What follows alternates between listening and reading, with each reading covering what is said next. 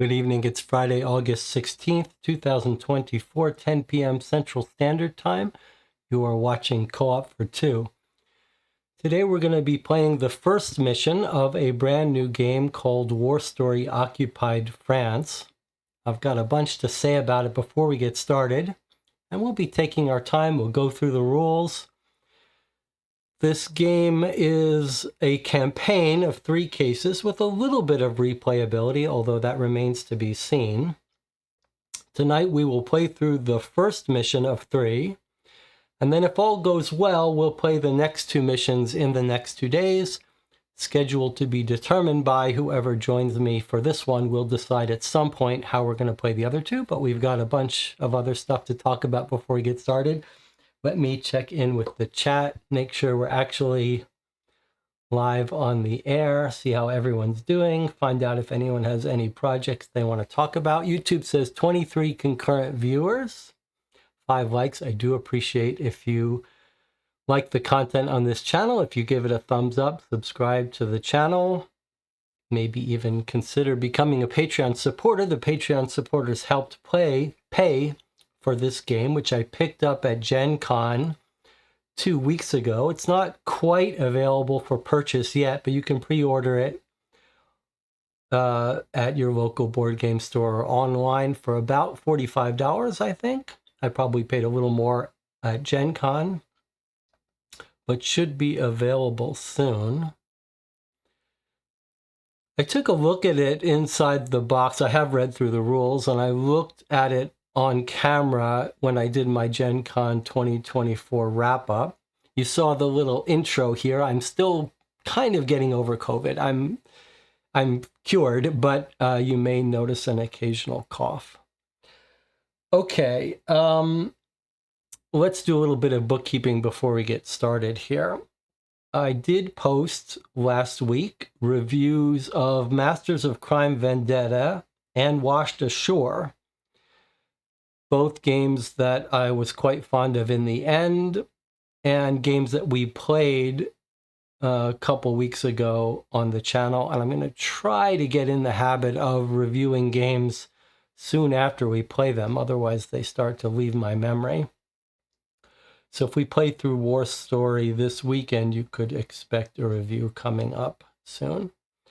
Okay, before I talk a little bit more about War Story and the authors of War Story, I should say that this is a sort of hybrid game. There's clearly a major part of it that is sort of a choose-your-own-adventure narrative story. That looks like the major part of it. Then there's some strategic resource management, tactical puzzle-like game. And so I think even though this is being presented, this game is being sort of sold as a game that you might replay many times, I think it's fairly clear that, you know, a big part of the enjoyment is discovering it the first time. So if you think that this game is going to be something that you will want to play with your own group, what you might do is stop watching right after the beginning. After we read the introduction and get set up and you see what it's like, you may want to stop watching to not have any of the story spoiled. You can come back and watch our playthrough after you finish your playthrough and see how we did differently. Does that make sense? Hopefully it does. Okay, other bit of bookkeeping. Local Champaign news, sort of. There are 2 events going on in Champaign, Illinois, in the surrounds, if you're interested in game design. Kudo Plays, which is the organization here in Champaign that runs a game design competition, is having its Season 11 kickoff on August 28th. You see behind me, whoops, High and Low. That's the game that I sort of led the design of, that we entered last year, and that I'm still working very actively on and would love to have more volunteers to help work and write cases. That's the Sherlock Holmes consulting detective inspired game set in New York City in the 30s. So I'm a big fan of the Kudo Plays organization. If you're interested in designing a game August 28th. You could stop by for that. On a related note, there's a local board game convention, convention might be a little bit strong word, but a little mini convention here nearby in Savoy called Tabletop Central. And that's on September 7th and 8th. And I will be there, and I will bring High and Low. If you have a couple hours and you're interested in playing the main demo case for it, the case that I wrote called The Wrong Book, I will be there both days, and you can sit down and play with the real materials. If you don't know anything about High and Low, you can watch my videos on it. If you're interested in talking about writing a case for High and Low, I'll be there, and I'd love to talk to you about it. Okay, that's our bookkeeping. If there's nothing else, if no one else has anything else to say here, no other projects you're working on, I can see we've already lost a quarter of our viewers. That's okay. Okay, let's talk a little bit about War Story. The first thing to notice about War Story are the two authors, Dave Neale and David Thompson. Now, anyone who's watched this channel for the last couple of years knows that Dave Neale has a special place here on this channel because he created my very favorite box of Sherlock Holmes Consulting Detective called The Baker Street Irregulars. Dave Neale is very active on Board Game Geek. He actually posts his playthrough of many other Sherlock Holmes Consulting Detective, or posts discussions of it. And that box came out of his activity in this genre, and he's gone on to make a bunch of very impressive mystery-themed games. He made this little small box Echoes series, which is this clever idea of using audio. We've played that on the channel. He co-authored that with someone else, and then co-authored another 2 boxes of games, one called The Animals of Baker Street, and one called Perspectives, which is another brilliant new little twist on cooperative mystery solving. And he seems to have this pattern of partnering up with someone new and developing a game that's got some new ideas in it. Now, who you may not be familiar with is the co-author of this game, David Thompson. David Thompson is the co-author of a very well-regarded, famous board game called Undaunted Normandy, which is a World War II deck-building tactical game that has spawned a couple spin-offs, Battle of Britain, and then a new one set in the future with a solo and cooperative mode. So you've got David Neale, who's expert in writing these mystery and narrative games, and then you've got David Thompson, who has done some real modern work on not war games, but sort of war game themed tactical board games. And what we're looking at here in War Story is some kind of hybrid of those two genres. Maybe not mystery, but definitely narrative. We're going to open it up. We're going to go through the rules together, and then we'll play through the first session. Now, the last thing to say before we start is a couple of movie tips and stuff. Dave Neale has a post on Board Game Geek in the War Story section recommending some books and movies. One of the movies recommended is a old French movie called Army of Shadows, which I think is 1960s, which I have seen, is very good. It's a little bit depressing, but captures the theme. And we'll be getting into this theme of resistance fighters in France. And the game's going to give us a little bit of history. I don't know that much about the history, but I'll add what I can as we go. And the other thing I wanted to recommend a couple other games if you're interested in this kind of thing. We did play a long mystery game set in World War II spycraft called The Hidden Listener. You can watch the 12-part series on the channel of that. And Vienna Connection was not set in World War II, but sort of spycraft Cold War 70s. There aren't that many of these games mystery games set in that time, unfortunately. And the other thing I wanted to recommend was a Netflix series I've recommended before called World War II on the Front Lines. To give you some, if you stop watching this because you think you might play it, you might want to go watch some of these World War II documentaries. But I really like On the Front Lines because there's basically no modern talking heads. It's just sort of archival footage and newsreel stuff. And it's heart-wrenching stuff. And you feel the importance of these times and how serious the people had it. Okay, let's get started and open up the box and take a look at War Story. Let's skip the back because we're going to get it again as we get into it.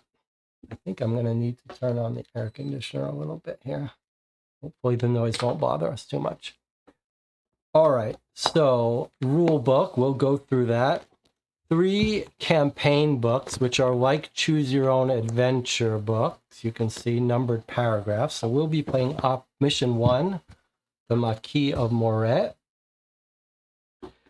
1 little sheet of tokens. A pad of campaign sheets, all the same, to write on, track your 3 missions through a campaign. You can see they do intend for you to replay it on the back, just notes or diagrams. Okay, then we've got a bunch of envelopes, some cards, some more envelopes, and some cubes to track things, which we'll learn about in a second here. All right. So let's go through the rules. Now, I'm not going to read every word of the rules like I normally do with these mystery games because we don't need to, but I'm going to walk through it together and I'll summarize. Okay, but let us read the introduction so we get the flavor right. Obviously, this is important. The Special Operations Executive, SOE, was created in 1940 to conduct covert operations and sabotage behind enemy lines. It recruited and trained agents from various backgrounds to gather intelligence, support resistance movements, and disrupt enemy operations in occupied territories. In War Story, Occupied France, you command a team of SOE agents tasked with intelligence gathering, sabotage, espionage, and possibly even assassination. The mission books will lead you through the game's story, driving the action and providing your agents with a series of challenges to overcome. You will have to work together to plan out your agent's strategy and respond to the choices given. Over the course of 3 linked missions, you will explore different locations, gather information from locals, sneak past enemy forces, and engage in intense tactical skirmishes. Once you've finished, you can replay the missions and take different paths to discover a whole new ending to the story. Okay, and here's a little bit about the history of the French resistance. During the Second World War, the French resistance was made up of a number of different groups and included civilians and service people from all political persuasions, professions, and ages. No one particular group had a monopoly over it. It has been estimated that 2% of the French population, about 400,000 people, were active resistors, with some authorities claiming a figure as high as 5%. In addition, there were perhaps no fewer than 10%, 2 million, who were passive resistors, sympathetic enough to read underground newspapers and turn a blind eye here and there. When the compulsory labor draft was introduced, a significant number of draftees went on the run rather than submit to working in Germany. These refractories headed for the forests and mountains and were said to have taken to the Maquis, a Corsican word referring to the inner terrain of hills and forests. Out of necessity, these refractories, along with others evading German persecution, spontaneously banded together in small groups for mutual support, relying on local farmers and shepherds for aid. Faced with extra hungry mouths to feed, in turn, the farmers went to local resistance chiefs for assistance. It was not long before the resistance realized the potential of those sheltering in the Maquis and began recruiting them en masse and providing them with training. The SOE. The SOE is most famous for supplying the Maquis in France and waging a sabotage campaign in support of the Normandy landings. But the SOE had agents at work in Denmark, Norway, and the Netherlands, Italy, Greece, Crete, Yugoslavia, Czechoslovakia, Romania, Bulgaria, Albania, North Africa, and throughout the Far East. It was based at 64 Baker Street, London, and operated under the cover title Inter-Service Research Bureau. In terms of size, the SOE at its peak was the equivalent of a weak army division, with a little over 13,000 personnel, a quarter of whom were women. Okay, so just to make sure we're all on board with the history, after all, it is 80 years later. Nazi Germany invades Poland and then eventually France. It's making its way to conquering Europe. London and France declare war against Germany.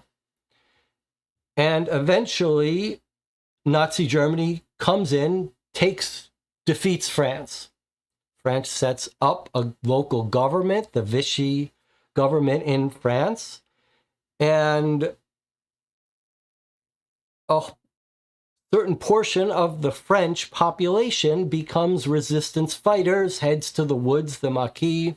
Underground, they form these resistance terrorist cells to strike at the German and German-run French government.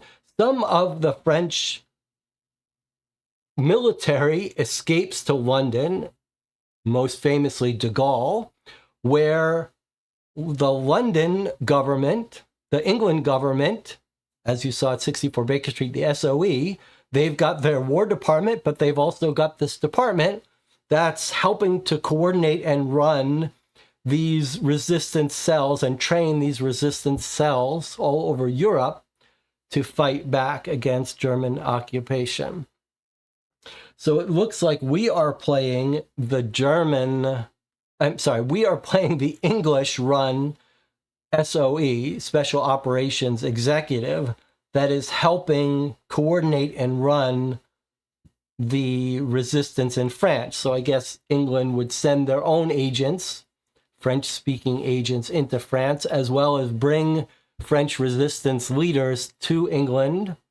Remember, it's only, 50 miles away or so. Bring them to England, train them, and then send them back. That's our setup here. So we're the terrorists. We're running the small cells of resistance in France.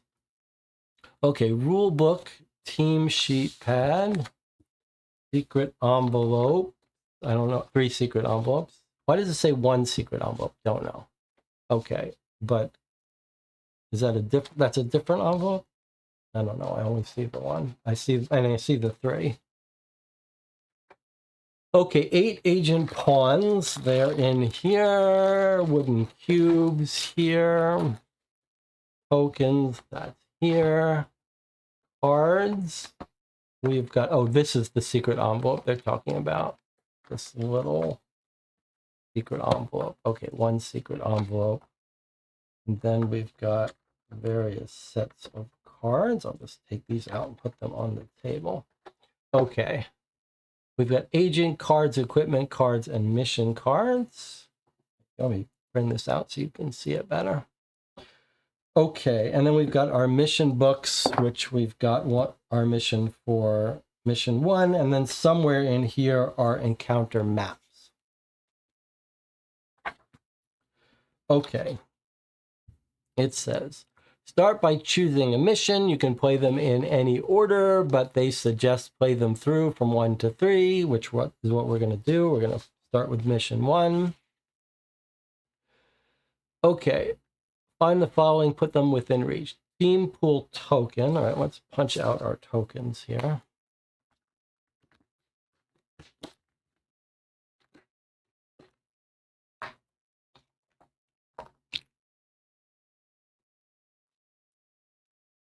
All right, we can go over them as we see them. That's our team pool token.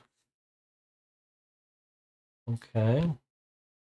Separated into types. All right.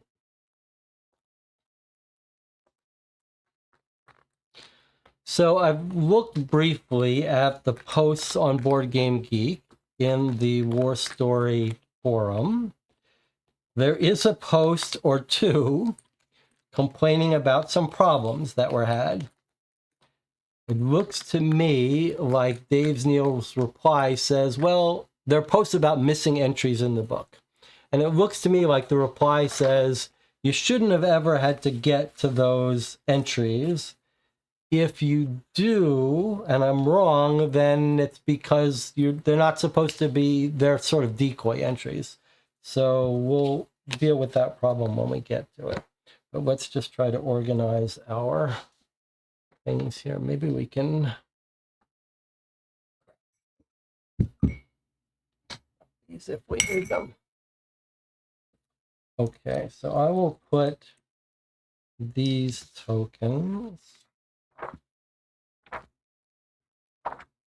Okay, so I've got skill tokens, firearms, and advantage tokens. I'm going to put these all together. They seem similar, all the square ones. I can see one of the confusions came from people misplaying these advantage tokens. So we'll want to pay special attention when we get those rules. Okay, these tokens, not 100% sure what these are, but we'll just put these together. Okay, and we've got some big tokens here. All right. Okay, team pool token. We can't keep our stuff organized. All right. Agent deck and pawns. Okay, here's our agent deck. We've got 8 agents. We're going to choose 4, I believe, for any given mission or any given campaign to start out with. So we'll just put these up where it says it. And then we've got our mission deck, which looks like this deck here. 5 is our equipment deck. Sorry, this looks like it's the mission deck. The grayer one is our mission deck. Then our equipment deck is the brown one. Okay, tokens nearby, fine.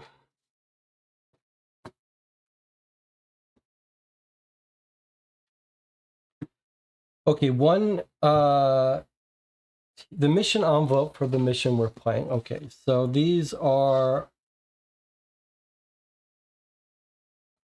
for the different missions. Maquis of Morette is 18 October. So it goes October, November, December 1943. Okay, so we won't need the rest of these. We just need this one. Doesn't show this, so maybe we don't need that.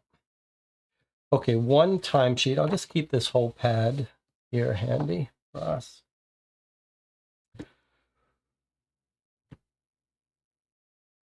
To begin your chosen mission, read the mission introduction at the start of the mission book.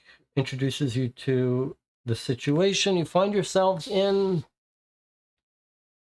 You'll then be instructed to open up the envelope for the mission you're planning, find your mission briefing, complete setup by choosing your agents. So I guess it wants us to read that first, but I thought we should go through the rules first.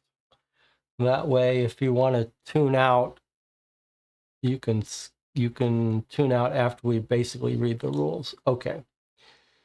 So we're going to be playing, whether you play solo or with another group, you're just controlling the same people. You don't really take turns here, but you're going to control a team of 4. They each have attributes, which we can see here. They all have a firearm skill, and then 4 attributes they have different skills on, and then some of them have a special ability. And on the back is how they behave when they're wounded. So we've got, it looks like 8 agents. 4 of them have no special ability. Monique, can't really, Odile, Bernadette, and Antoine have no special abilities, just good stacks. stats, and then we have 4 agents that each have a different special. Oh, no, this guy doesn't either. Okay. Donsk. Okay, these have special abilities. All right. Each agent has a unique set of attributes and skills that are used for checks.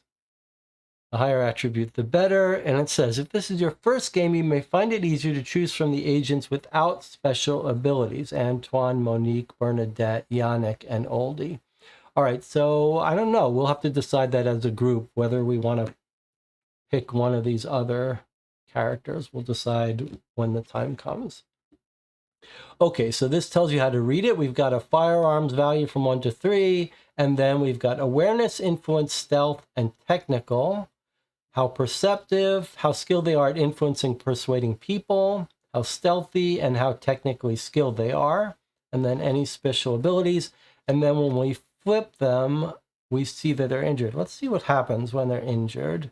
So he's got 2, 2, 1, 2, 1. If we flip him, his firearms drop.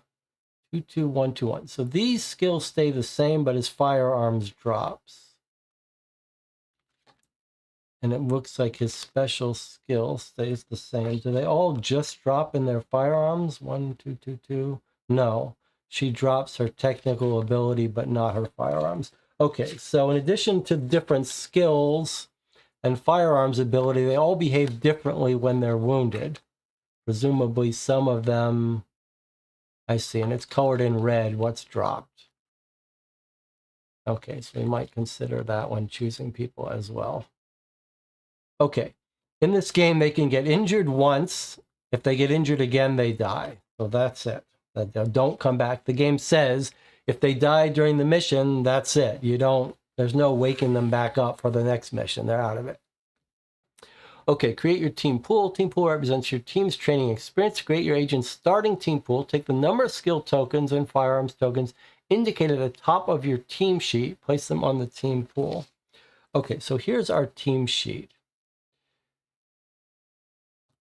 Okay, starting token. So maybe we're going to get told this is the beginning of this mission. So we're not going to do this yet. All right, maybe we do need to play it in the order. Let's not break the system. Let's follow instructions. Read the mission introduction at the start of the mission book. All right, so we're going to read our mission introduction before we go back to the rule book. This is the first little bit of story. If you want to go into this completely blind, you could leave now and come back. Otherwise, we're not making any decisions for you. We're just going to read the introduction. Okay, mission introduction. Your training for the Special Operations Executive is intense but exhilarating. Over an initial period at an English country house, you're taught the fundamentals of espionage while your language skills are tested and polished. Next, you're sent to the village of Arisaig in the Scottish Highlands for combat training. For 2 months, you dodge across moors ablaze with purple heather and weave your way along the shores of the Loch Nan Seal, seeking out your targets. You come to know a variety of weapons very well, including your own hands and, crucially, your silenced well-rod pistols. After returning to England for parachute training and specialist courses on tradecraft, ciphers, and demolition, you're ready for deployment in France. You will be part of the Maquis network, conducting operations in the Morette region of Brittany, in France. Complete the remaining setups from the main rulebook, including the steps below. Open and read the mission briefing, postmarked 18 October. Then draw map 1.4, the map of the Morette coast. Okay, well, let's do this in order. Complete the mission briefing, marked 18 October 1943. Open and read it. All right, let's see what we've got here.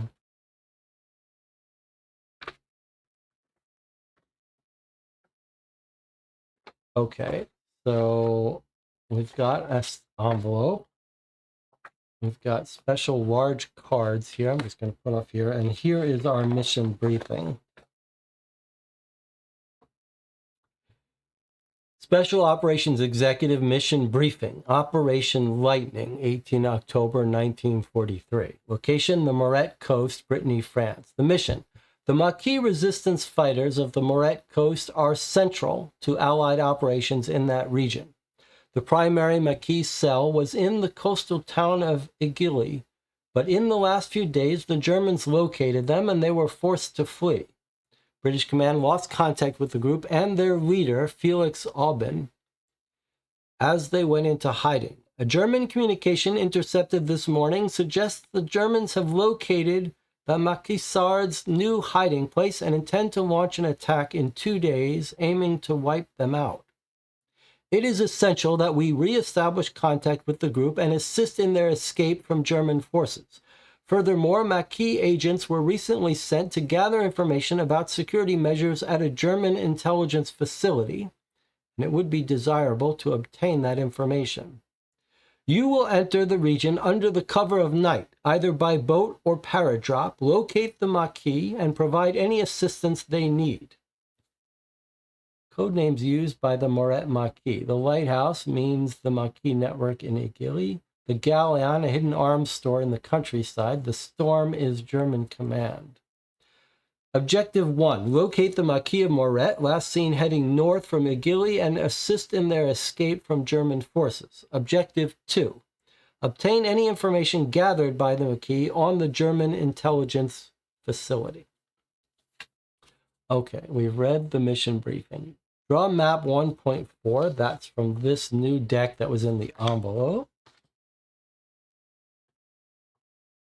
Okay, so here we have a map of the area. There's Igili and various other places. Okay, beautiful. Select 4 agents for the mission from your agent pool of 8.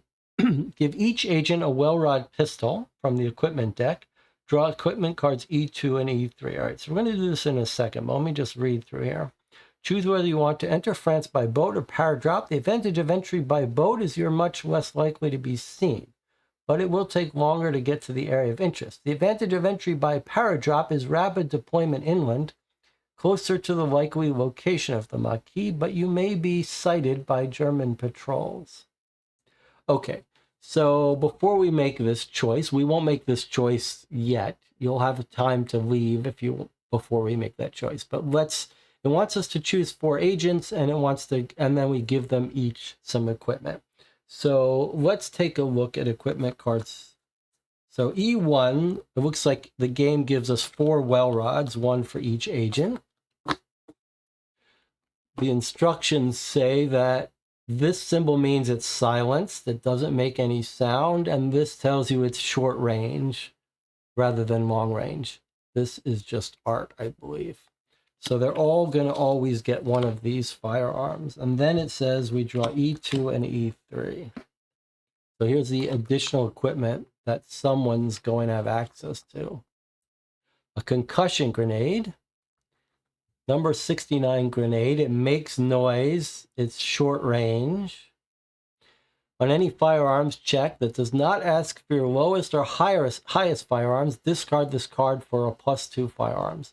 Indoors, can only use if you're told you are using room clearing tactics. When assigning agents to positions, you may discard this card to add 1 advantage token to both positions A and B. All right, we'll come back to that. Never seen this kind of grenade. And then we've got a Lee Enfield, which is going to be a sniper rifle. So it makes noise, but it's useful for long range shooting. I don't play that many computer games, but one of my favorites is a game called Sniper Elite. If you like the idea of sniper stuff, you might want to check out Sniper Elite. Okay, so we're going to deal with those in a second. Doesn't sound like we have to assign it to a specific agent yet. But before we make any choices now, let's go back to the rules and go through them, because now we're going to walk through the rules. Okay. So now this, I think, is a little bit of a mistake in rulebook design. In general, this rulebook is very good, but here's a little bit of mistake. I just read, by the way, a great 100-page essay called "Every Rulebook is Awful." If you're interested in game design and rulebook design as a little sub-genre of game design, you should check out that essay. It's free. It's available somewhere. But here's a little rulebook design mistake in a rulebook that's otherwise great. So it's teaching you the rules, and then look what snuck in on this last sentence. Sentence about how to keep track, da-da-da-da-da, team pool token in the middle of the table, they may change. And then look what it says. If this is your first mission, write the number 2 under firearms and the number 4 under skill tokens. Okay, this needs to get broken out into a little box. But all right, this is our first mission. So 2 under firearms and 4 under skill. Okay, so 2 under firearms and 4 under skill. Okay, and these are shared. So, sorry, these are shared. So we want here 2 firearms tokens. And then 4 skill tokens.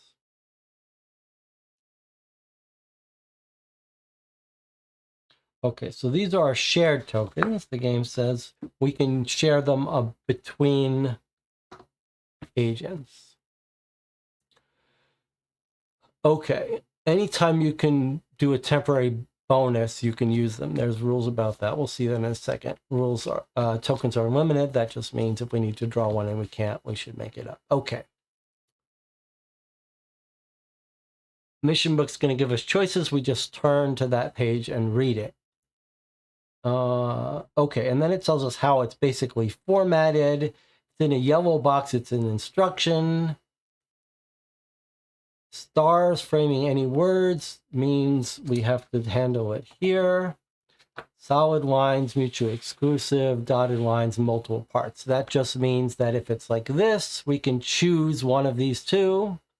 Or an if else, if it's at night, we do this, otherwise we do this. If it's dotted lines here, we walk through the list. So here you would do this, then this, then this, then this. Here you would do this, then you do one of these two, then you do this. That's it. If you choose this, you do this, then this. If you choose this, you do this, then this. Okay, all very straightforward. Okay, sometimes you'll be instructed to select one or more agents for a particular task by placing a colored cube on them. Let's get our colored cubes out. So essentially, we're going to be told to occasionally divide our group up into groups, and we use these cubes to keep track of which agent is in which group. And we've got some pawns as well to help keep track of where we place agents. We'll go over that in a second. Okay. So you put them in groups, and then it's going to say blue agents. This happens, yellow agents. This happens. Anytime you read regroup, remove cubes from your agent. So we get to reorganize it. Entries may instruct you to draw cards from the equipment deck. Just find the card. Sometimes you'll be told to draw a card you already have. If so, nothing happens. Okay, occasionally we're going to get told to draw a card. We've got the number, the name, the description, and then here we have something that says if it's night, read this. If it's day, read this. Very straightforward. Equipment cards are kept face up on the table, may be used by any agent. But then there are these encounters, in which case we have to assign them out. So once they get assigned, they can't be shared. Otherwise, when the group is together, they're just all shared. Everyone always starts out with one of these well-rod pistols. Okay, you might acquire other equipment. Any additional equipment acquired during a mission is not retained for future missions. All right, doesn't carry over. Description, okay, this is whether it's silenced or not, short range or long range. Okay, then occasionally we're going to get some generic cards. That could be anything, the game says. All right, now here's a little bit about checking skills. We want to make sure we understand this and don't make any mistakes here.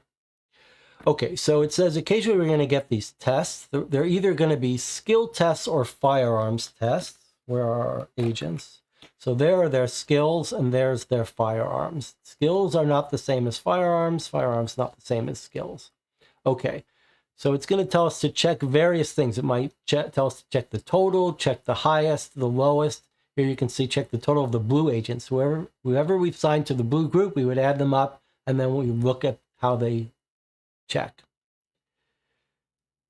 Then it says when you sum up their attributes, you might be able to boost them with tokens. All of these are considered boost tokens, the skill, the firearms, and the advantage, but they work slightly differently.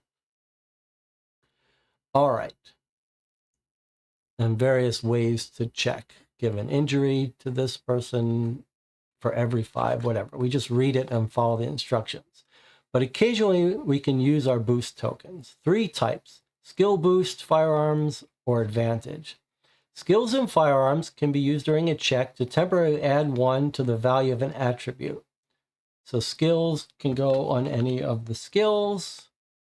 So if we had a skill token, we could use it to temporarily boost one of these up by 1, but we can't use the skill on the firearms, and vice versa.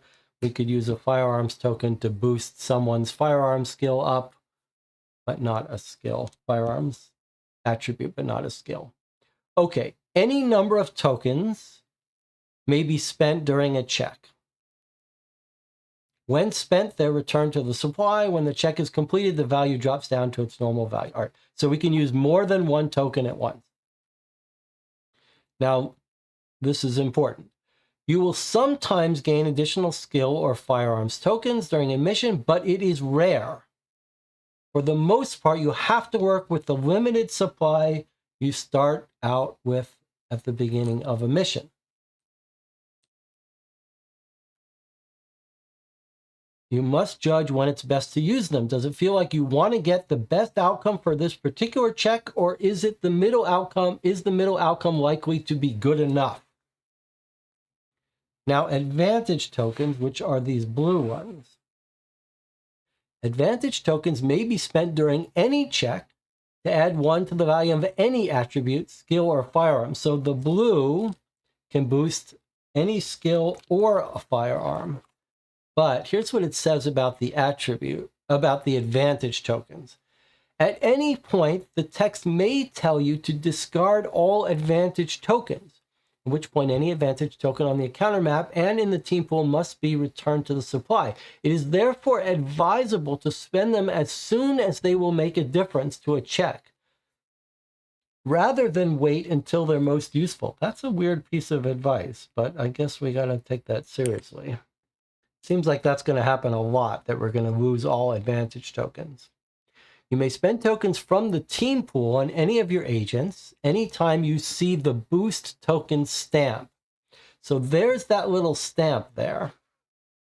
And there's the stamp here. If we don't see that, we can't use them.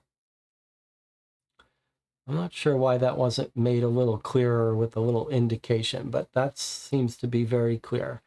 If we see this on a check, we can use our tokens. Otherwise, we can't.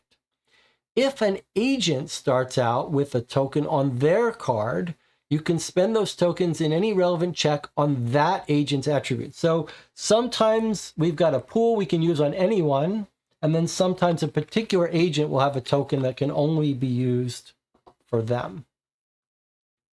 Okay. And sometimes there are tokens on a specific weapon, so whoever has that weapon can use it. And there may be other conditions. Okay, then there's a little example, which I'm not going to go through, but it basically shows us we're using some from the pool, some on a specific person to boost up the total skill. Now, there is a mention somewhere. I must have skimmed over it, but it seemed kind of important. Okay, it's here. Or somewhere. It basically said that occasionally we could get a test that says if no agent's attribute value is valid, you do not resolve the instruction. And it was basically saying that we might find an instruction like, for example, kill the person who has an awareness lower than 2. And we might have this person here with awareness of 1. And if it has a little boost symbol, it's basically saying we could boost her awareness up so that no one qualifies for that instruction, and then we can ignore that instruction. Here, give an injury to any one agent at position B with awareness of 2 or below. So we may be able to avoid having something bad happen by using a boost to make someone not qualify. So let's keep that in mind. Okay, team sheet. All right, so we're going to keep track of which 4 agents we bring with us on this mission. And then I think we carry them through, although I'm not sure we have to. Let's see. And then time is going to progress. You can see we keep track of our agents. And then it looks like we've got 3 days to cover. We start out on the night of the 19th. Then we have day and night on the 20th and day on the 21st. This is to keep track for Objective 1, how successful we are. Objective 2, how successful we are. These little letters are for tracking things. If you play Sherlock Holmes Consulting Detective Baker Street Irregulars, you're familiar with this idea. It just keeps track of what choices you made so that it can have ramifications. And then we keep track of tracking points, which is how aware the Germans are of our presence. We'll talk about that in a second. Okay. Each mission on the team sheet has a state tracker, which tracks your decisions. That's the letters. A little reminder here, we're not trying to get all the letters. We're not trying to collect them. They're just keeping track of things. A little reminder that we better not forget to circle a letter or things will quickly not make sense. We'll sometimes be told an agent is injured or killed. You may have a choice. If no agents meet the criteria, then it doesn't happen. This means you may prevent an injury or death by using boost tokens. That's what I just talked about. When an agent is injured, we flip them over. That's their new stats. If they're already injured and they take another injury, they get mortally wounded. I guess that's what this token was. And when they're mortally wounded, that's it. As soon as time advances, they die. They leave the game. They're not in our pool. They're not in our group. Sometimes you'll simply be told an agent is killed or dies. If that happens, you just remove them from the game. If the mission hasn't ended and a death leaves you with no agents, then read entry 300. Basically, it's all over for you. Unless otherwise instructed, return all of an agent's equipment to the general team pool. Okay, so you get to collect their weapons and tokens. Sorry, you would get to collect their equipment, but not their tokens that are on their thing. There is no way to save a mortally wounded agent. Okay, then we've got a current time, which we can see some of the narrative checks ask about. And we'll be told when time advances. Cross out the most recently circled time and circle the next one. Okay. Tracking points. That's this last part here. You can see missions 1 and 2 have tracking points. Mission 3 has a different kind of system. Tracking points represent the extent to which German command are aware of your presence. Okay, you start at 0. As a rough guide, 5 points means the enemy are aware of your activities, and 10 points mean that they are dedicating considerable resources to hunting you down. So 5, they're a little bit aware. 10, we've way overstayed our welcome. And we're going to get narrative branches based on that. So we want to keep that as low as possible. Security level is just for mission 3. Okay, now we get to something interesting that looks different from all other choose your own adventure type games, which is encounters. In each mission, you'll face 1 or more encounters where you will need to decide how to utilize your agents in combat with the enemy. This is the part that looks like a tactical puzzle. This feels like David Thompson's influence here. They will begin when you see start the encounter. At the start of encounter, you may allocate or reallocate any available equipment cards to agents. Until the end of the encounter, you can't swap it around. So as soon as, when we're acting normally as a group, all the equipment is shared, etc. Once we get an encounter, we're going to be told to assign people to specific positions, give them specific equipment, and that's it. We're stuck with those decisions to the end of the encounter. You'll normally have the rifle and concussion grenade, which we were given at the start of this mission, but you may acquire more equipment during a mission. Note all agents have a well-rod pistol, which is a silent short-range weapon.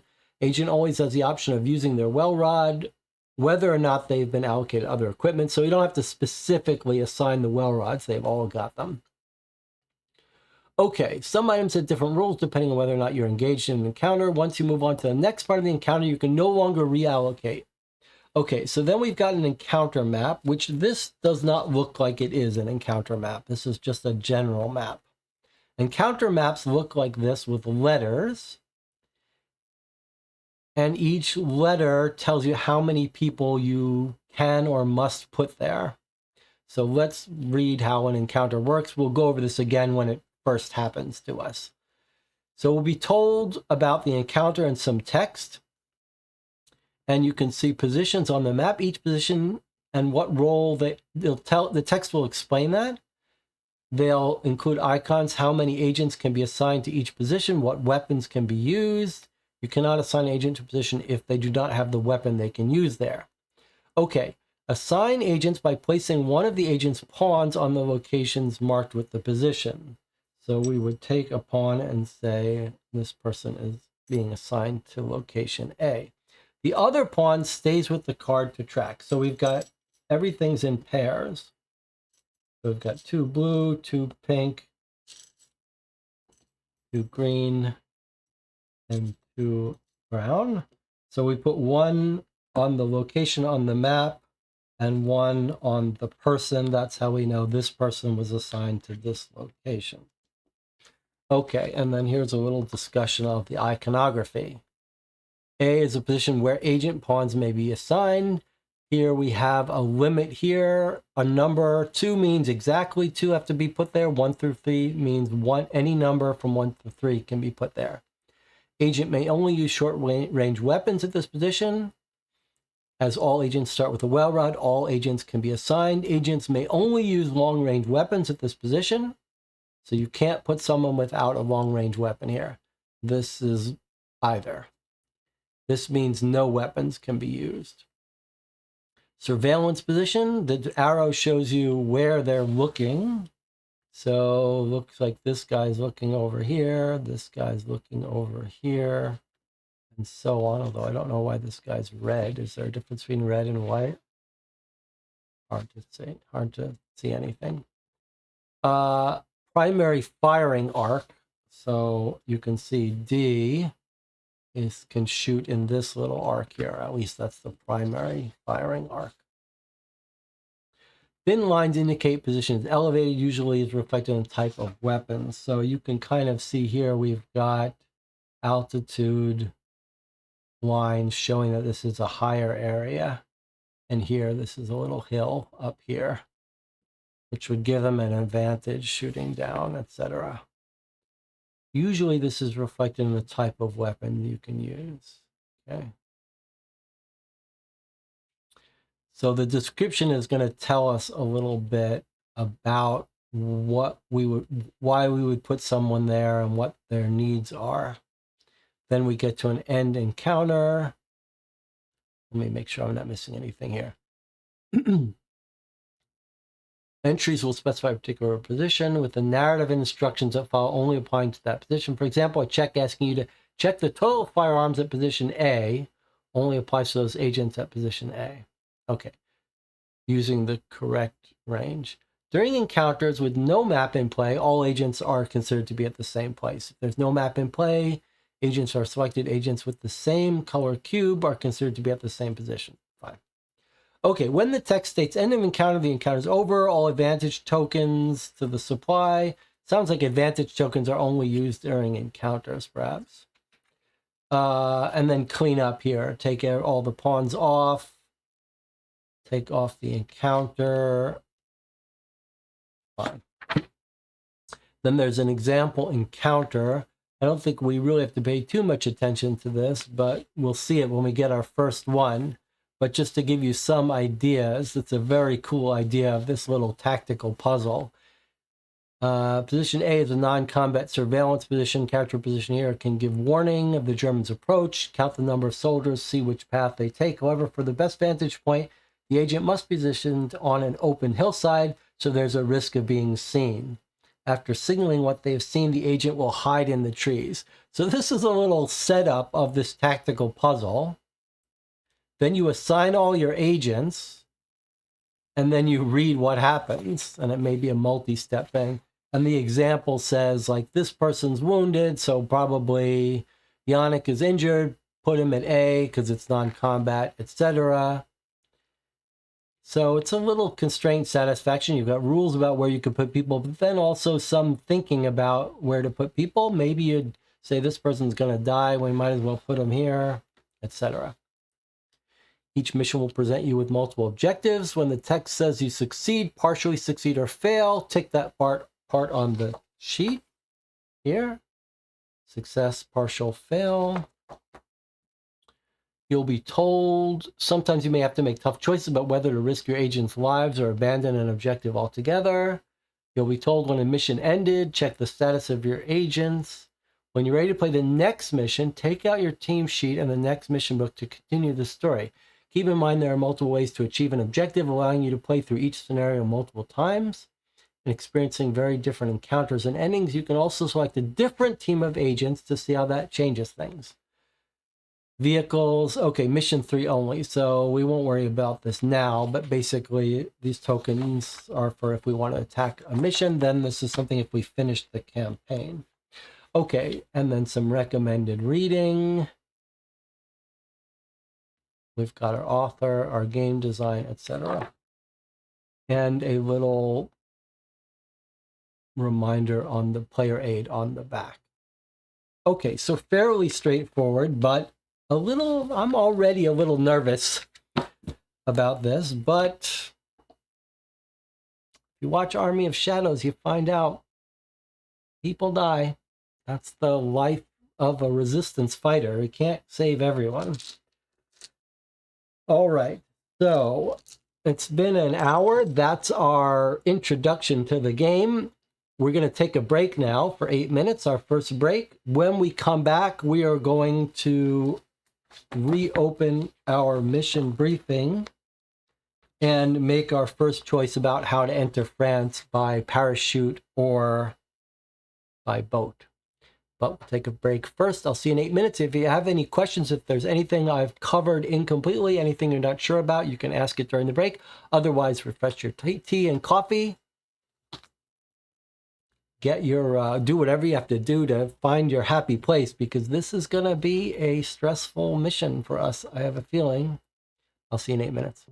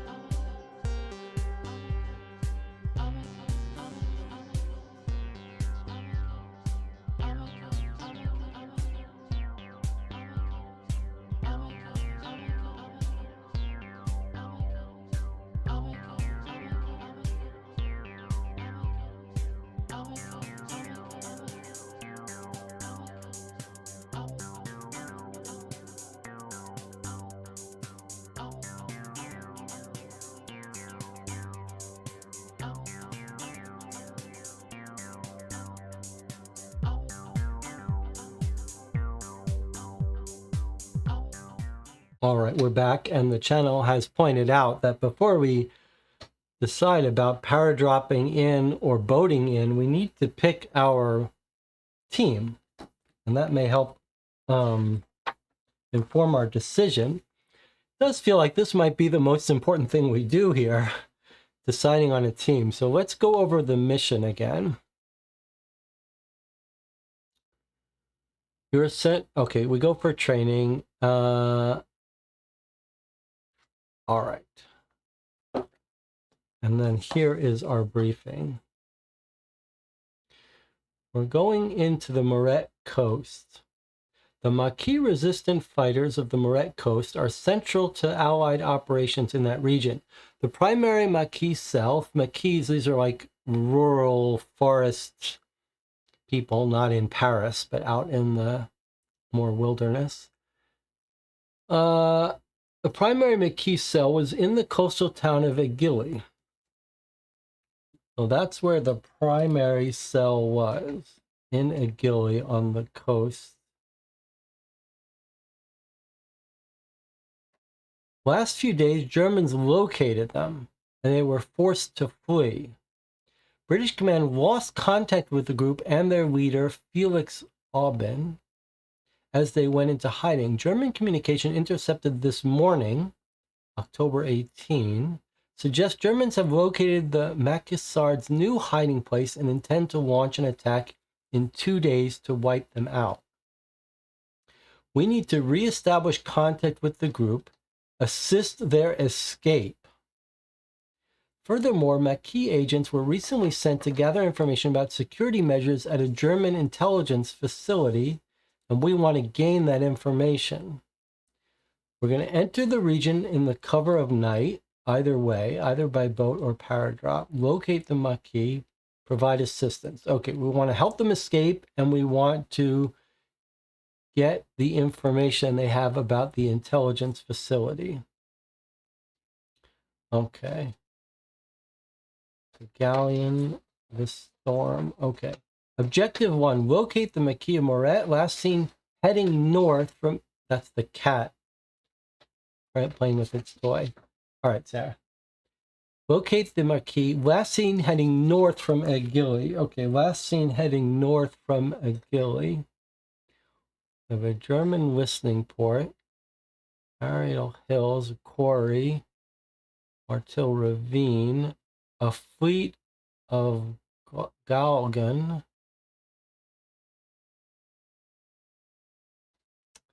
Gardens of Juan Joseph, the harbor, Aiguille, Le Renard. Okay. Heading north and escape and assist their escape. Doesn't seem like heading north is the best route for them, headed up to this German listening port. Okay. Obtain any information gathered by the Maquis on the German intelligence facility, which might be here. Be nice to know how we were going to help, what route they wanted to escape in, but maybe they don't know yet. So I guess the idea is we're either going to come in by boat this way, or paradrop in. All right. So escape the German forces. All right, let's take a look at picking our team. We need 4 people. We want to escape and we want to gather the information they have that they've already gathered.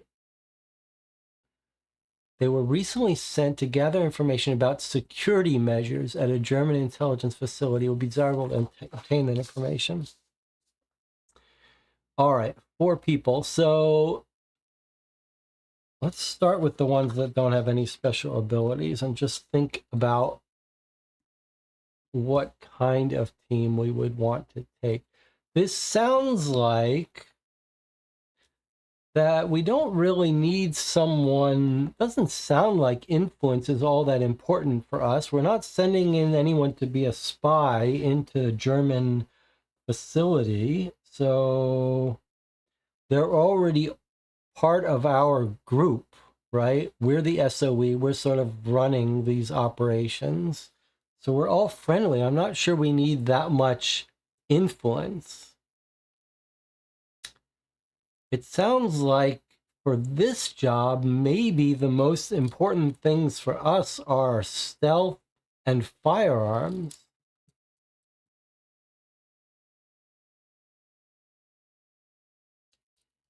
Let's see, all these values go to 3, 1 to 3. So if we wanted to take, well, let's put all the people out. Okay, here's all 8 potential people we could take with us. We're going to pick 4 in our team. All right, maybe it's time, maybe we need to look at these special abilities since this is new to us. So let's see. So Barrier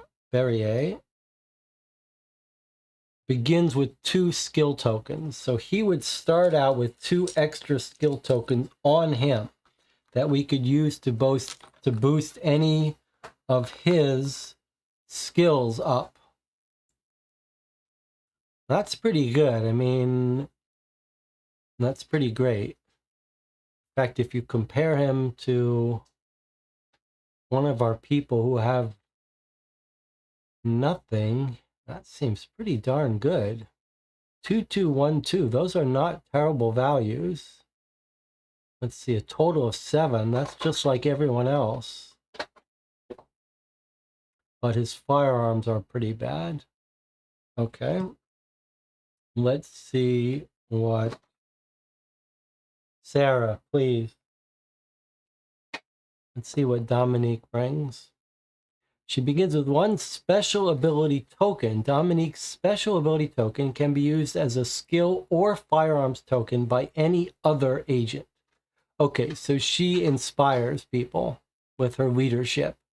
She has a token. You can use it to help anyone do anything. It looks like probably we would use some special token like that. All right, pretty good. And then we have Christian. He's a sharpshooter, begins with 3 firearms tokens. Christian can only use firearms tokens from his card when using the sniper rifle. So he's pretty stealthy. He's a pretty good shot, but 3 firearms tokens. So you have to fight your way out, but not at close combat. Most of the resistance work is all done at close combat. There's not that much use for sniper in normal operations, like in an escape. In an assassination, sure. But in an escape, are we really going to have that much use of a sniper rifle? I'm not sure.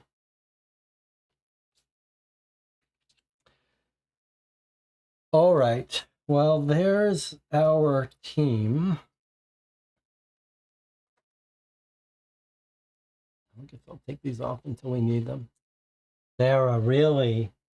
I wish I could show you. I need to have a camera where I can show you what the cat... The cat has a little maze that I put toys in.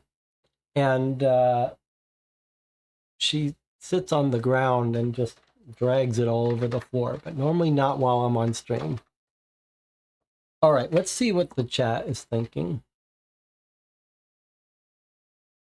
All right, let's not worry about the boat or paradrap yet. Let's figure out...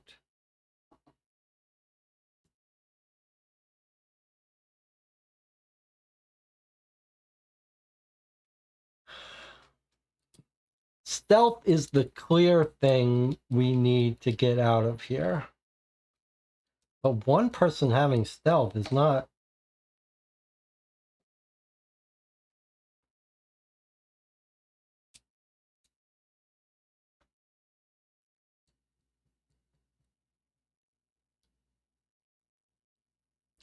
I guess, I mean, I'm inclined, even though I've said that a sniper rifle doesn't seem like the most important thing for us. In this case, it is nice to have a sniper expert.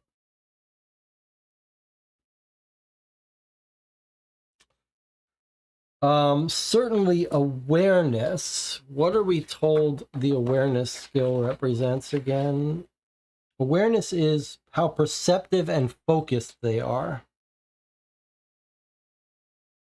And stealth is how stealthy they are, including taking down enemies at close quarters without firearms. So I'm sort of inclined to have specialists, to like bring one person who's expert at technical stuff, and he's pretty good at firearms. He has a pretty good awareness. So Yarek seems pretty good to me. I'm inclined to take a mixture of men and women. Let's see, 3 awareness, 2 firearms, 1 stealth. Her stealth isn't good, but her awareness is great.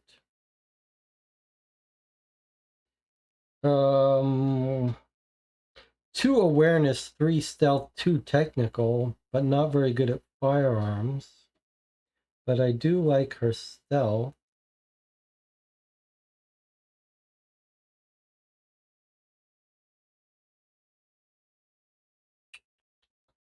I like these special abilities. It feels like maybe we should be bringing these people with special abilities. Leadership. 2 influence. Do we really need influence?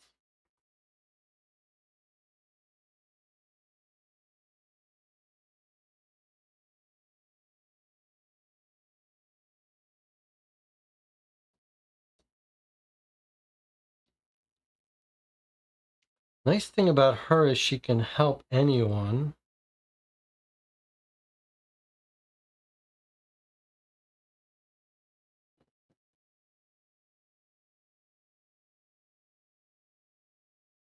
Stealth, but not so good at firearms. I don't love that. Let's see if I can give you a better view. So these are the ones I'm sort of thinking about taking here.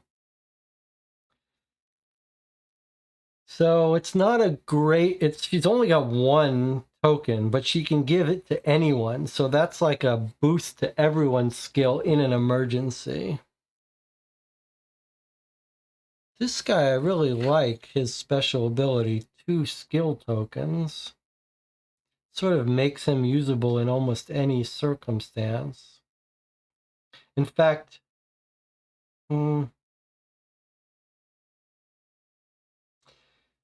you might even say, 2 skill tokens, we could boost his technical up to 4 if we needed it, or his firearms up to 3 if we needed it.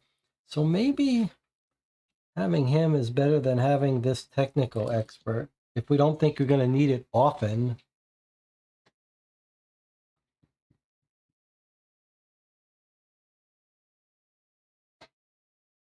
What are we weak in here? 2 firearms, 1 firearms, 1 firearm. That's pretty bad.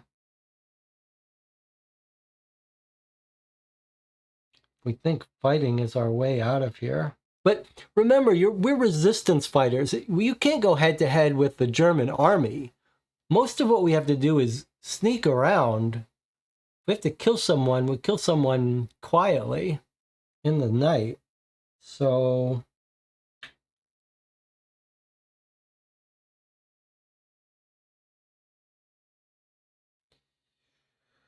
three stealth, 2 awareness, 2 technical, 1 firearms. If we bring this group, we have very low firearms. That makes me uncomfortable. But maybe this really isn't about direct attack.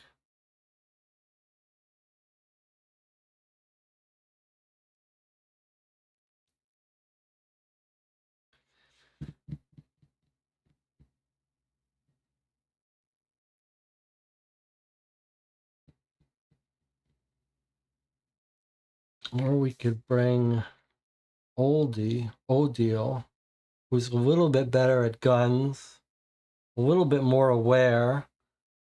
Influence. Wow, we've got all these influence. That seems overkill in influence. But she's much less stealthy.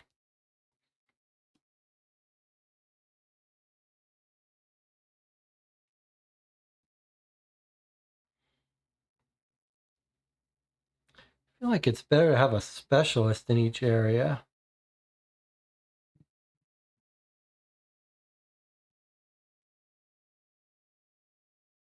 Makes me nervous that all their firearms are so low, though. Well, this guy can be boosted up. I think we should take...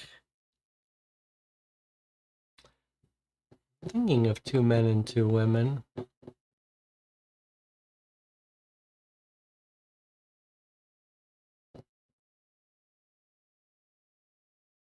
I just worry a little bit that we're big on skills I don't think we're going to need. Like technical, they don't all need to have technical skill. That seems like a misplaced...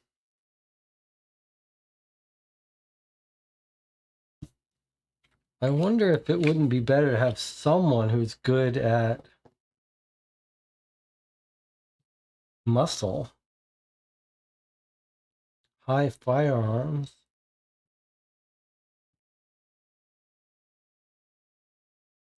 Maybe Odile, after all, if we want to take 2 men and 2 women. Stealth seems the most important. Then you want to go back with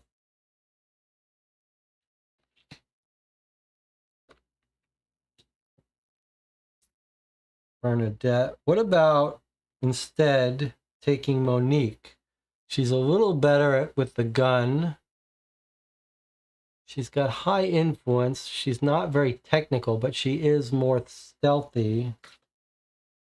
But Bernadette is the most stealthy. I just don't love that we don't have more firearms experts. Everyone thinks stealth, huh?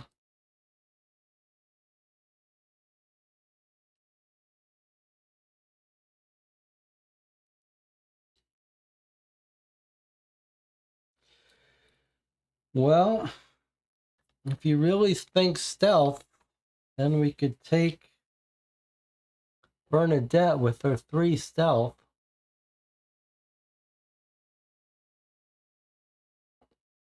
It's a rescue mission. In perfect scenario, we wouldn't need firearm excellence. John says, there is a debate also about whether it's wise taking everyone with special abilities in case they get killed. Yeah, you got a point there. Okay, what if we said this is not an assassination mission? Let's not take the sniper expert. But instead, let's bring someone who's good with a gun.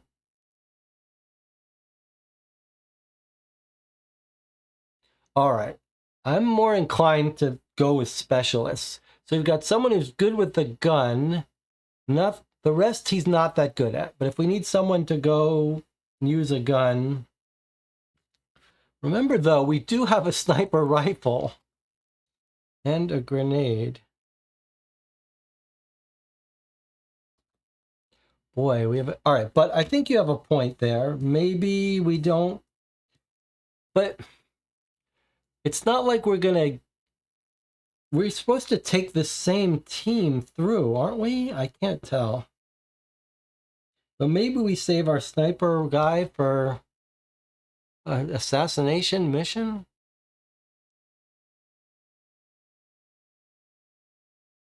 All right, it sounds like the group wants to leave our sniper at home. It's a little concerning because we're bringing a sniper rifle. But our firearms guy can use the sniper rifle.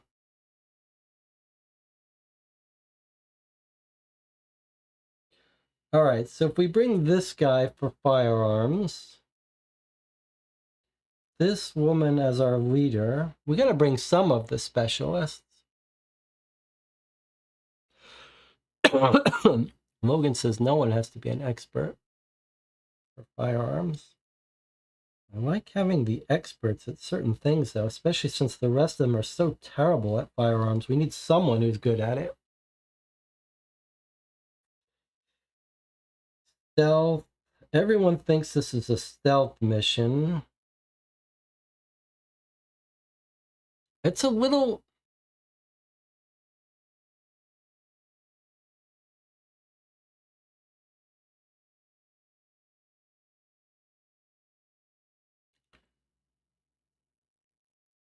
I want to bring the generalist. So these two are coming with us.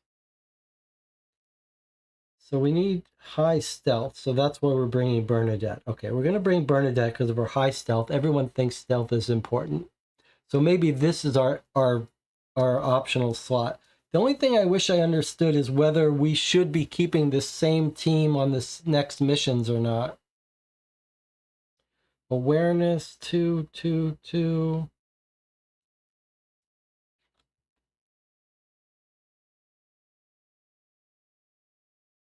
High stealth, technical.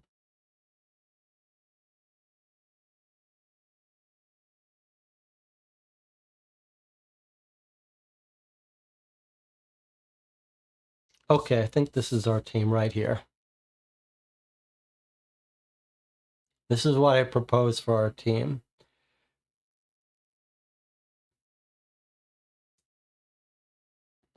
Let's see if we can live with this.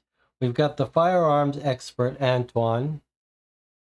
We're taking him because he's an expert in firearms. If someone needs to go into a high-risk situation, we take him. We're taking our leadership person, which just can boost someone else by 1. And she's got reasonably good stealth, technical, and influence. She can't boost herself, though. Then we've got our generalist. He has 2 skill tokens, so he can boost his awareness up to 4, his influence up to 4, his stealth up to 3, or his technical up to 4 if we need him. And then we've got our high stealth person here, Bernadette. They all are bad at firearms because we think we're not going to use much firearms except for this guy.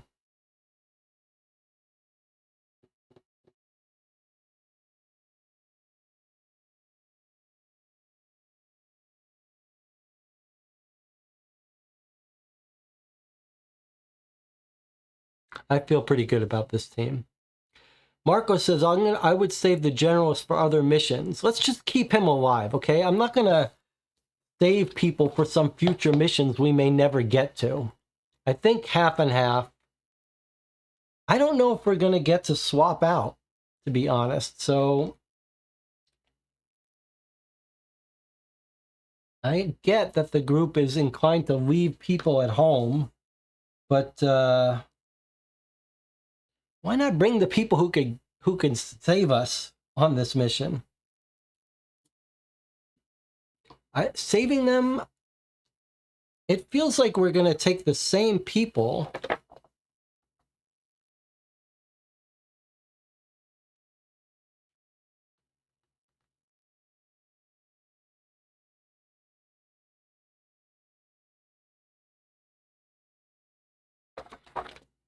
We didn't look at what happens when they get wounded. Let's see. Let's just take a look. They keep their abilities. Her technical drops down. His firearms drop down. His technical drops down. His technical drops down. Wow, everyone drops down to low technical if they get wounded. Let's keep that in mind. Hopefully we won't need too much technical ability. But we have it if we need it. In fact, we have overkill on technical. All right. Anna says, if Jesse feels strongly about this team, I'm okay with it. All right. This is our team. Antoine, Dominique, Francois, and Bernadette. I like it. I like the sound of it. I feel good about this group. Here's our team. Meet the team. Bernadette LaFontaine, Dominique Gagnon, Antoine Séjour, Francois Berrier. All right, here we go. Now, that's our team. I'm nervous, but look, they look like they're a cohesive team. Looks like the 4 of them could pass as husband and wife if they need to blend in. I like it. Okay. Logan says death has to be accepted in what we know so far. Yes, absolutely. Okay, so let's give them their tokens. So she gets her special token. I don't know if that's it, but I'm going to assume that's it. And he gets 2 skill tokens. Remember, you can't use skill tokens for firearms. All right, there's our team. I'm already nervous. Okay, and then for equipment, they're all to be assumed to have a well rod. And if we get into battle, we'll probably give this guy the sniper rifle.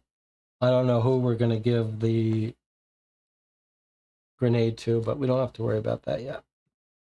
Okay, that's our shared pool for burst boosting skills and firearms. Not much use of firearms on this mission. That's okay. All right, now, an hour and a half into the stream, it's time to make our first decision, whether go in by boat or drop in by parachute.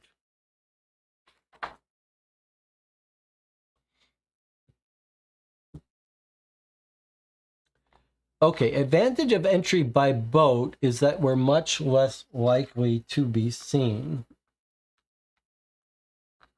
But it will take longer to get to the area of interest.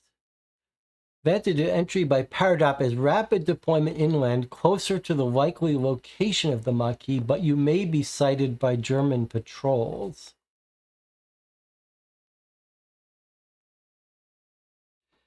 I mean, it feels like the same skills that would get us through a long trip inland would be the same skills that would have us avoid German patrols. But I'd be inclined... Logan says, can you go over the team skills again? I'm not sure what you're asking. Crystal says go by boat. I'm inclined to go by boat as well. It feels like parachuting in is when you need to get in there right away. And you're willing to fight your way out if you have to. We don't want to fight our way out of anything. So I'm inclined to go in by boat, take a little time, let the team get to know each other a little bit more. Logan says he just wants to meet the team again to go over to understand their skills. Okay. So Antoine is our firearms expert. He's top firearms. Everything else is low except his influence. Dominique is our leader. She's pretty good at influence, stealth, and technical. Her special ability is she can give anyone else +1 on any skill or firearm. She can't help herself, but she can inspire someone else once. Maybe there's a way to get for her to refresh. Bernadette is our stealth expert. She's also got high awareness, high technical abilities, not very good with a gun. And then our generalist here, Francois, has 2 skill tokens he can use to boost up any of his skills. So he could boost his technical up to 4, his influence up to 4, his awareness up to 4, or 2 of them up by 1. So that's what we have got here. That's our team. And he says, 2 days to the German attack. We're low on firearm stats. Can we really afford to take the extra time on the boat? John says, it seems to me like we'll have less game time to complete the mission if we go in by boat, but have lower German awareness and vice versa. You think we'll actually lose a time if we go in by boat? That's a little scary. I don't really want to lose a full time.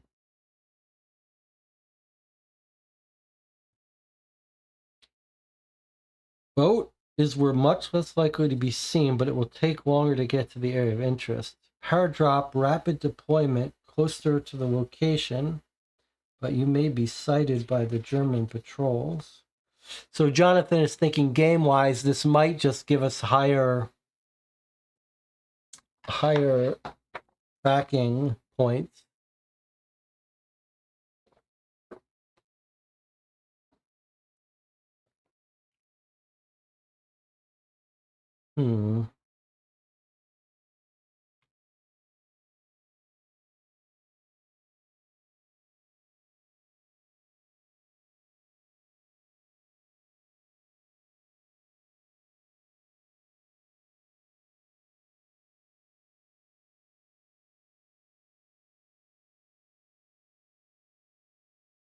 Are we really going to have less game time if we come in by boat?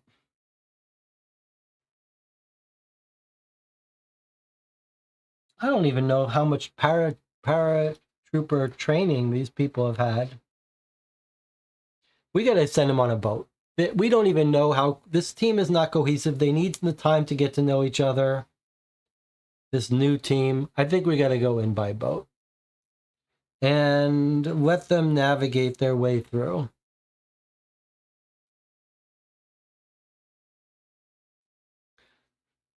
All right.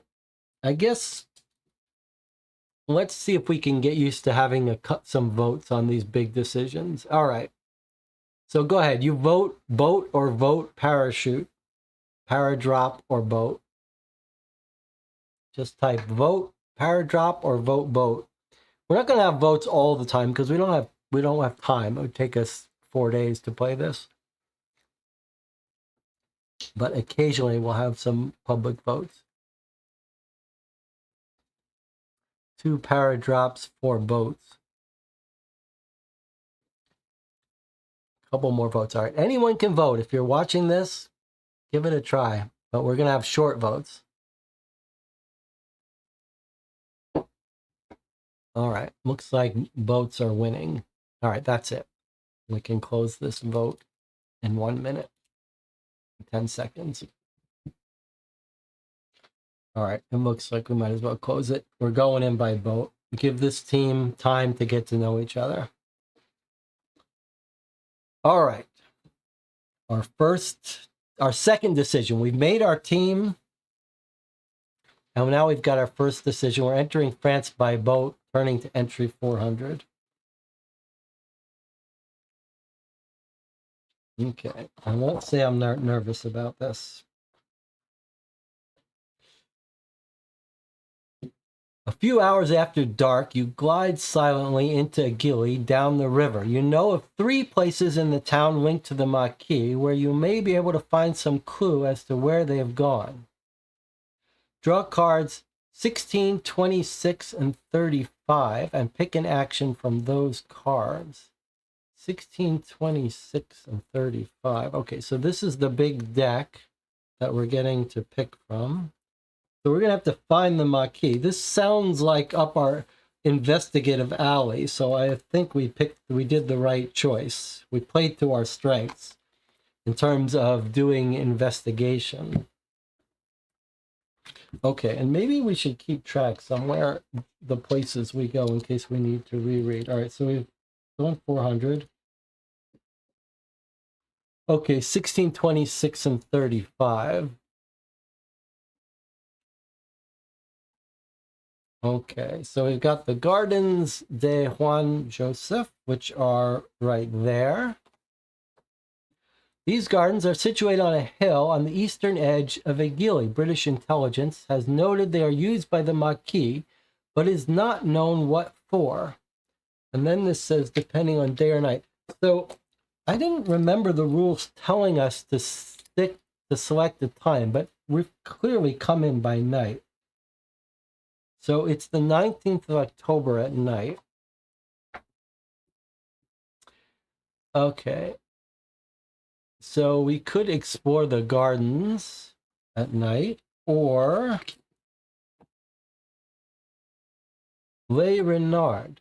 The Maquis used to meet at this inn. There could still be documents or other items of value here.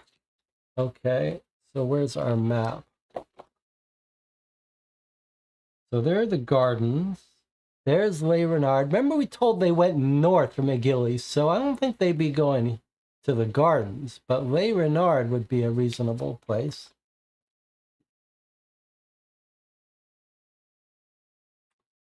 And then lastly, the Harbor Warehouse. The Maquis used this warehouse to smuggle equipment and weapons in and out of Aguilly. Now remember, the Germans have picked up on them.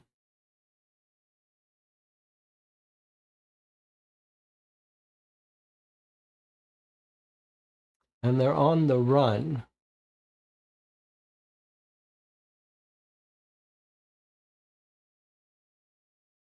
So my thinking is we're going to be very suspicious showing up at the harbor warehouse, although we are in a boat. But if the Germans have found them, they could be watching this. The gardens at night doesn't sound like anyone should be there. Diana says we are in the harbor. To me, though, the inn seems like the easiest place we could sort of blend in. We've got a team that looks like couples. We could ask around. We've got people that are pretty good at influence. Our leader here, Dominique, she's got a reasonable influence. Or actually, we could send our generalist. He could boost up his influence and see if we could talk to a friendly person at the inn. We could hope to find a friendly person sympathetic to the resistance that might know where the Maquis have gone. Are we at the harbor? We glide silently into Aguilli down the river. So we've come in through the river to Aguilli. So we've actually gone way past the harbor. But maybe it's a general. I think Les Renards is our best bet. The inn. All right. So it's the evening. It's a natural time to go to an inn. So now the game said pick one of these locations and choose an action. Pick an action. Okay, so we're going to go to Les Renards Inn at night, 123. Maybe we need a little marker here. All right, we're choosing to go to Les Renards at night, 123.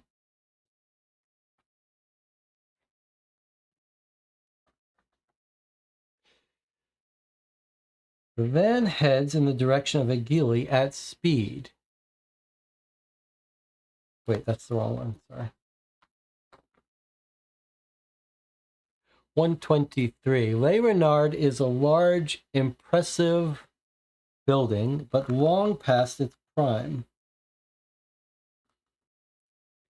The exterior paintwork is crumbling and streaked with droppings from the boisterous gang of seagulls who've taken residence on the roof. Sorry. Inside, an air of despondency hangs over the sparse clientele, so maybe they're not so happy about the German occupation. You see two doors labeled no entry, one to each side of the bar. Draw card 5, circle N.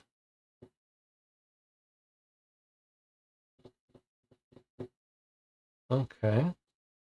Draw card 5. Two doors labeled no entry. We're drawing card 5. All right, so there's a picture of the bar. It says to circle N, which we're doing here.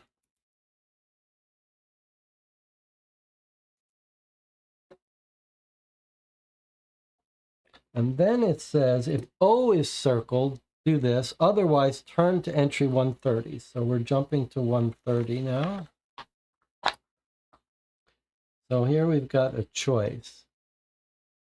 To have one or more agents distract the barman while others try to access the no entry door on the left, we do that.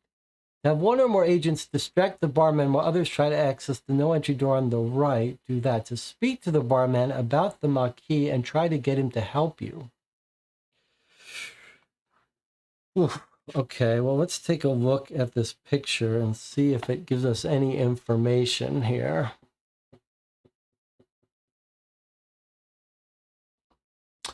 So we know the Maquis sometimes meet here. That's one piece of information we have. So maybe the bartender is sympathetic to us. They're sort of depressed. That's a good sign. But let me make another point. In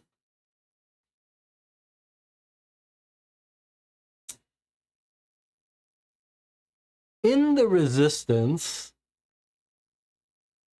of an occupied country, you've got the active resistance fighters, and then you've got the sympathetic part of the population. And sometimes they would communicate, the sympathetic members would have some way of communicating, like a little signal, that they are part of, that they're sympathetic. So I'm just trying to see, like, is there anything in the art or something? Like, I do see a number 3 here. Is there anything that would tell us that this guy could be sympathetic to our group?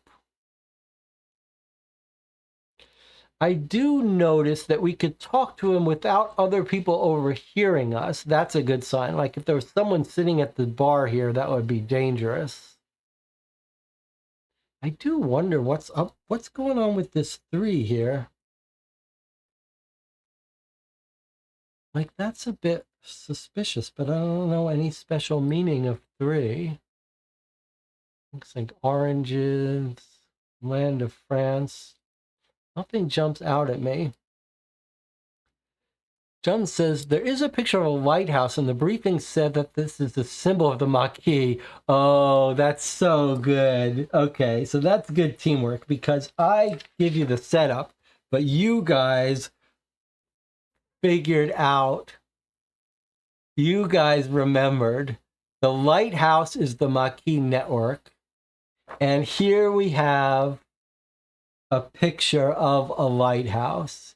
So this is a little sign that the inn is sympathetic to the Maquis. So I think with that insight, very clever, very good, Jonathan. I think with that new piece of information, we should go speak to the bartender and try to get him to help us. And it says, I thought it was a candle. I think that's a lighthouse on the sea.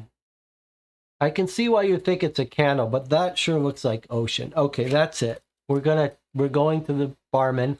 We'll get to decide who talks to him in a second.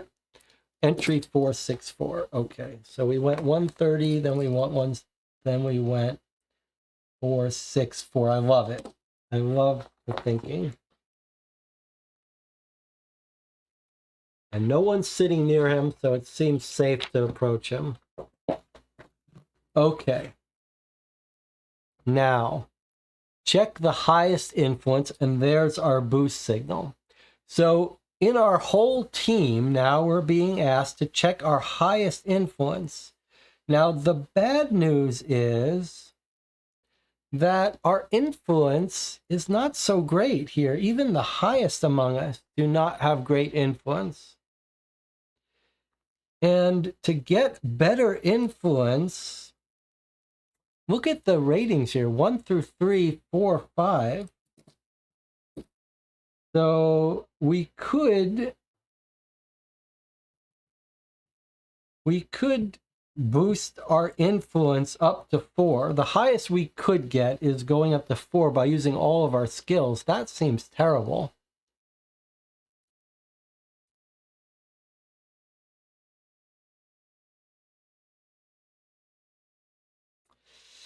The audience is pointing out something that Anna is saying and someone else is saying that I guess I gave too short shrift to, that I should have thought about. The lighthouse is over this door. This is the door here? Or this is the door? There's a door on the left and a door on the right. It gave us a choice to go through. If this is the door, maybe it did mean through the left door.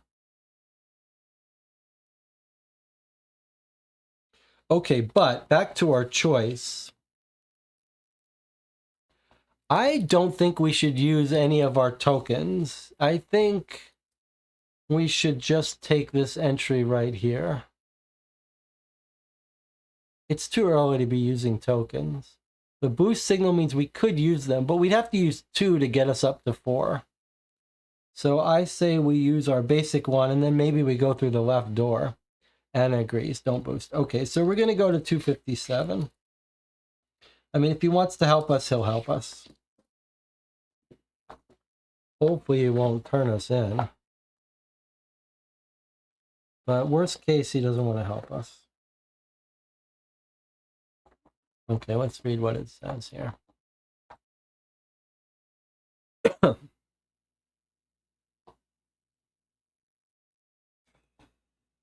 right.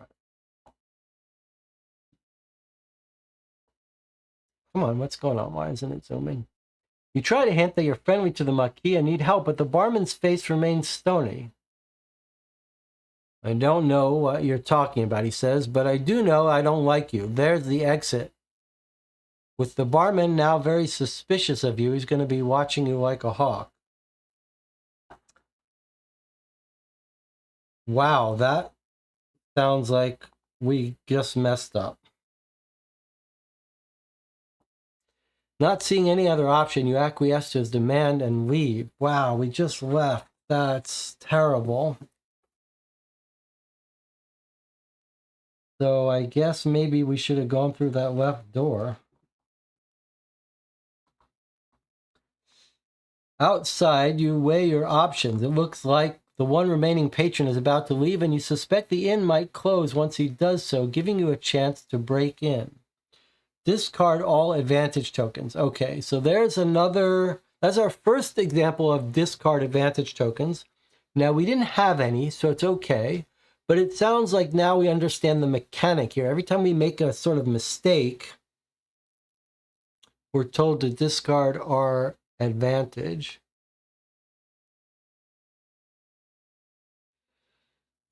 Okay, and then it proceeds here. To wait for the inn to close and try to break in. If O is circled, if P is circled. Otherwise, discard 5 and 26. So we could either try to break in, or we could discard Le Renard. Since O and P aren't circled, we could discard Le Renard. We would discard the bar and this inn, and we would then be left with our warehouse and gardens.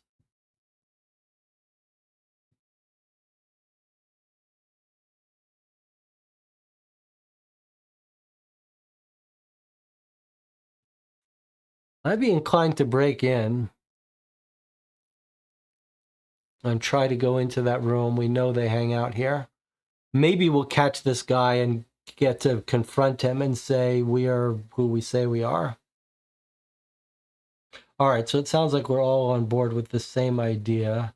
Wait for the inn to close and break in. 241. We're better at stealth anyway. 241. We're not that good at influence. Okay, 241. After the last patron leaves, the lights on the ground floor all go out. One light comes on in an upstairs bedroom, but that goes out as well after a few minutes. You wait a short while to give the innkeeper a chance to fall asleep, then look for a point of entry. Unfortunately, the old place seems surprisingly secure with robust locks and shutters, even bars on some of the windows. There's one window on the side of the building that has a looser bar and a shutter that seems like it could be broken open, but it won't be easy. Check highest technical. Well, we're in the similar situation. Our highest technical is 2. We have to boost twice to get up. Well, we have to boost 3 times to get to 4. We're not going to do that.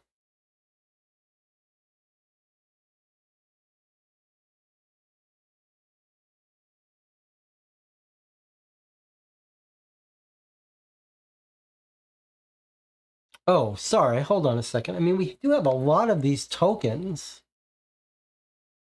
I forgot. We've got these team tokens. It wouldn't be that hard. We could spend 2 team tokens to get ourselves up to a 4. Maybe we need to stop messing around here. We can't afford, especially with this guy watching us, I'm afraid we really can't afford to be too stingy. All right, we're going to use these two to boost ourselves up to 4.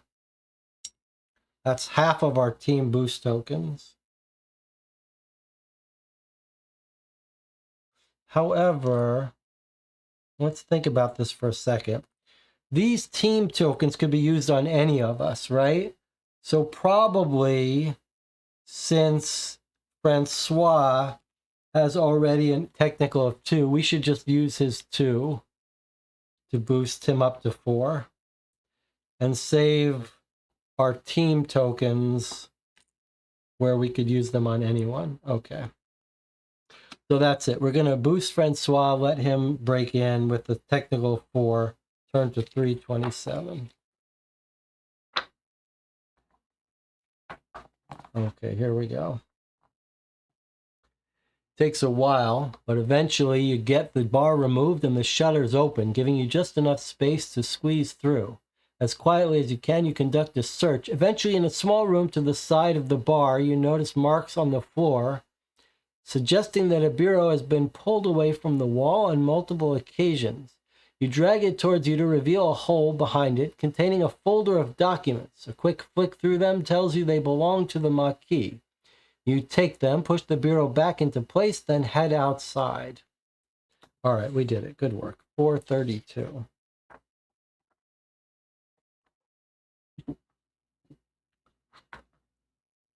Once outside, you leaf through the documents for anything that can help you. There are some plans and diagrams of Maquis bases and secret stores in the countryside, but little to indicate where they are.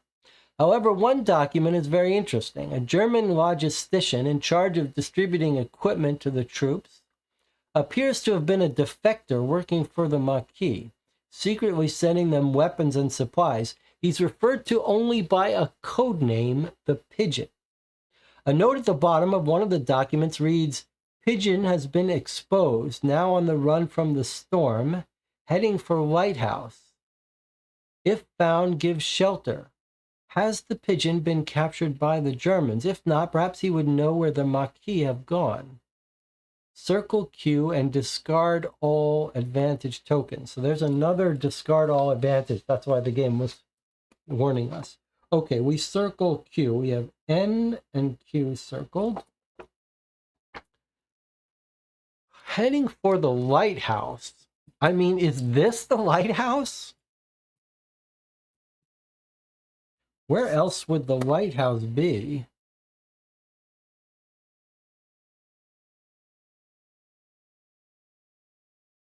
Are we in the lighthouse?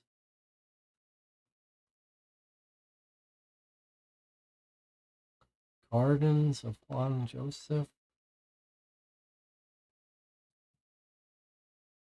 The defector distributing troops. He's been exposed. He's now on the run from the storm. Remember what the storm was. The storm is the code name for German command. He's heading for Lighthouse. If found, give shelter. Is he here? All right, well, let's see. What we don't have infinite choices. What are our choices? If O is circled, if P is circled. So neither of those are circled. So we pick a new action available from the action cards.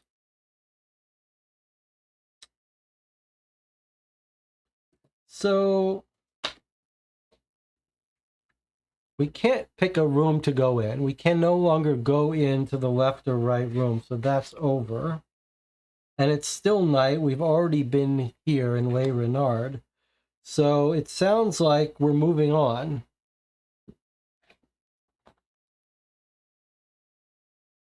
And we're going to go to one of these places. And we would like to go to the lighthouse. The only other code word was the galleon, a hidden area store in the countryside.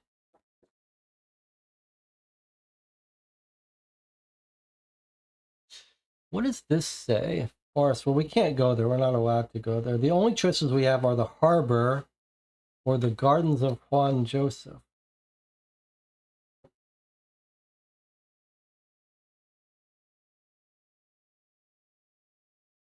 Unknown what for. They used this warehouse to smuggle equipment and weapons. And we know the pigeon was weapons.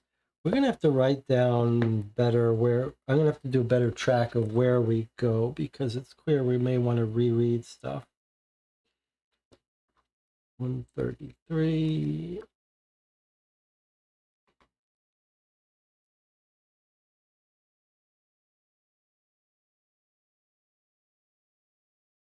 One 241.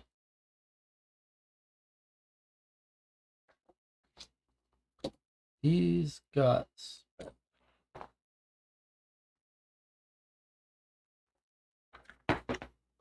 I'm just rereading stuff here.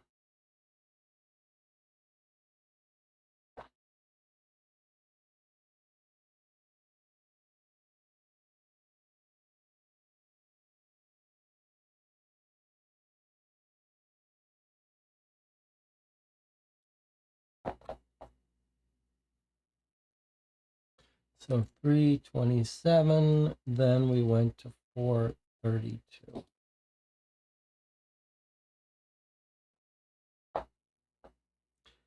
Okay, codenamed the pigeon. Pigeon has been exposed, headed for the lighthouse. He used to reroute, send weapons and supplies. So this is where the weapons and supplies went.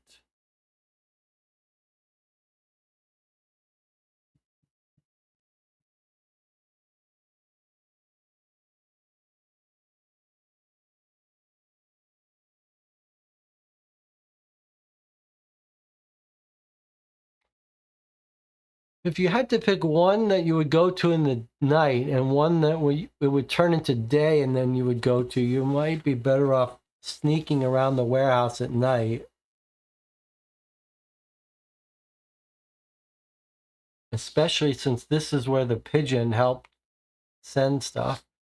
Then in the night, we could go here. I mean, in the daytime, we would look less odd showing up here. So I'd be inclined to go here where he was sending us weapons. He would know that place.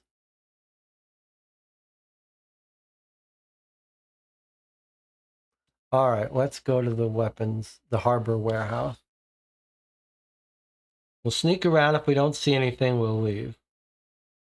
So it's still night, so 401. And let's keep track here.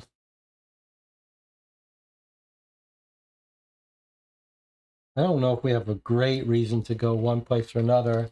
Maybe if you looked up Juan Joseph and you saw something about Lighthouse, do we want to look on the internet? Does anyone want to do a quick search and see if the Gardens of Juan Joseph, if he's a famous lighthouse? Do you see any like lighthouse in the... The lighthouse is by the ocean and the sea. I guess that gives us warehouse. Emmy says pigeon is compromised. It's true, but this would be a secret warehouse that we would know about. I think this has to be our place. Unless the gardens... Yeah, all right. 401, here we go. We're going here.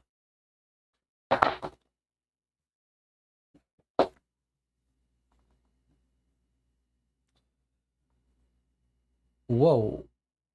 As soon as you enter, it's evident that this place has been found and searched by the German. Why is the... There we go. You suspect you will find little of use here. Then you notice a sudden movement in the shadows. I still think this is going to be our pigeon hiding there. So the Germans have found it, though. Okay, check highest awareness. We could boost. We only need 3 to get us up. But we actually don't have a 3 awareness. This is catching us out on some of our skills. Like, we took a bunch of middle level values, but no one has a high, like, we don't have a high technical, we don't have a high influence, we don't have a high awareness. And it keeps telling us to check the highest. So I feel like we may have made some real mistakes by not taking a specialist in each. If we had taken like one person who was good at awareness, one person who was a 3 at influence, one person who was a 3 at technical, we would be better off. So I feel like maybe we made some mistake with our team building.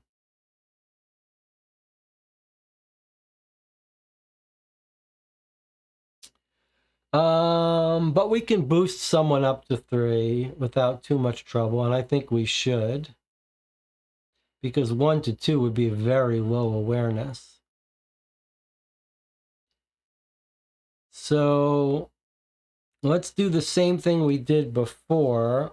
Let's let our leader use her skill and keep our group tokens. And she'll just boost Bernadette's awareness up from a... Oh no, she's only got a 1.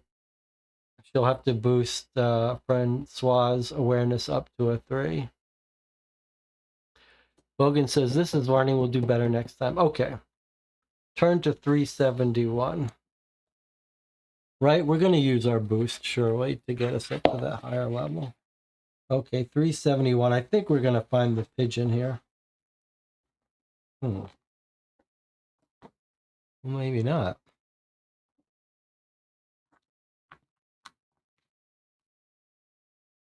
I wonder if it's because I tuned up the brightness on the top camera. It's a woman who looks like a local. She seems to be trying to run past you rather than directly at you. Oof. Opened fire or shouted her to stop. Ouch.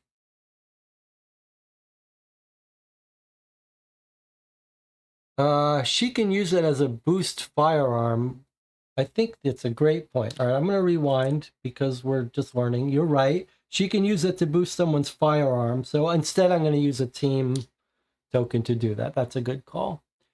Well, we can't very well be shooting this person. I don't like to be shouting loudly, though. All right, but it's abandoned. We're not going to shoot this person. Obviously. Could be the pigeon, but it looks like a local. Why would she be in here? She could have information. We're obviously not going to shoot this person. I don't love shouting her. Can't we just catch her? Just grab her. There's 4 of us. Don't shout at her. Just grab her. But okay. Oh, 164. This is stressful. Here we go. We're going to shout at her to stop. I'm not shooting a woman that I have no idea. We just snuck into France. We don't know anything about what's going on.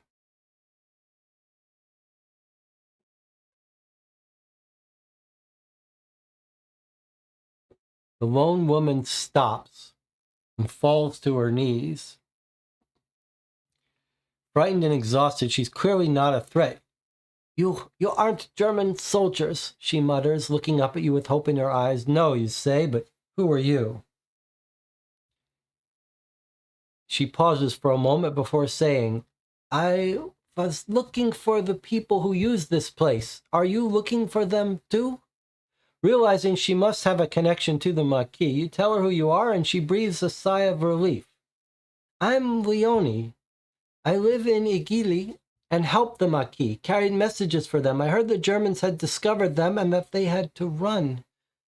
I came to see if anyone was left.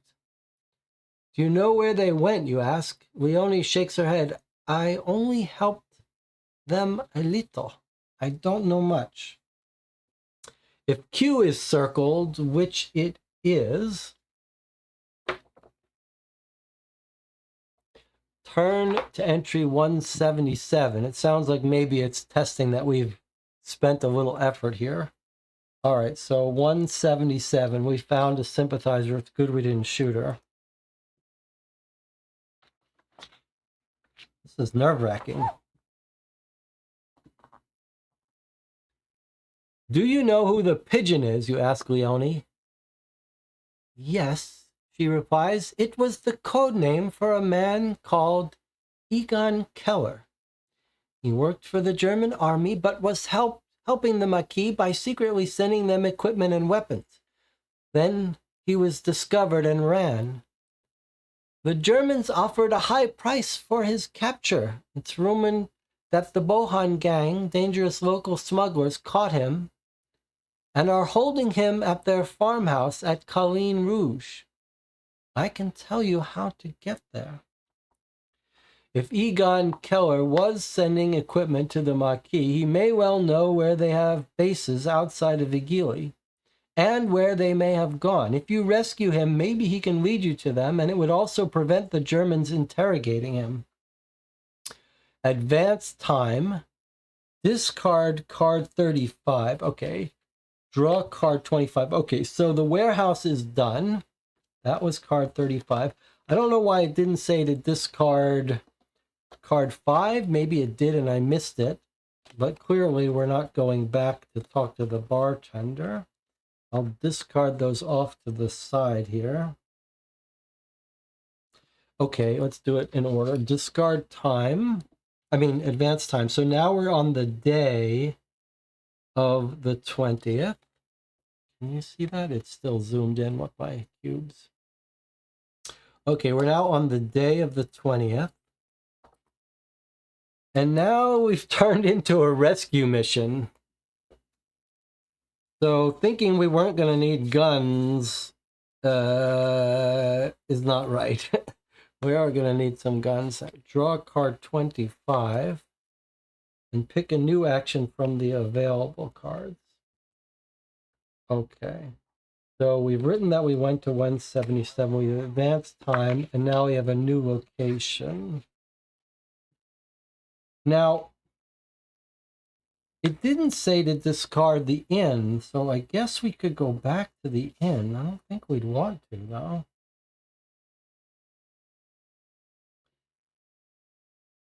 Oh, but we could try to go rescue this guy. Yikes. Let's take a look at this card. This is where the Bohan gang are holding Egon Keller, the pigeon, intending to hand him over to the Germans. So it's daytime. That's not where we operate the best. We're better under the cover of night. But maybe this is a case where we go in with guns. We've got a firearms expert. We don't have a sniper, but that's okay. We're not really going to benefit from a sniper on these close quarters. But it's a whole gang, and we don't know how many of them there are. Let me look at our map here. Do we know where this is on our map? Not really. Clearly seems like, though, this is what to do. Oh, look who's come by, Dave Neale. All right, well, it's almost time for our break here, but we're going to have to give this some thought. Channel says, can we wait until nighttime for the raid? Dave Neale says, I just noticed you made an error and circled the wrong time. Okay, well, you can correct us then. So we started out, and we just hit our first advanced time. Should we not have... Oh, okay, I see now. Good, thank you. It's good you caught it. All right, no one else caught that? So look, I guess I missed that here are the time advances. I wonder if this is why the other people got some things the people who posted in that thread advanced time when they shouldn't have. So if we had looked at this closer, we would have seen that early did start out circled. So we started on the early evening, and now we've progressed into late evening. Okay, all right. So actually a little more time than we anticipated, and that's why the first entry, I commented that it was weird that it didn't have a circle this, but now I see that this is our time. Okay, thank you, Dave. All right, so it's now late at night. So we're not going to have to wait if we want to do a night raid here. I don't see any reason to put this off. I mean, you could try to go here, gain more information, but why? I suppose you could argue that if we thought we were going to find the Maquis, it would be good to meet up with them first, and then all of us go here. On the other hand, it is night. It's going to turn morning. It would be very risky to put this off. I think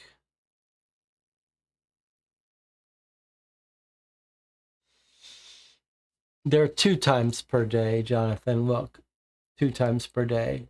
Or, well, I guess depending on whether it's 4 times per day, day and night. So 2 times for each day period and 2 times for each night period. So a given day actually has 4 parts to it. But you can see only this middle day do we have all 4 parts. Last day, we're just going to have daytime. So I think we can't risk it. We can't put it off. Who knows how long it's going to be before these guys alert the Germans. We're just going to have to go in there and kill everyone except the prisoner.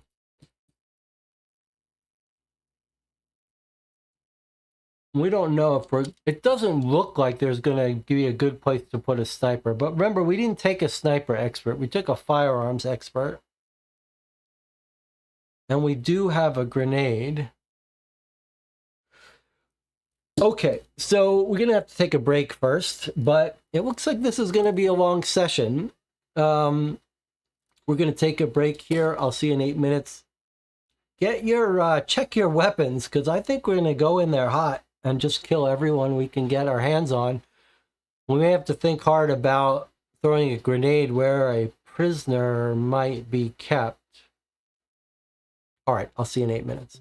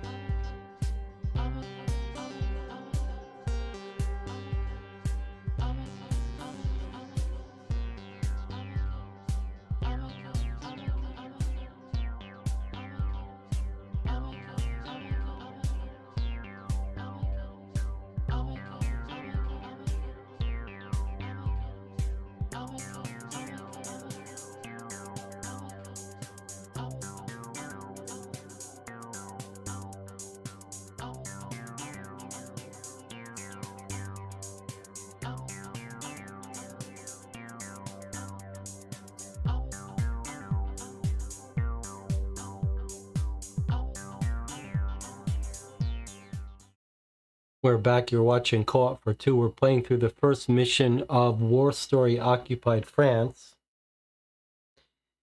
And we're about to embark on a very risky rescue mission, something we hadn't planned when we started this operation.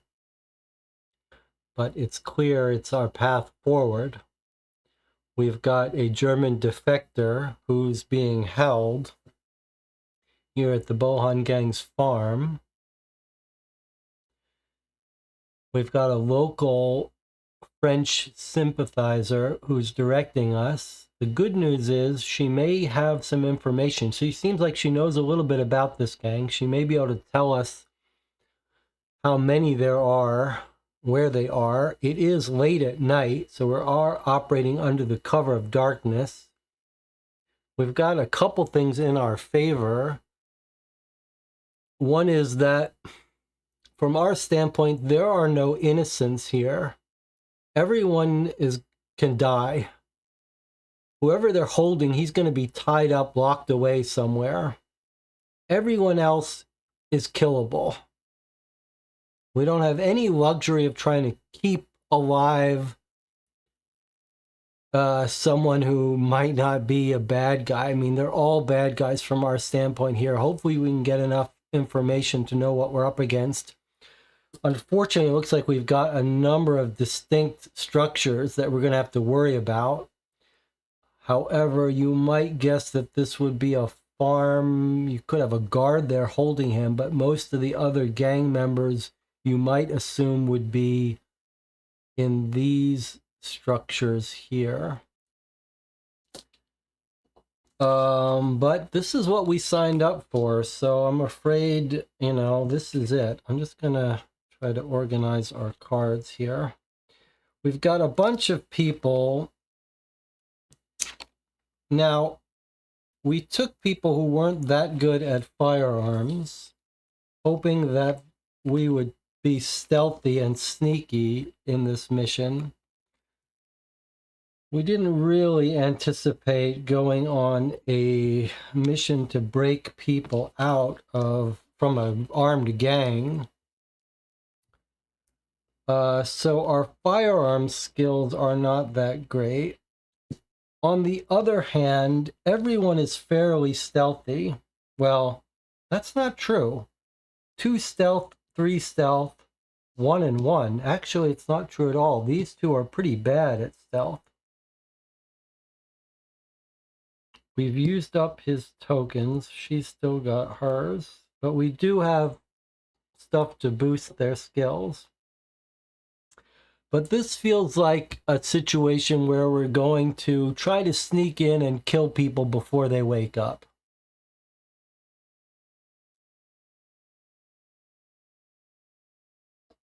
All right, I'm going to talk to you as if you are these members of our little cell here, our little team, and remind you of your knife weapons, and don't hesitate.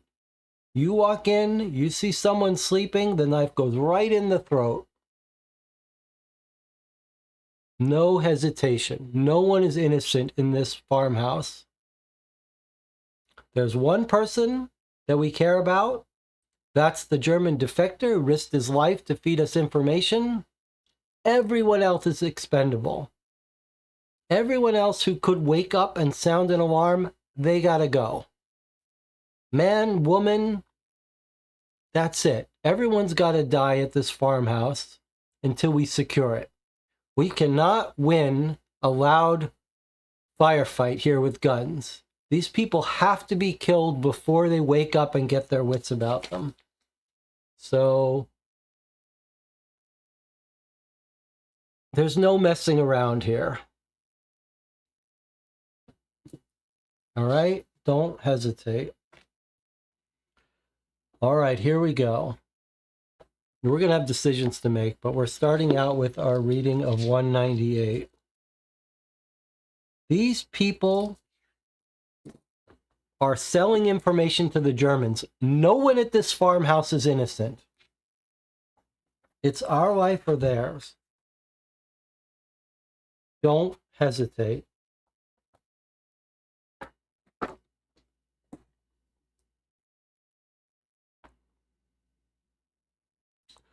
The Bohan farm is a collection of buildings that sits in an isolated spot some way outside Igili. There's light coming from a barn. 2 men with guns are chatting outside. After you spend a while watching them, they head inside and close the door behind them. There doesn't seem to be any activity elsewhere, so you'll have to take out the men in the barn, and hopefully you'll find Egon there too.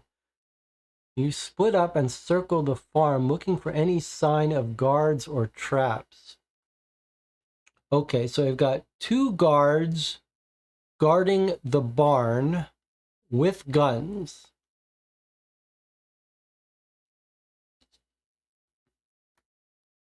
Check total awareness. All right, let's see what we've got. So there's the barn. 2 guards outside. They disappear inside. Lights off everywhere else. Okay. Our total awareness is 1, 2, 3, 4, 5, 6.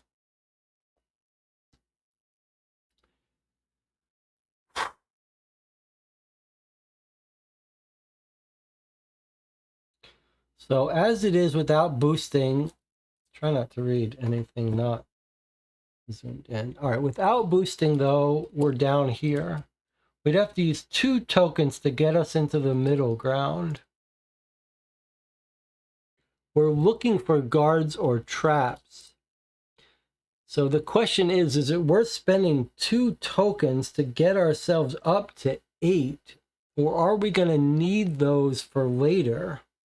We only have 3 tokens in our group pool. We'd have to use 2 of the 3. Would it be better to see the stuff early or save it?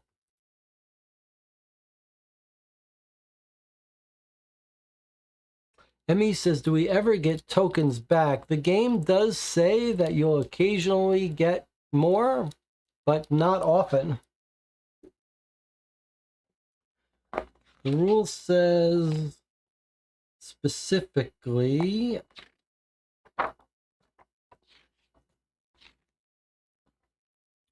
you will sometimes get additional skills or firearms tokens, but it is rare. For the most part, you have to work with the limited supply you start with.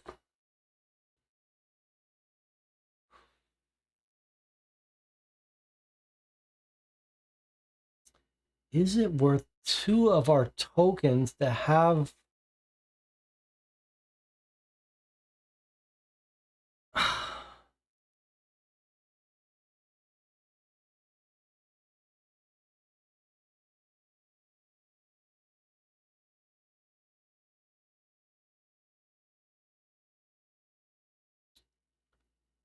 That's tough.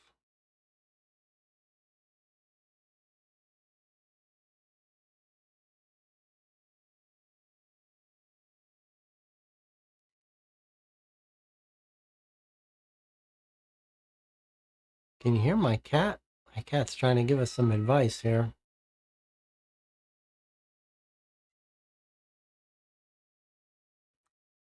That means she's got her little sock in her mouth. That's that meowing sound. She's got her sock in her mouth outside the door.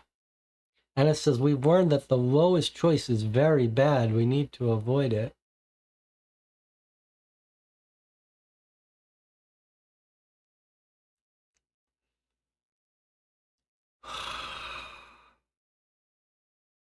Oh, it's just tough.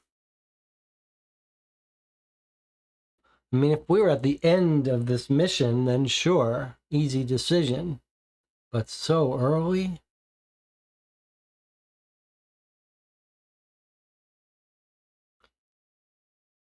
On the other hand, the way you could look at it is that we've got enough stealth and weapons to win this fight if we can start it on good terms.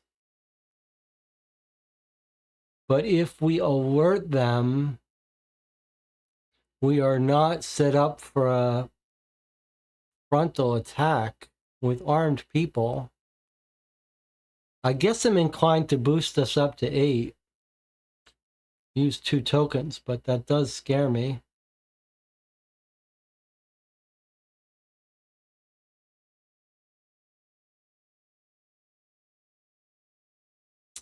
So we could use 2 of our 3 skill tokens to get us up to 8.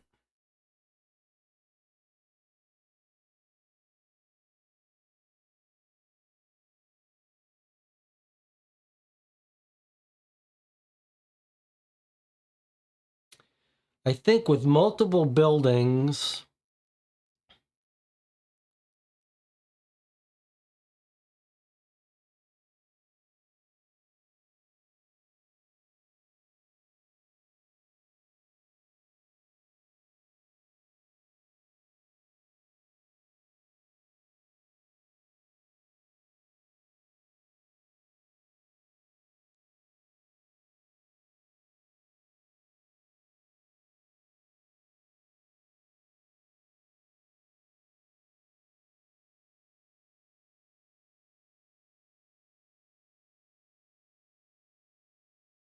light coming from a barn, two men with guns are chatting outside.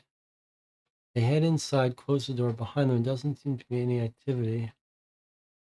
You'll have to take out the men in the barn.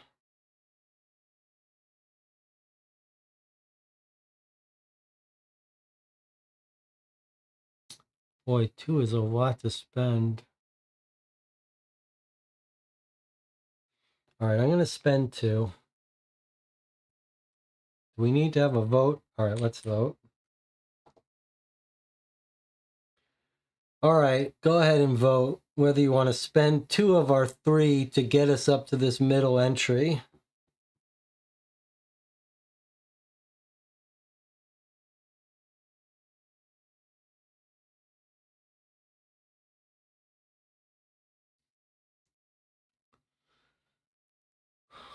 My case is that the case I'm trying to make is we have to go in stealthy. That's our only chance here. We are not well equipped to have a firefight. And I figure early in the mission, let's try to keep morale high.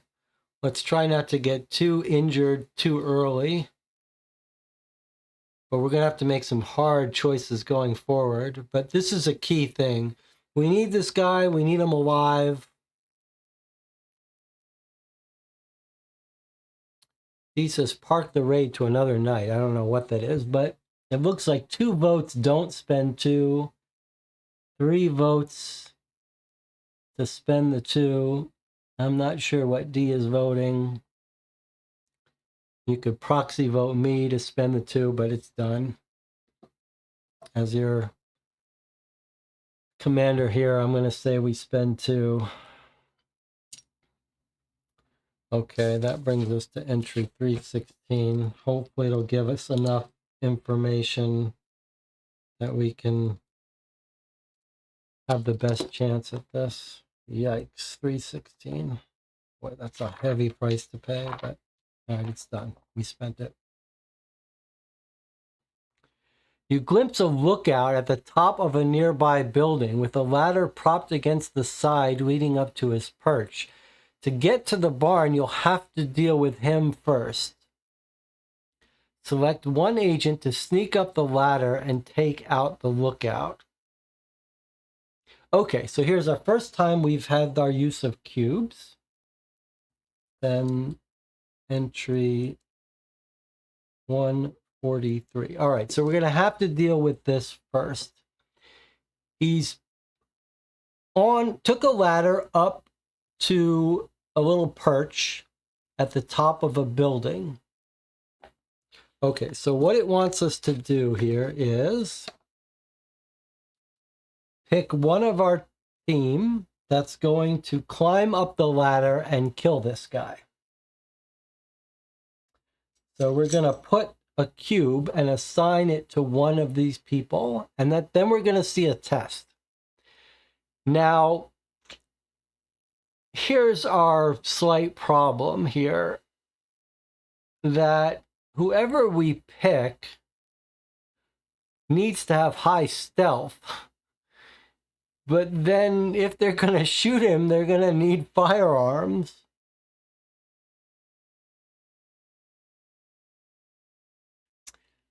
But so we could either send our firearms guy and try to boost his stealth, or more likely, since we have 2, here's our boost. I think we got to send Bernadette.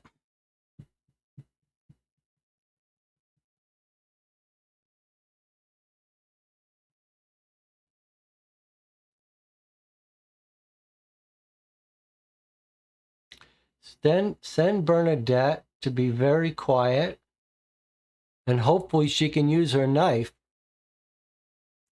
Well, they've got well rods, so they've got silenced pistols, but if you could sneak up on this guy, you don't need high skills, right? You just put the gun right to the back of his head or the knife right in his throat. All right, so let's send Bernadette and tell her not to use her knife. She doesn't look like a killer, but she's our high stealth. Okay, Bernadette, it's your time to shine. Right up the ladder you go. Ugh, I'm nervous for Bernadette, but she's our best chance. I mean, she's got to pull this off with her knife. There's really no option here. It's not even a question. Bernadette's going. All right.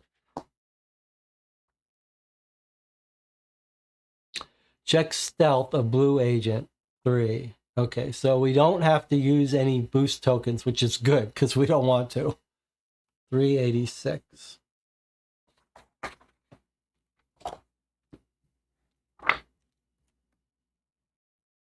Fingers crossed for Bernadette. This is an easy one. I mean, here we go. Slowly and silently, you scale the ladder and approach the lookout. You're now just inches from him. Bernadette is. Okay, do we want to try to incapacitate the lookout or use your knife to kill him quickly? All right, wow. There's no question about this. The knife goes right in the throat. There's no incapacitation here. Everyone's dying here that we can kill. All right, 169. Here we go. All right, Bernadette, you got this.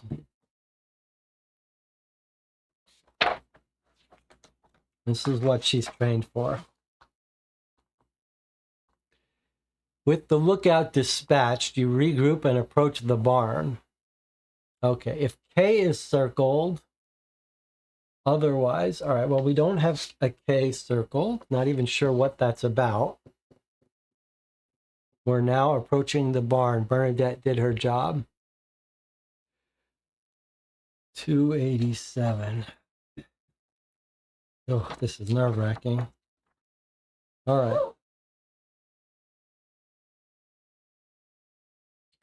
You curse as one of your legs catches a snare line between two of the buildings, causing a bell to ring in the barn.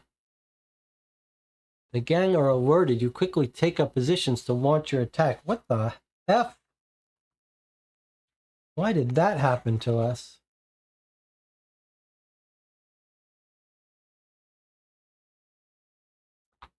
Did we really not? It felt like when we, I guess probably if we'd spent the 9 to fully search every place, maybe we would have gotten K. So I'm just checking to make sure I didn't miss circling anything. Okay, now. All right, so we killed the lookout, but we missed one of the alarms. And it says maybe we could have interrogated the lookout to see how to go inside without alerting the others. Risk was too high. All right. Well, that sucks. But it is what it is. We still got an element of surprise. They've just realized what's happened. All right, well, it's time for an encounter. Draw map 1.2. It shows the layout of the farm buildings and the positions of your agents can occupy as you assault the barn. All right, map 1.2. Okay, well, here's our tactical puzzle.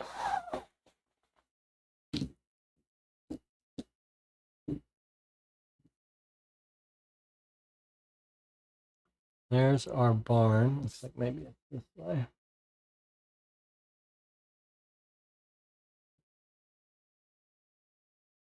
All right, let's read what we've got here.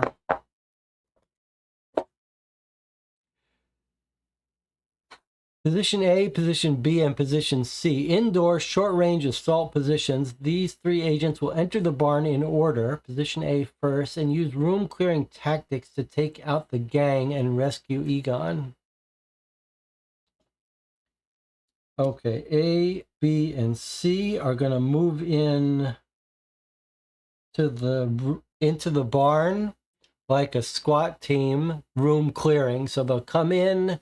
A is going to walk up to here. B is going to clear this room. C is going to clear this room, all with their short-range weapons, well rods, one in each.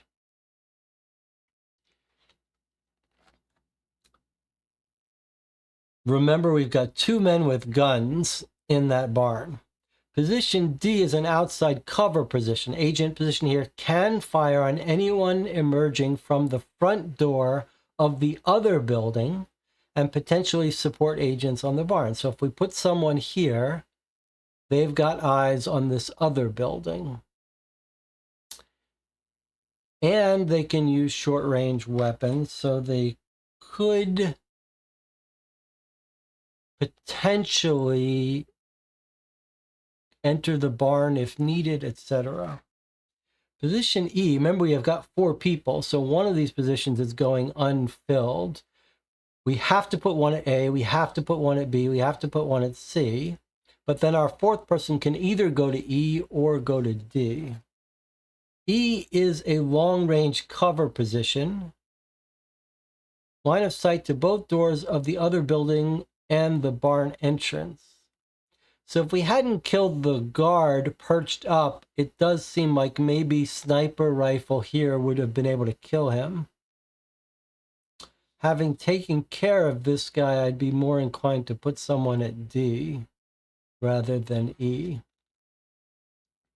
Assign your agents to position following the encounter rules. You must assign 1 to each position, 3 agents to A, B, C.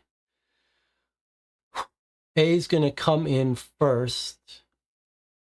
So A comes in, takes up this position where they have to cover this room and a little bit, and they can reach this room and this entire room. C comes in here. B has to clear this whole room here.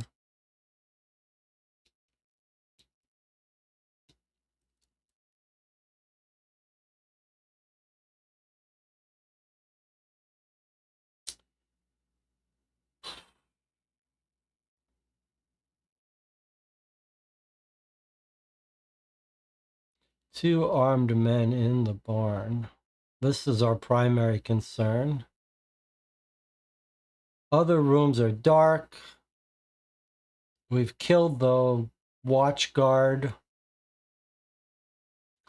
This has nice cover. If you were going to have to shoot someone coming out of here, this would be a nice cover position. Long range cover position here.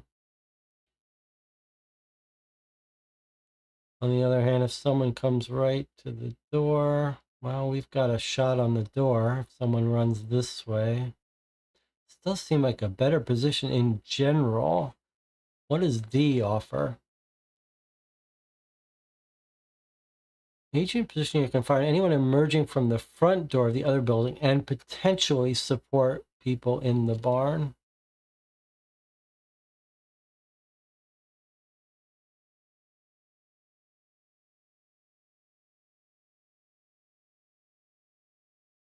I mean, we do have a rifle. Just feel like the fact that we killed that lookout makes me feel like this is less needed.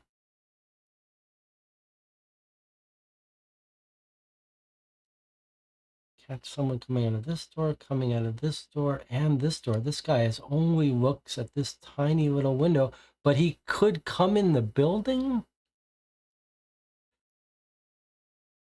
Ah.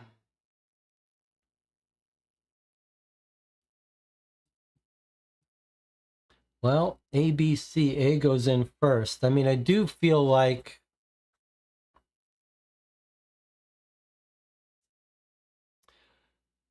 Feels like our best firearm guy goes in first. He may be required to take shots on both of those guys. I feel like firearm guy A, our best guy, goes in first. Everyone else is terrible at firearms, though. But we have 2 firearm tokens.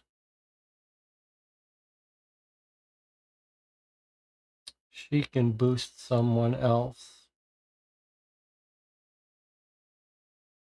Whoever we leave outside is not going to have much firearm skill. We're going to have to hope they don't need it.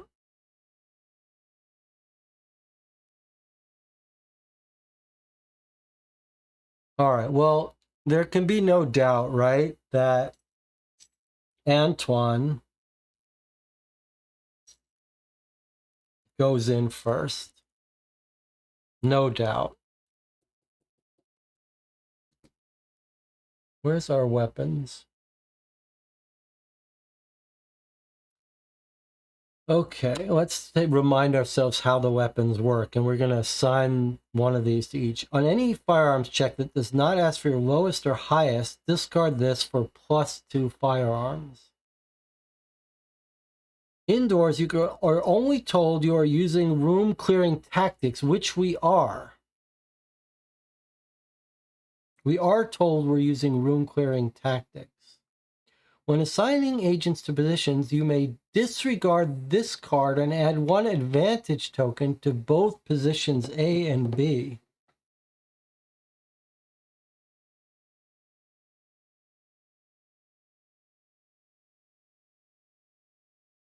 When assigning agents to positions, we can discard this card. If we're outdoors, we get +2.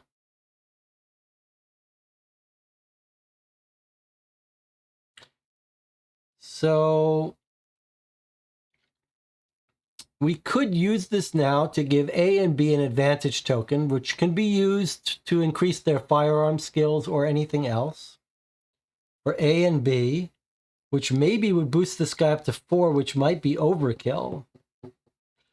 So maybe that's not as advantageous as you think. Or we could give this to someone outdoors, to E or D, and let them throw it at the house, which would give them +2 firearms.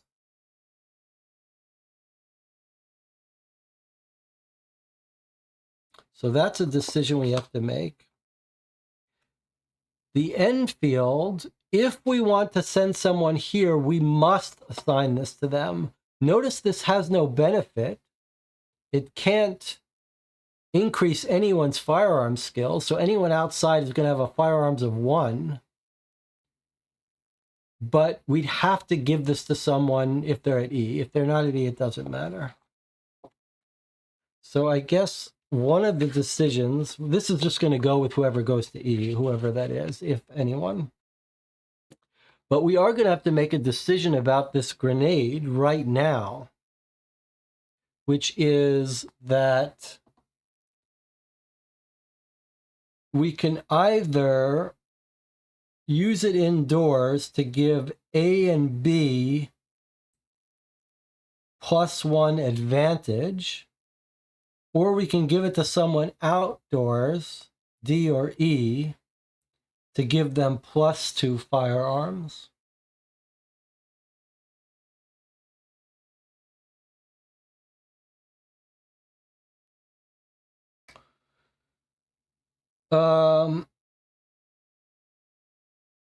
Here's what I would say.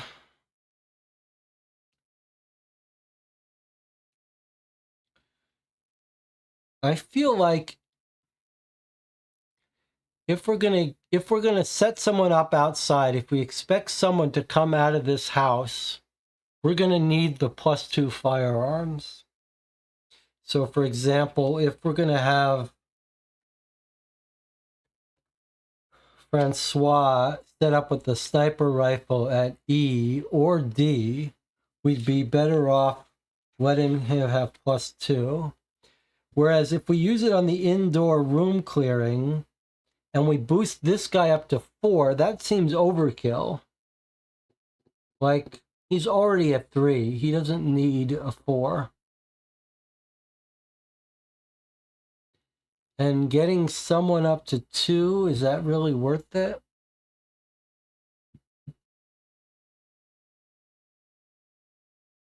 Maybe it is.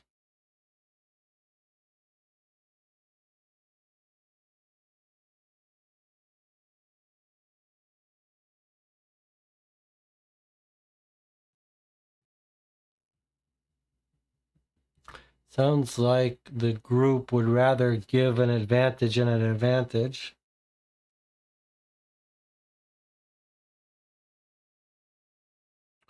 Okay.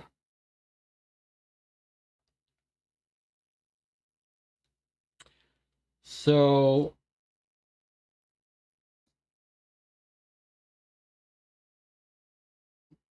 you think that what we should do is to discard the grenade, to give A and B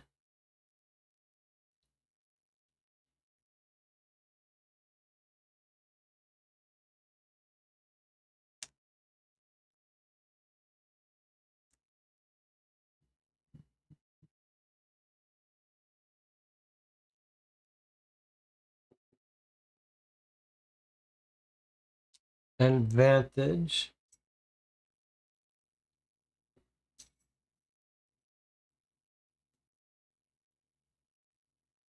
Antoine and Francois go in first and second.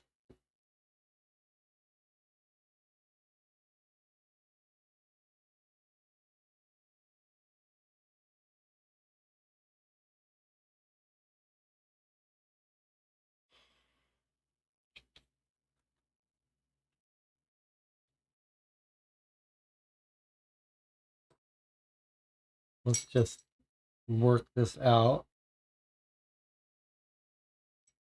We can change our mind.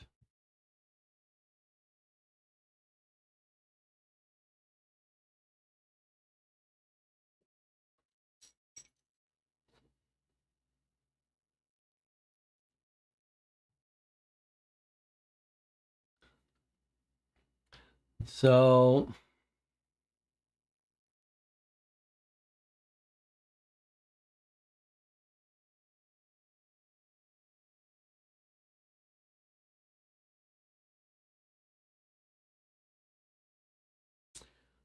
Francois goes in, sorry, Antoine goes in first. He's our expert.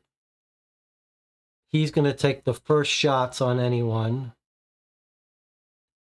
Then Francois behind him with an advantage to increase his firearms. He's got a high awareness, so I'm hoping that means he doesn't end up killing our guy by mistake. Next in is Dominique up the rear.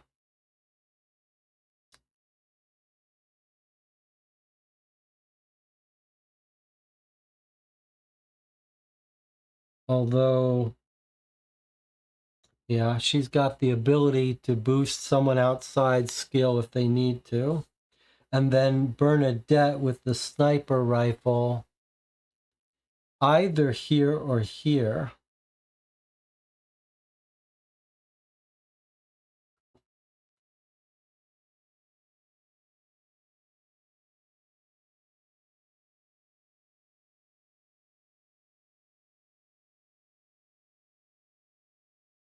You want the sniper rifle at E for better cover. It's D is a very weird position. Like, E seems obviously better. It's in cover. It's got angles.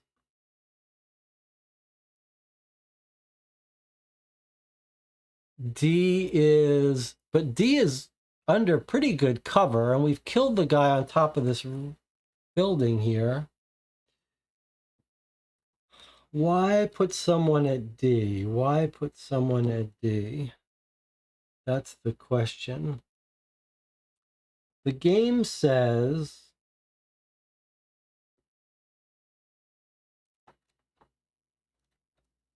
Why is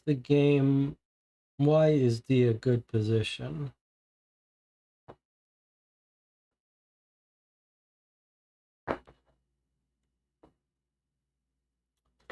Position D, outdoor cover position. An agent position here can fire on anyone emerging from the front door of the other building and potentially support agents in the barn. So the way you might think about it is perhaps D can look through a window in the barn.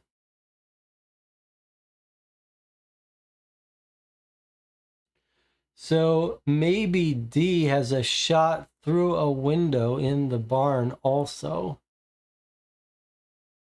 if we think all the action is in the barn.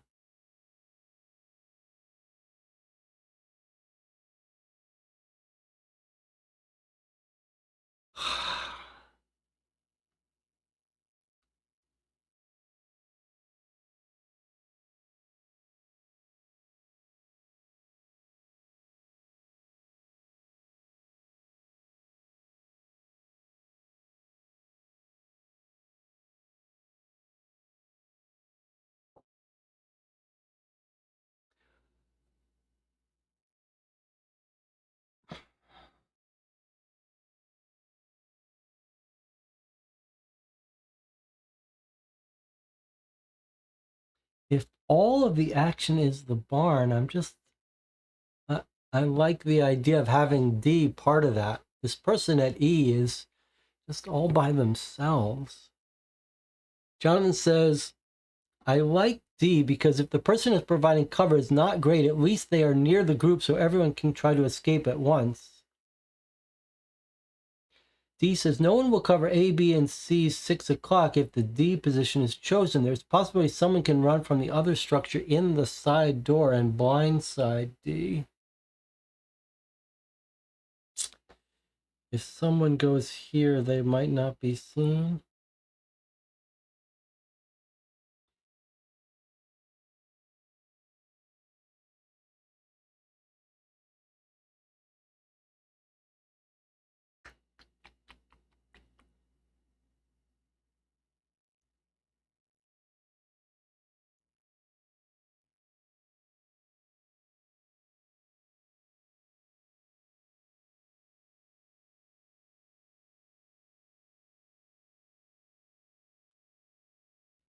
Here's my concern.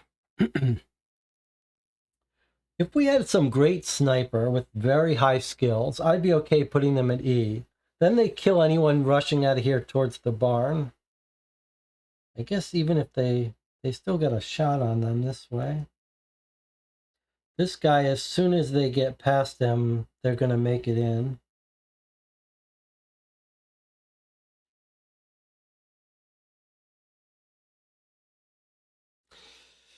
Just remember that we could get asked, like if we're doing something in the barn, if this guy's able to go through a window, he does help them succeed. Whereas E is not going to be helping anyone in the barn succeed. And maybe that is what we care about most. All right, let's have a vote. Vote for whether you want Bernadette at E or D. E or D. She's at D. She may be able to shoot inside the building and help out. We don't know how many are in the building. This is dark. It's going to take them a minute to wake up. If there was someone in this building, I would definitely take E. E is more protected, but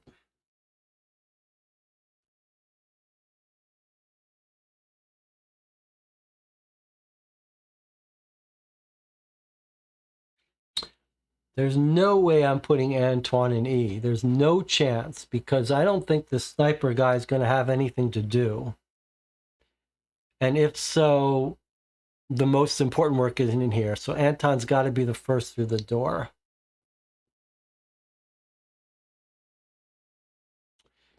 Jonathan, can you proxy vote me for D? from my standpoint, we're going to go into D, we're going to rescue this guy, and then we're going to run. So I don't want a prolonged firefight here, especially without a good sniper person here.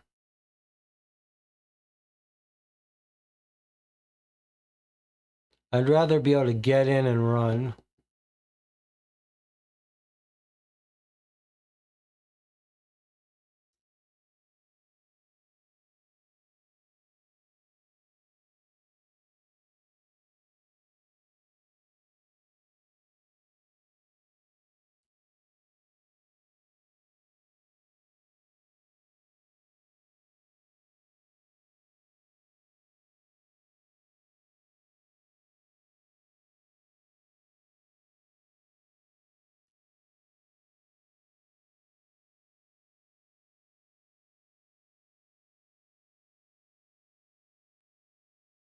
Anyone else want to get on the record here? It's 3 votes for E, 2 votes for D. Last chance.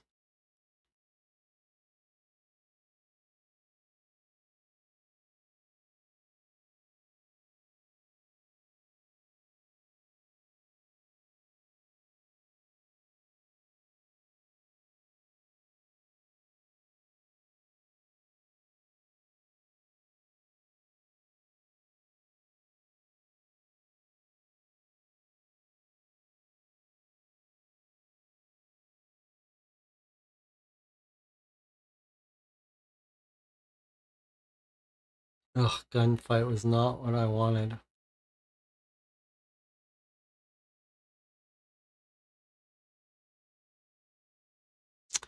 All right, that's it. So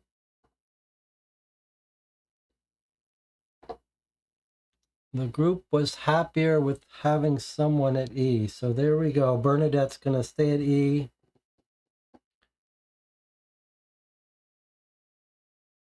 All right. This is the team we're bringing in. Antoine in the lead with superior firearms, followed by Francois with some awareness, followed by Dominique. Antoine and Francois are boosted. I'm a little worried that we're wasting a boost on his awareness, but so be it.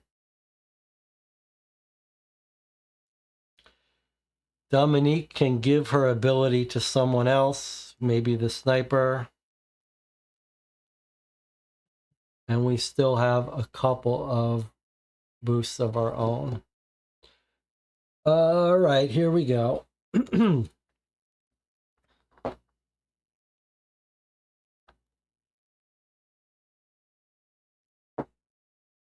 So where did we leave off here?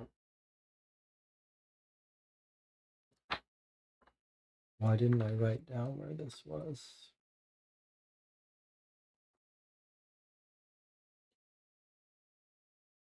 Okay, so we picked our places. We assigned our weapons. Our sniper has the Lee Enfield. We've used the grenade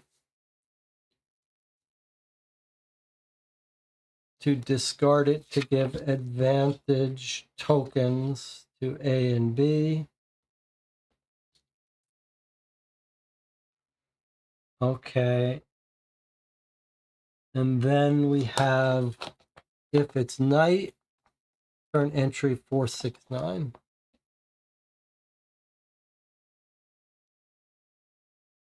Okay, here's our first encounter. We're about to see how this goes. It is at night. It's late at night. All right. Let's see what we got here.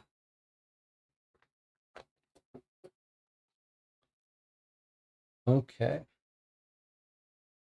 So, first up is position A. You enter the barn, gun at the ready. 3 men are crowded around a central table playing cards.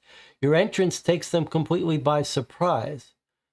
One of them kicks over the table to provide cover, while another stands and aims his gun at the same time you open fire. All right, position A is Antoine. As I feared, he's over we boosted him to 4. Well, we haven't used his advantage token, so I shouldn't say that, but we don't need to use it. We're using his bear firearms ability, so he's at 3+. So 469 goes to 358. That's the best we could hope for.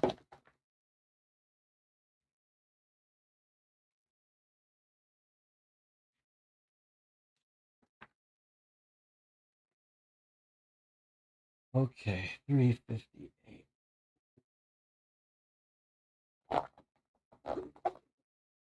Let's zoom in.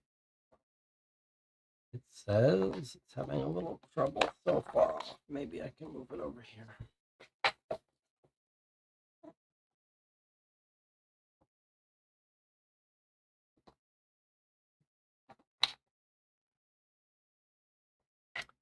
Okay, you move quickly into position while taking out the man who's aiming at you. Then you prepare to give covering fire to your fellow agents.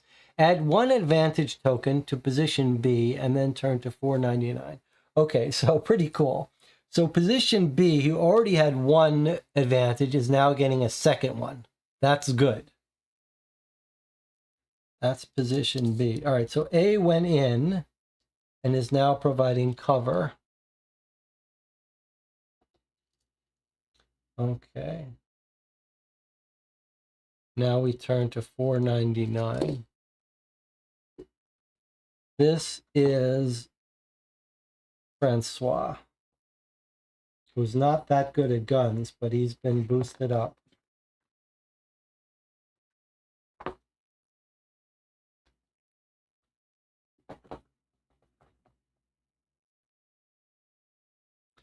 Okay. You enter the barn close behind your fellow agent. Check firearms at position B.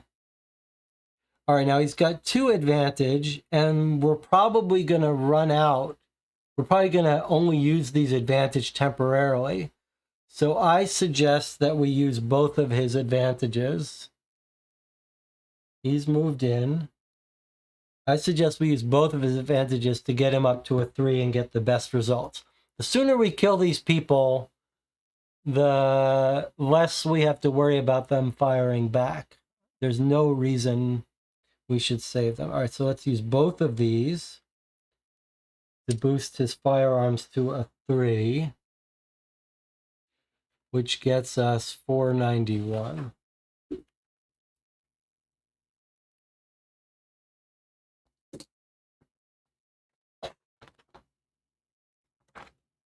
Okay, everyone's in agreement.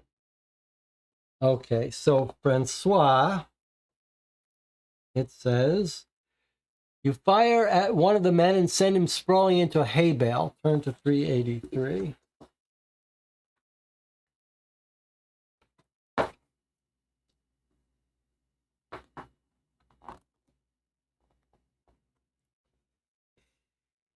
This is a little, I gotta put this. What I need to do is put these off a bit.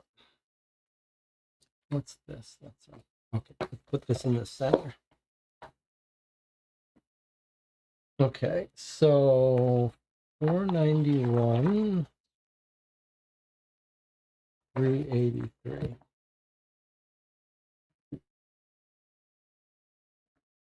As you enter the barn, you narrowly avoid a bullet. However, only 1 gang member remains, and with the support of your fellow agents, you quickly eliminate him. All right, so we killed the 3 in the barn. Good. Now, if you have an agent at position D, something happens. Otherwise, 306. All right, we don't have an agent at position D, right? We put them at E. So 306. Let's see if that turned out to be a good idea or a bad idea.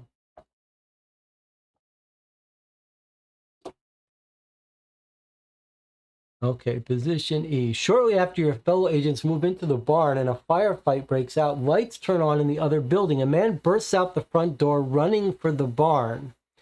At the same time, a man sneaks out the side door and moves to take cover in the woods near where you are hiding. Yikes.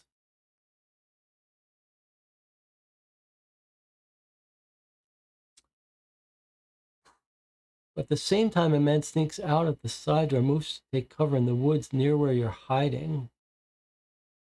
Fire at the man moving to the barn, otherwise to fire at the man moving towards you. Boy, this is tough. Because if we fire at the guy heading into the barn, that loud sound of that rifle is going to direct the guy running towards you right to us. We're going to get shot if we fire at the guy at the barn.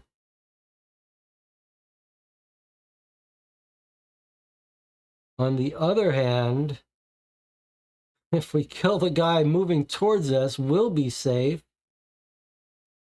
But the people in the barn are at risk. In fact, I wouldn't be surprised if the person at sea didn't get shot. This is tough.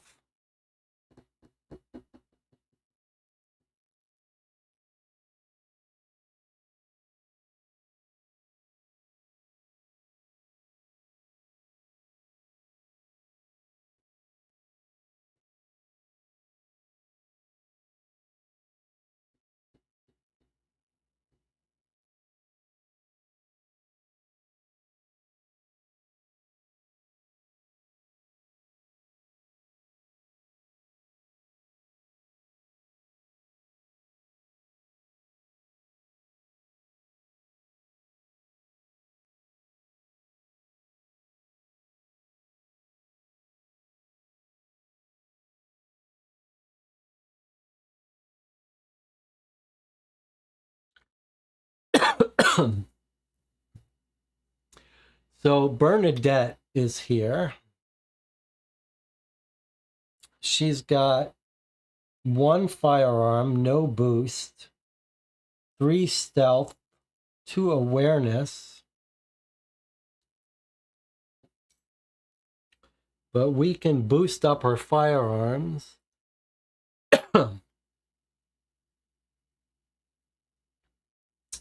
Let's see what the group says. Marco says, there's 3 of them. They can handle it. We are 1 with poor firearm skill.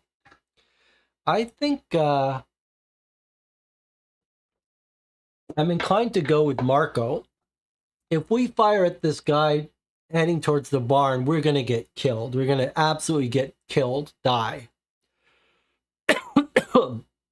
Whereas we shoot the guy coming towards us.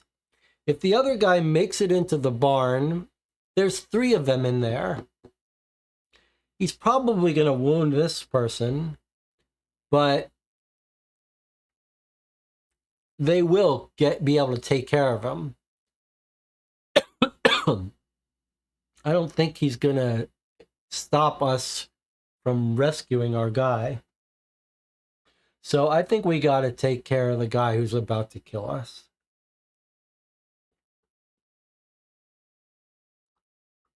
We'll fire a shot. The shot's outside. Maybe the guy running towards here will turn around. Either way, they'll know, they'll hear someone's outside shooting. And they'll be ready. And we might even miss this guy. That would be worst case scenario. All right. We're going to shoot the guy coming towards us. To fire at the man moving towards you. 42. We've also got good surprise on this guy. He's coming towards us. We have a better chance of killing him. We're not that good at firearms. Better to shoot the guy that's easier to kill. Okay, 482. Come on, Bernadette. You can do this. You can do this. Okay. Check firearms at position E. So her native firearm skill is 1. It is boostable. There's the boost symbol. What are we going to boost this to? We could boost it all the way to 3 for Bernadette.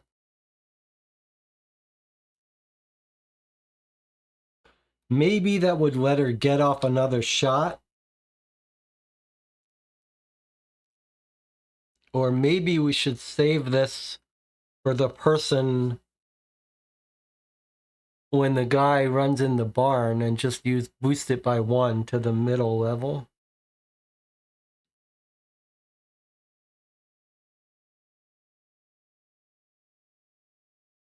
I mean, what's the best? If we boost it up to 3, then what happens? She kills the guy running towards her and she gets off another shot at the other guy? That seems far-fetched. And when she takes her second shot, she's terrible. We also have the leader token, which could be used, yeah. I wonder, I think it's an interesting point, Jonathan. I wonder if the person in the door here is our leader, Dominique. She can't use the leadership on herself, and she might have to face this guy. So I wonder if we shouldn't use 1 bullet. I wonder if we shouldn't use no bullets. We should use 1 leadership skill to boost Bernadette up to a 2. And then we can use the 2 firearms to help Dominique if this guy tries to come in the door after her. So are we agreed we're going to give Bernadette 1 boost? I mean, we already let her shoot at the guy coming at her. I think that's what we'll do. But I think what we'll do is we'll use Dominique's leadership to boost it. That way we can use both of our firearms on Dominique if we need to. Okay. So there's Dominique's leadership, boosting Bernadette up to level 2, which is entry 376. Let's hope this is good enough. All right, Bernadette, is it good enough? No, it's not.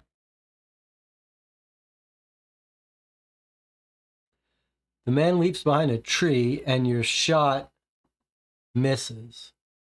Then he leans out and sends a stream of bullets in your direction. God damn it. How did we miss that shot?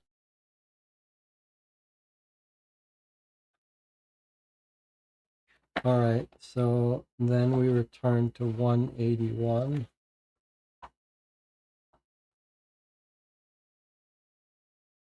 Hearing gunshots outside, you exit the barn to support your fellow agent. However, opening the door, you come face to face with a man with a shotgun.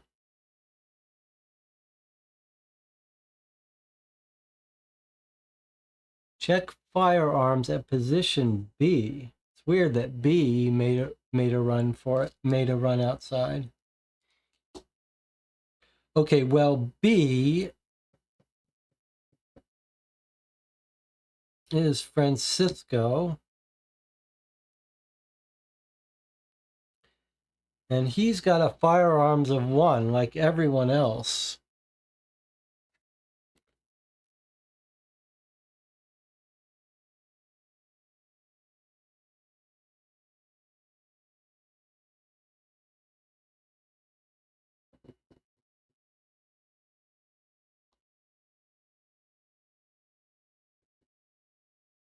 So we do have 2 extra firearms. We could boost him up to a 3.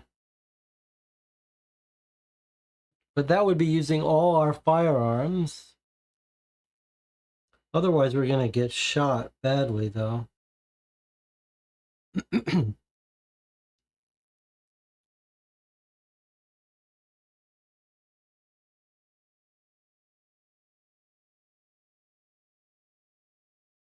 If we use 2 weapons now, though,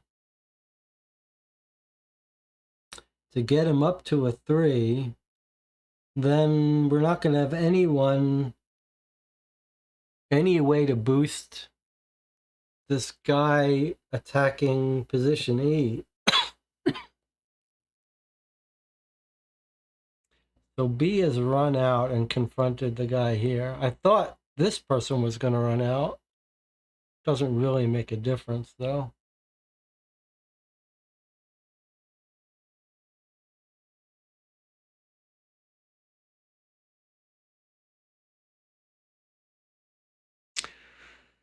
So the question is, do we want to try to boost this guy all the way up to the mid-level, to the final level, so he can just kill this guy without getting shot? Or do we want to try to split the difference and only give him one? I mean, a shotgun at point blank range, that sounds like it would kill you.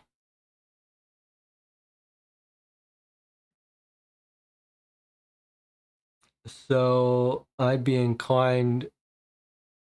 Well, we're definitely going to boost him. The only question is, do we boost him 1 or 2? But I think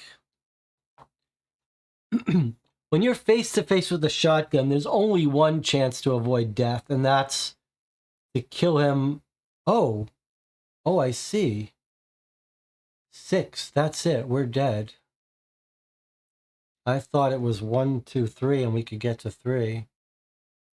Well, we can't even get to 5. Okay, sorry, I misread that. All right, well, that's it. We're going to get killed here right now. Francois is about to get killed. All right, well, there's nothing to be done. Maybe we can kill him before we die, though. I mean, look. We weren't all coming back from this no matter what. Boosting him 2 doesn't make a difference. Okay, so we're not going to boost him at all. So far, we haven't seen any sign that boosting a value within a level is ever checked. So that's it. Firearms at B is level 1, 343. Although it could turn out that this says, hey, did he have at least this? We don't know. We're going to find out. Oh, Francois.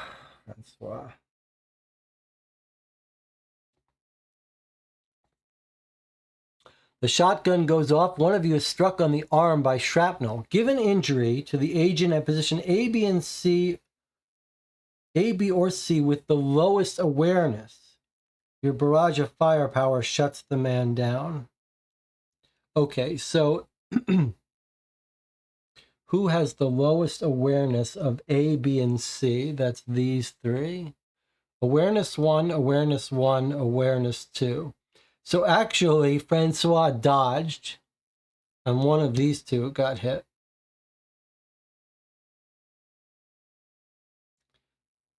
So we could look at how they flip and see what's better. So she loses a technical skill. She's our only 3 technical. No, she's a 2 technical. So, and if we were to pick Antoine, what does he lose? His firearms. Okay, so to me, that's a no-brainer.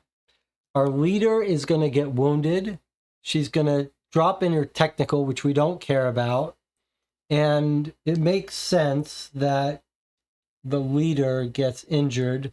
That'll help her ability to give morale.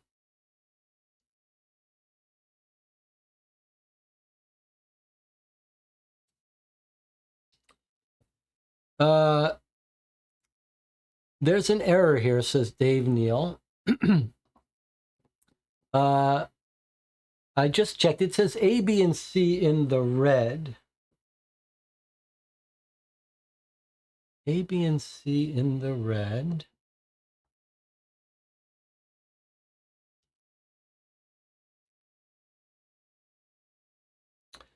Why is that an error? Give injury to the agent at position A, B, and C with the lowest awareness. Okay, so what's the bug?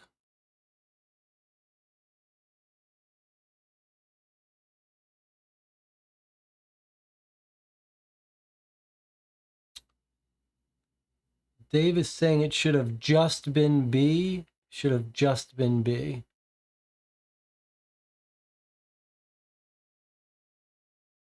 Should be total, not B on their own. So you're saying on the previous check,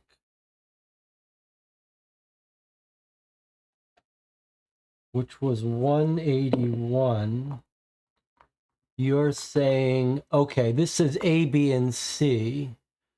So we should add up the firearms of A, B, and C. You're saying, okay, I gotcha. All right. So let's do, here's one of our little tricks. We're going to put a little marker here to remind us that this has been eroded. All right, so now check the firearms at A, B, and C combined. All right, we have a little bit more control now. Not much, though. So let's take a look at what we've got here for A, B, and C. Our A, B, and C are Antoine, Dominique, and Francois. So 3, 4, 5. But we could boost him up to 6. And we do have 2 guns that we could make 7, 8. So we could go as high as 8. 3, 4, 5, 6 we could do easy. So we could actually get us to the highest level here. Or without using any boost, we could get to the middle level.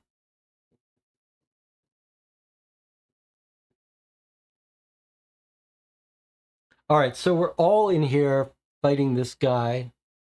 Well,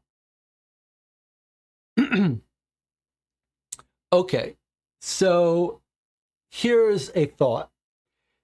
The game tells us that advantage tokens, which we have, are generally used for an encounter and then go away. So Antoine has this advantage token. The group gave it to him, even at my caution, and now he can use it before this encounter is over. So let's use it. 3, 4, 5, 6. So we use this to get him up to the highest level. So we now bring our group up to 6+, just barely, and get there 463. All right, so as a team, they work. And we get this answer. Before the shotgun goes off, you cut the man down. 259. So as a group, we did. There's still someone outside.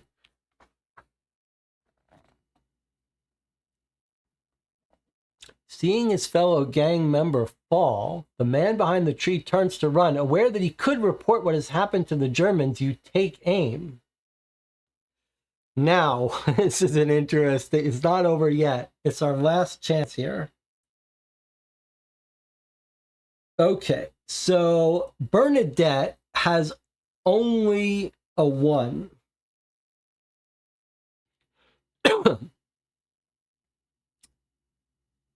So we do have 2 firearms tokens as a group.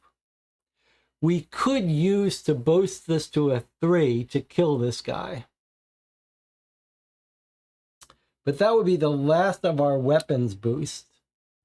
And I feel like it's not worth it here to use our last 2. Better to let this guy run. He'll tell the Germans we were here. He was already going to tell, they were already going to know that the pigeon was captured. We're going to be long gone. So I think we just got to let him go. We can't afford to use that boost on this. It'll increase the tracking of us, but it can't be helped. With all the gunfire, someone might report us anyway. It's not worth it.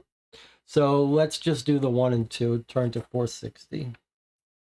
Okay, and let's keep an eye out for this little red letter in case there might be little issues like the one we just found. Okay, 460, we're going to let this guy go. It's not worth it for us. You miss, and the man disappears from sight. Add 1 tracking point, right? That's what we thought was going to happen. Okay, so tracking point goes up by 1. The Germans are after us more. All right, turn to entry 102. Whoa, that was a very serious thing. Okay, this is going to end the encounter, we hope, I hope, and then we'll take a little break here. With the gang out of the way, you search the barn. In a small room at the back, you find Egon Keller, gagged and tied to a chair. He gives you a bloody grin as you release him. He's clearly taken something of a beating with his and his leg is badly wounded. A bullet to the knee. That's how they caught me. You explain who you are and tell him that you need to find the Maquis. I know where they've gone, he says. And the German command know too. They're planning an attack soon. The Maquis are in a ruined village in the forest to the north. From here, you can reach it in about a day with luck. I guess he's German. How do we get there? When the Germans learn I am free, the area around Igili will be swarming with soldiers, so I'd recommend you take an easterly route through the forest de Galgan and Martel Ravine. It'll be tough going on dirt roads, but hopefully you'll avoid capture. About the attack on the Maquis base, you say, do you know anything about the German battle plan? I can't do the voice, the COVID's got me. Unfortunately, no, Egon replies. But German command thinks I do. So when they discover I'm free and might have contacted the Maquis, maybe they'll change whatever plans they had. One thing I do know is that they are amassing a large force. There's not much hope of the Maquis winning the battle. The only option is to flee. You nod, processing this new information. Will you come with us? Egon shakes his head. With my injury, I'll only be a burden. Don't worry, I've got a contact in Igili who can get me away from here by boat, so I'll make my way. Egon shakes his head. And this is a repeat. I'll make my way there. Good luck. As Egon heads towards Igili, you head east. Return. Okay, end of encounter. Return any tokens on the map and all advantage tokens to the supply. Okay, so we spent all our advantage tokens. That's good. Everyone finishes being in the encounter. We're done with this map. We spent our grenade, so I will put that back with the equipment. We still have our Lee Enfield, but we don't have our grenade. We've cleared the map. And add 1 tracking point. So another tracking point. I'm going to use Roman numerals here. So we're at 2, not 11. Maybe I'll put something there to show that. Advanced time. Okay, so we're now in the day, early day of the 20th. We'll reread this in a second after we take a break. The Forest de Galgan is a vast deciduous forest crisscrossed with dirt tracks and overgrown footpaths. You pick your way through the maze, trying to move north as best you can, but the terrain makes for slow progress. Check total awareness. All right, we'll do this when we come back. But let's reread here. Well, maybe we'll take our break, and then we'll reread that to refresh ourselves. 102 is where we've left off here. Oh, that was an intense encounter. That was no joke. No one got injured. I'm not sure if that if that was the best strategy. I mean, it's like in pandemic, we cannot try to avoid any harm. Then we're playing it too safe.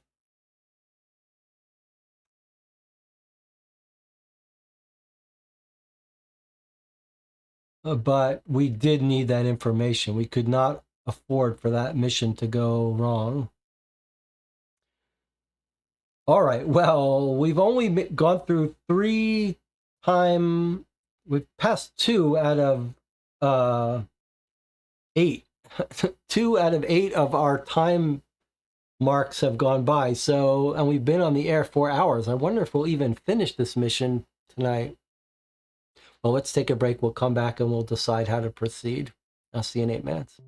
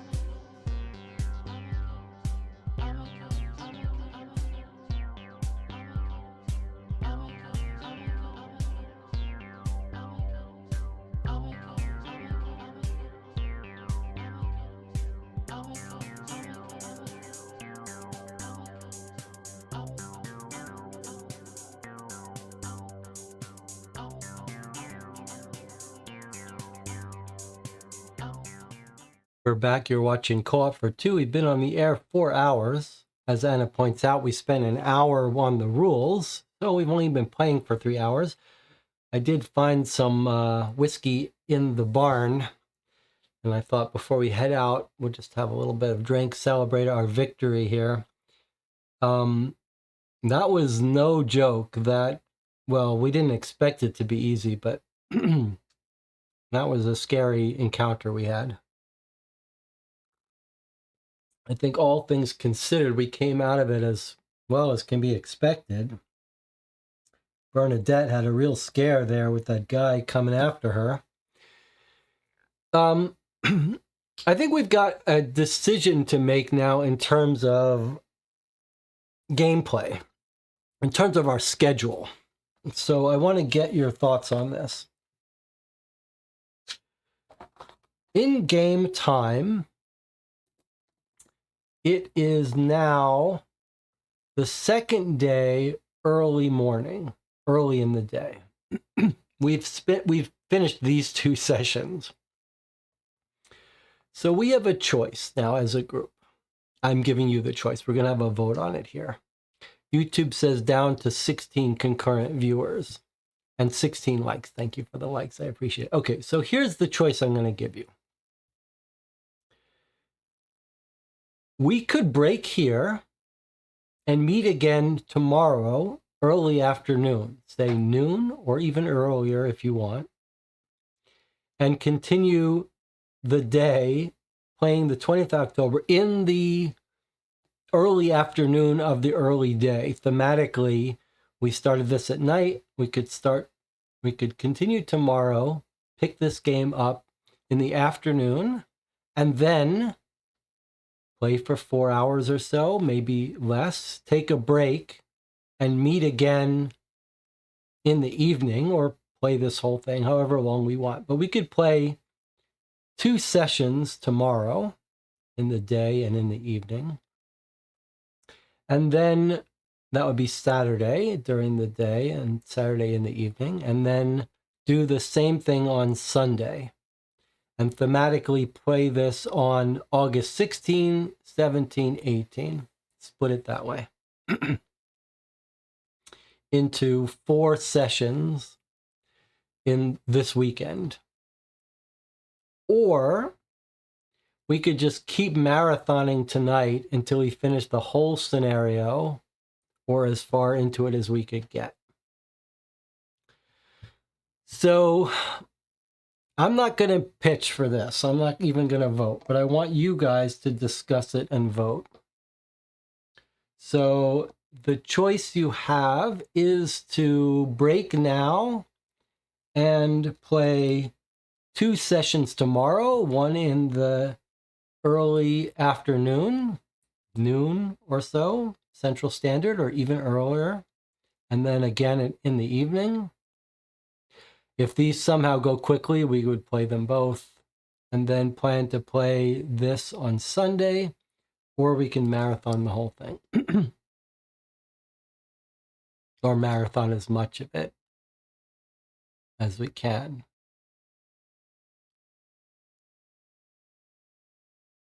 It's hard to know if these will take nearly as long as these. It's possible this will pass through very quickly. We don't know.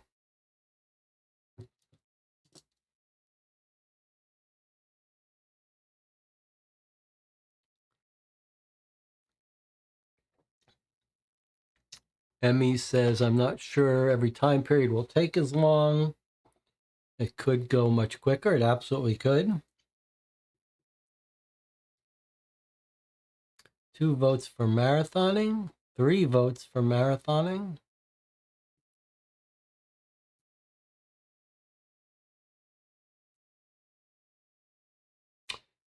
Harry says, vote for a break.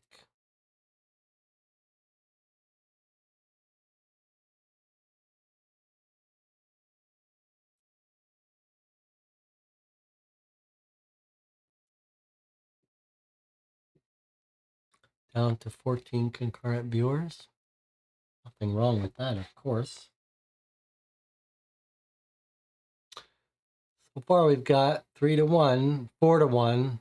Sounds like we're going to keep going.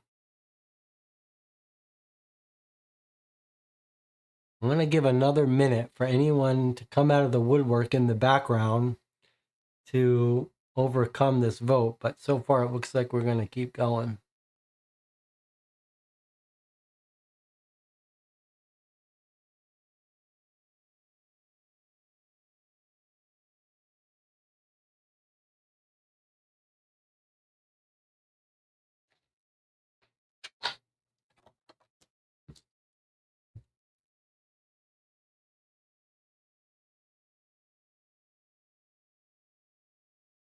All right.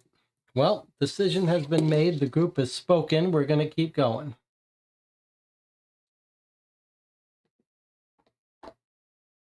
All right. Onward we go.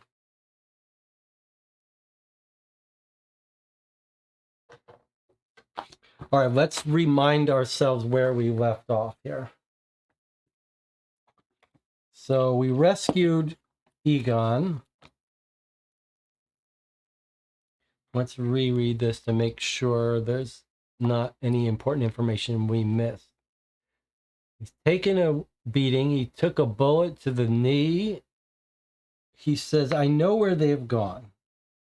But German command knows also. That's very unfortunate. I'm going to have to fix these cubes. I think I increased the brightness of the top-down camera and it's confusing it. They're in a ruined village in the forest to the north. Ruined village in a forest to the north. He says you can get there in about a day.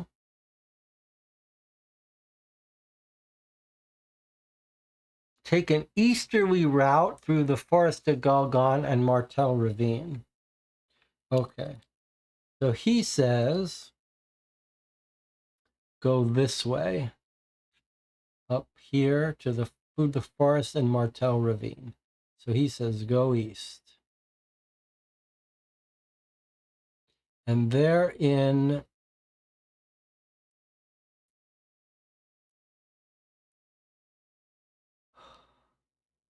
a village to the north. Dirt roads, hopefully you'll avoid capture. And then we say, what about this attack on the base that we're trying to stop? He says, is it really? What am I going to do to fix these cubes? He says, we say, do you know anything about the battle plan? He says, no, but they think I do. So when they realize that I might have told the Maquis, they might change whatever plans I had. But they are amassing a large force. Not hope of the Maquis winning the battle. Well, yeah, we can't win a battle against a frontal attack on German forces. Obviously, we gotta flee. All right, so no understanding of their plan. Will you come with us? He says no.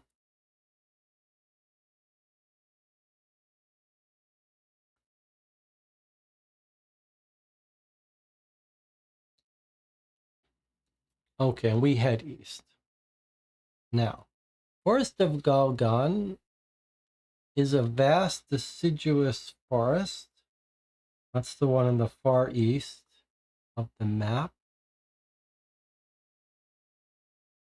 You pick your way through the maze, trying to move north as best you can. Terrain makes for slow progress. All right, check total awareness. Okay, our total awareness is 1, 2, 3, 4, 5, 6. We're obviously not gonna, well, we have one skill token, but it would be, we're surely doesn't benefit us. All right, 6, turn to entry 113. All right, we're headed up north. You curse, it's the path that you've been following peters out. It would take a long time to get back to the last turning, so you push on through the undergrowth, hoping to find another path, but it's slow going. Advanced time. This was one of the theories of the group, that time was going to be passing more rapidly now. Okay, so now we're into the late daytime of 20 October. Turn to entry 354.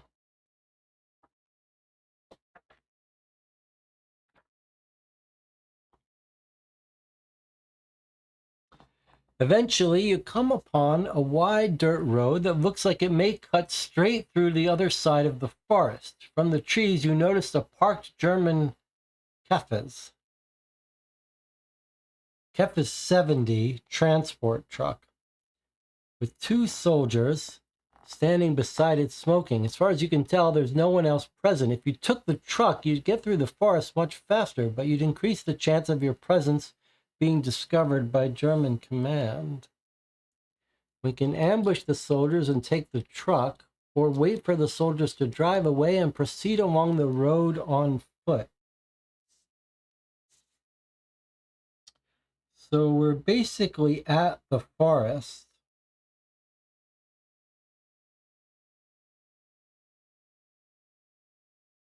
That would cut through the other side.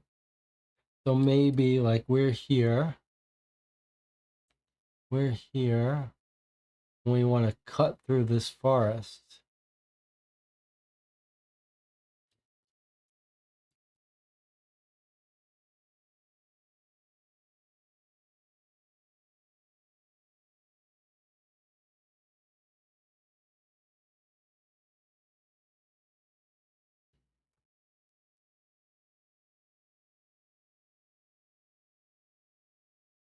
Hmm.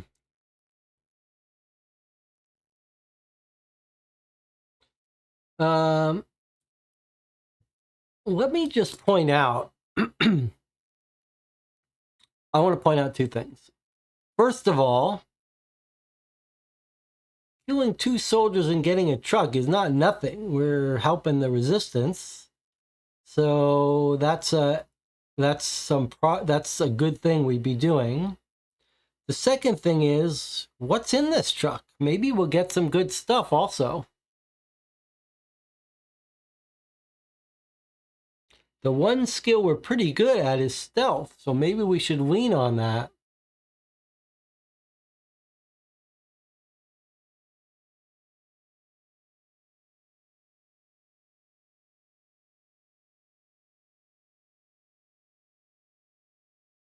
Looks like the group does not want to attack those soldiers.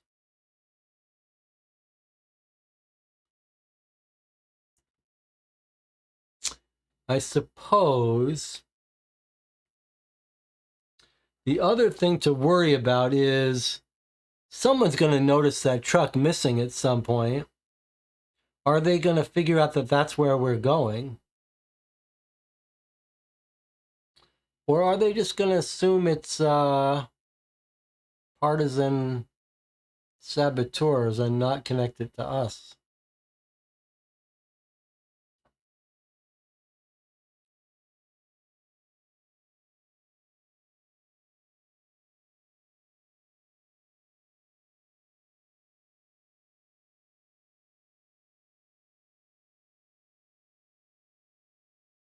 We're going to make our tracking go up.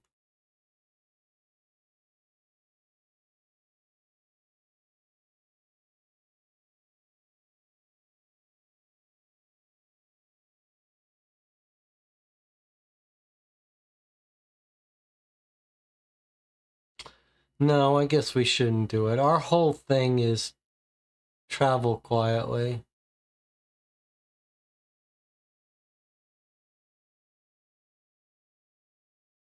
And why are they here? Why are they alone?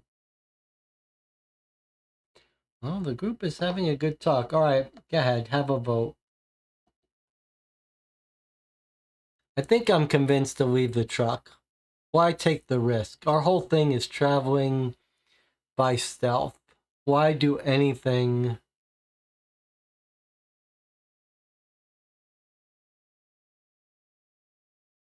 I don't know, or maybe you take an opportunity. I mean, time is of the essence. We can't afford to be dilly-dallying all the time. Do we really want to pass up this opportunity? What if we get some good weapons and stuff? I'm split. I don't know what to do. Maybe we shouldn't look a gift horse in the mouth.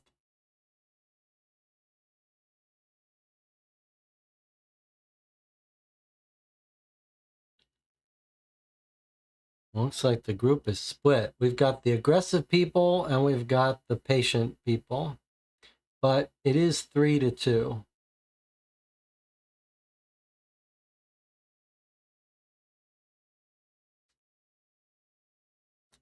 What would I vote?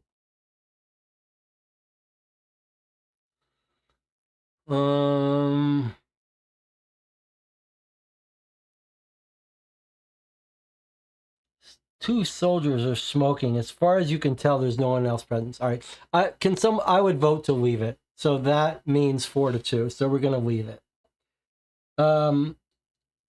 Maybe there are more soldiers for all we know. We can't get us killed. Yeah, we can't get ourselves killed. We don't know what the truck is doing there. It's odd there's two of them. We're gonna wait. So I'm gonna stop the vote here. We're not gonna attack this. If we were sure there was only two, maybe, but I'm not 100% sure. Wait for the soldiers to drive away. Maybe we can overhear them talking about something. So 126.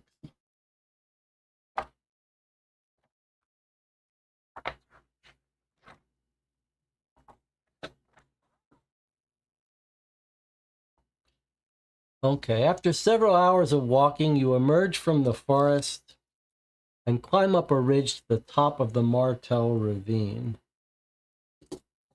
Advanced time times 2. Okay, so it makes sense if we had stopped.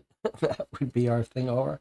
All right, so we took time. So actually now it's late at night on October the 20th. All right, so we made it to the Martel ravine. Just remember, we've purposely gone slow. We're at the end of this finale of this thing, we may have to act quickly. We may not have the time we wanted. The road leads down into the ravine. However, you do not want to continue along it any further because with some surprise, you see a large German force at the bottom. You realize this must be where the troops are gathering in preparation for the attack on the Maquis base.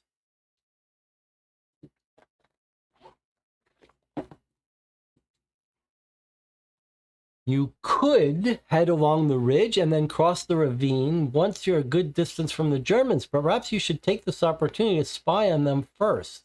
If you do so, there could be a lot of information to observe and record. The more of you who go, the more intel you could gather, but the higher your chance of being seen. Oh my God.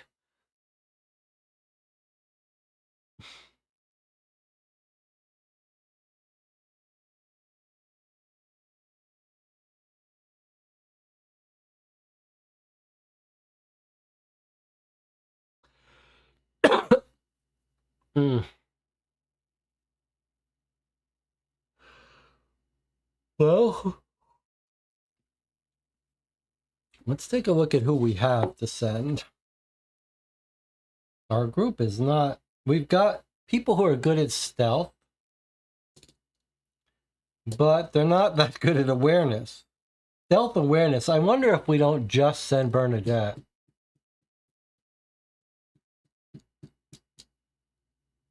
2 and 1, not so good. 3 and 2. We could send Bernadette and Dominique and have them talk their way out of it if they have to. Bernadette and Dominique. I'd be inclined to send Bernadette and Dominique.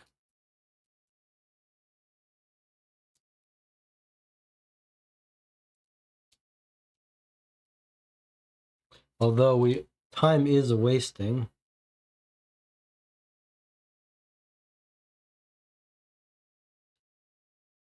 But we need information. Jonathan says, is Dominique still supposed to be injured? We wound back time because of the fight. You're right. Dominique is not supposed to be injured because she didn't get hit by that shotgun. So I think we send Bernadette and Dominique.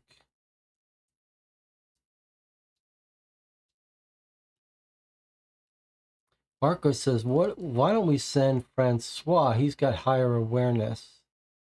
I'm just worried he's going to get caught. I'd rather not get the awareness and not get caught.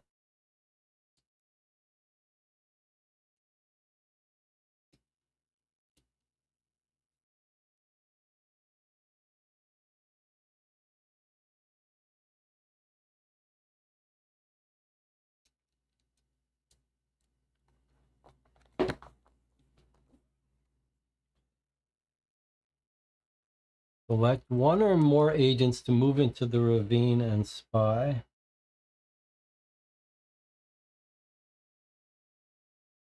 Higher chance of being seen. I don't want to be seen. Emmy says, this feels a bigger risk than the two guys smoking. A lot of information to observe and record. The more of you go, the more intel you could gather, the higher your chances of being seen. Whoa. I think we should send Bernadette and Dominique. We took this whole mission based on our stealth.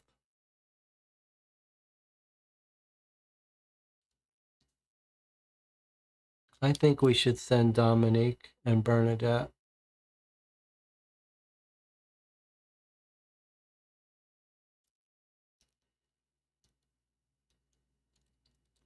Oh, Bernadette is much better than Dominique at this. Stealth and awareness, influence. I say we send...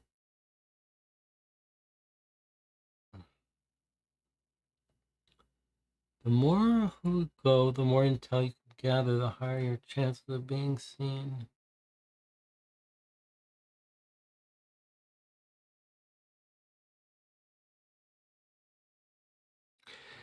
I'm going to thematically override the group and send the two of them. I just feel like I don't want them to have to go alone. It's too risky. And I feel like the two of them, one's the leader.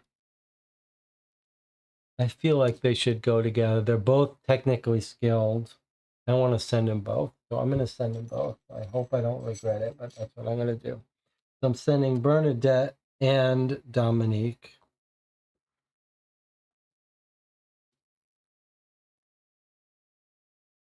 That's why they now both have blue on them. I feel like they'll give each other some morale. They've both got technical skills.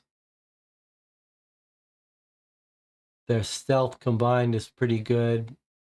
Awareness, not great, but okay. All right, so we select one or more. Turn to entry 103. I won't say I'm not nervous. If it's night, turn to entry 347. Okay, so it is late night. So it is night 347. Hopefully that'll help them stay under cover.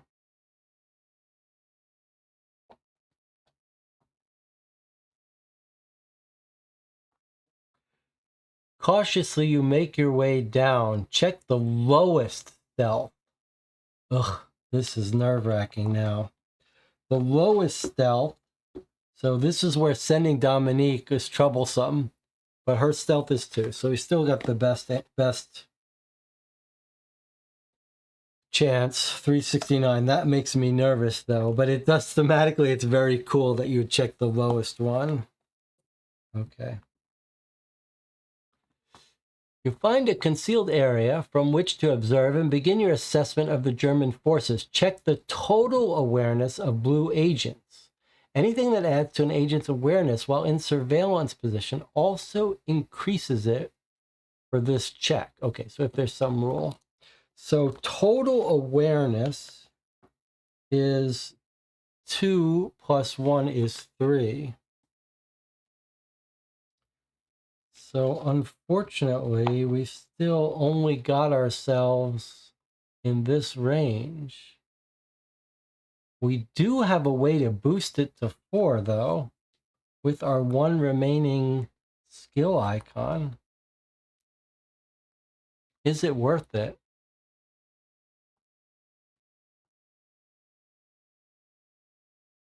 Is it worth it to gain some more information?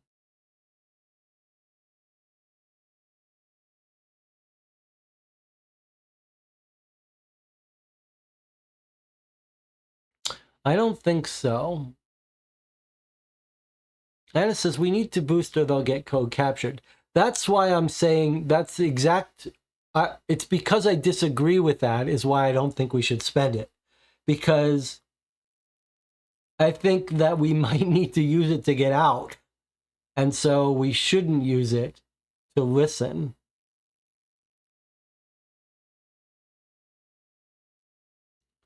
So we found a safe place. I feel like we're safe. It's just a matter of what we're going to hear.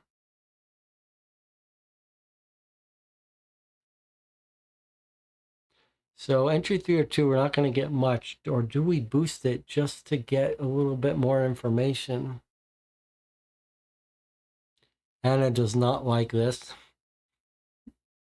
Well, then let's get out of here.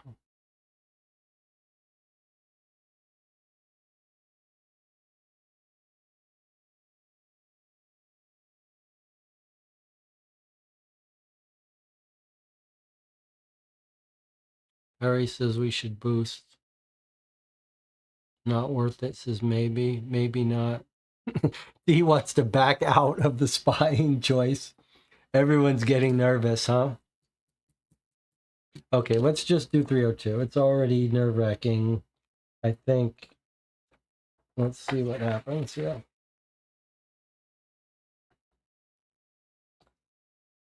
It's a large force that the Maquis could not hope to defeat. Nevertheless, you note down the main vehicles and units you see, knowing that the information could be useful in fending them off long enough to make a tactical withdrawal. Then you carefully head back up the ravine, and you think that you have managed to avoid being seen. Regroup and circle J. Okay, so I feel very good. Oh, wait. If Q is circled, turn to entry Q221. Well, our Q is circled, so regroup circle J. So let's follow these instructions. First, we regroup and circle J. So we gained a little bit of information, and we didn't have to spend any boost tokens. That was good. But now it says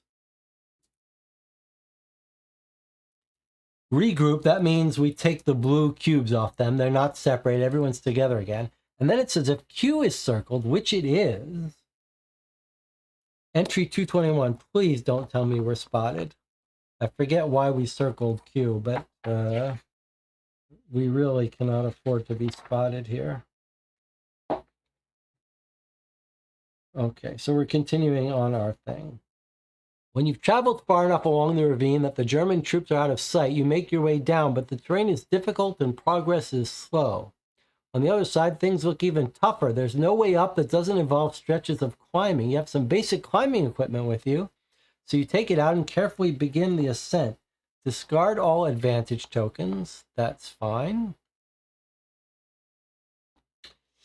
If your highest technical is 4+, or you have 2 agents with a technical of 3, so if we've got some expert climbers, like my wife, we can do this. Otherwise, I don't think we do. Highest technical is 4? No. We do have a highest technical of 3. No, we don't. Our highest technical is 2. So there's no chance for us here. So we're just going to have to go the long way. Entry 197.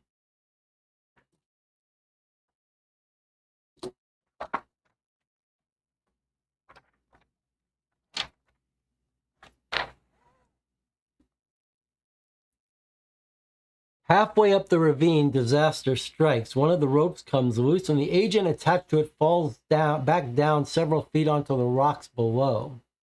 Give an injury to the agent with the lowest technical skill. After pausing to steady your nerves, you resume the climb, checking all the ropes extra carefully. You reach the top without further incident and continue north. I guess before we do this, we have to do this. Okay, so who's going to take an injury? Boy, what a unpleasant way to take an injury, huh? Who's got the lowest technical? There's one person. It's our firearms guy. Boy, that's rough. Boy, that is unfortunate. Now, we could boost up his technical just so that we wouldn't have to give him the injury. But what's so bad is that when he takes the injury, his firearms goes down. So that really hurts us. But I don't see how we waste that skill just to avoid him taking the injury.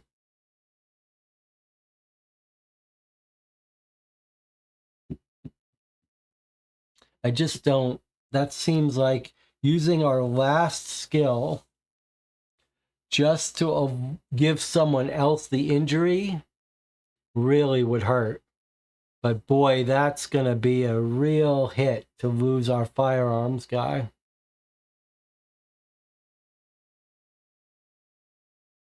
Does anyone think we should spend this just to give the injury to someone else?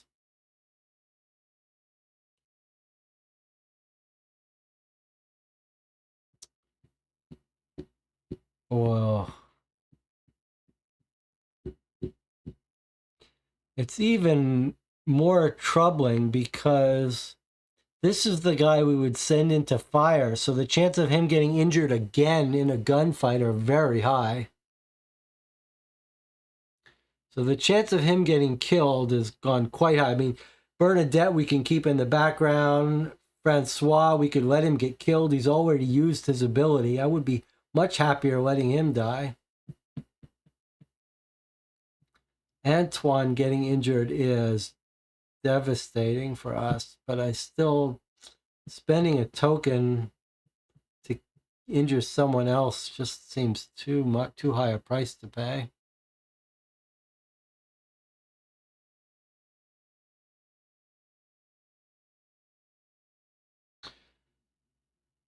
All right.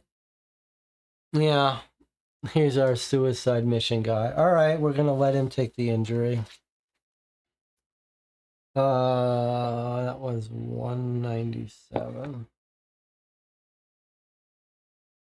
All right.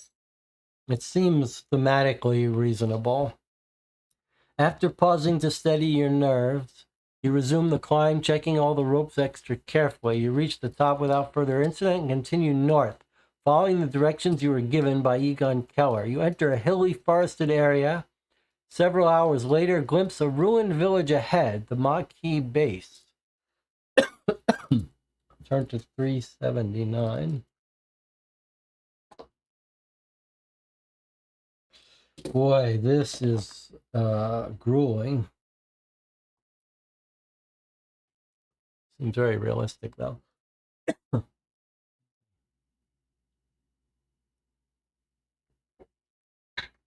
All right, hope we don't regret that. Halt!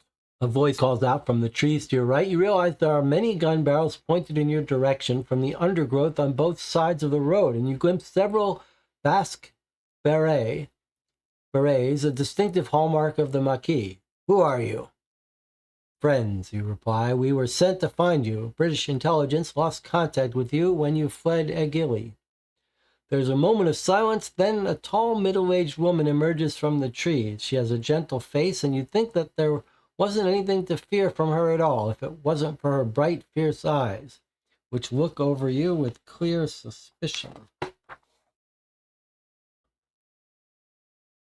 Tell us how you got here, she says, and everything you know about us. You do as she asks and tell her you want to speak to Felix Aubin, leader of the Morette Maquis. Gradually, the fierceness in her eyes lessens, though it never leaves them completely. She raises her hand, and numerous men, armed men, emerge from the forest and stand around you. I am Jacqueline. Felix is my son, she says, but he's been wounded badly. Follow me. You're led through a dense forest to a thin, overgrown deer track. Following this upwards, you emerge into a clearing on a hillside with a few old abandoned farm buildings. There is a sturdy-looking stone bridge over a small river.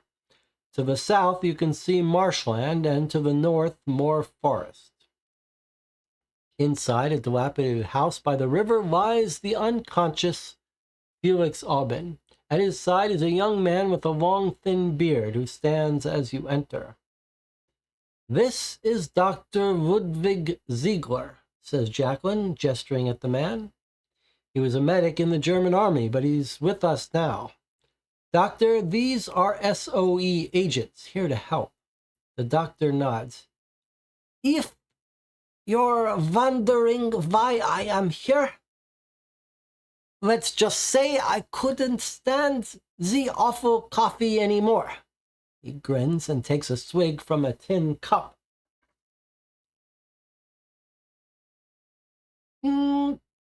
Sadly, I found that's one thing both sides have in common. Jacqueline smiles, but without warmth. How is Felix? He will live, I think, but he's in no state to lead. The Germans know you're here, you say. They're planning an attack. You need to prepare to move out. Jacqueline sighs. We're waiting for some of our people to return. They've obtained information on the Morette German intelligence facility. If we leave without them, we not only lose that information, but they may fall into the hands of the Germans. So, you say, we need to hold off the Germans until they get here. Help us, says Jacqueline, suddenly with a hint of desperation. I've led small squads, but never engaged in larger battles. You may know better how to defend this place. You nod. All right, we'll do what we can. An hour later, you've been introduced to the Maquisards and surveyed the equipment they have available. You now stand poring over a map of the area, considering your best move. Advanced time. Draw map 1.3. So, time advances. Yikes, we're on the last day. There's only 2 segments left.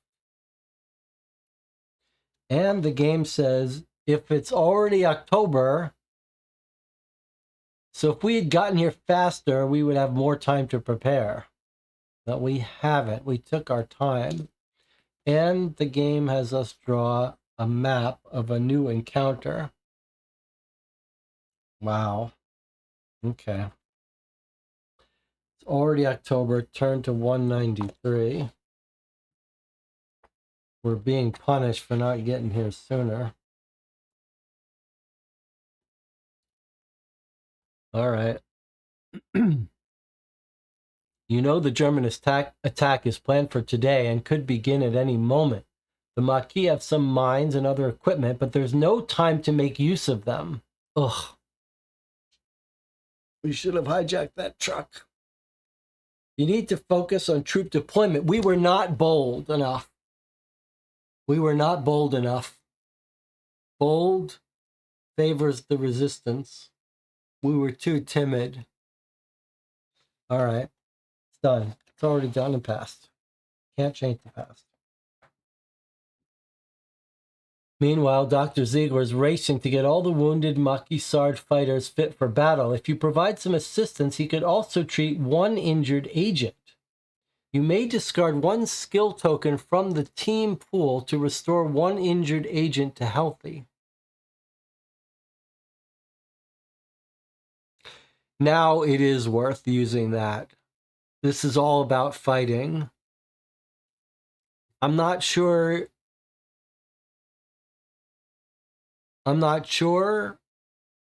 that this is the right thing, but it seems like we should do it.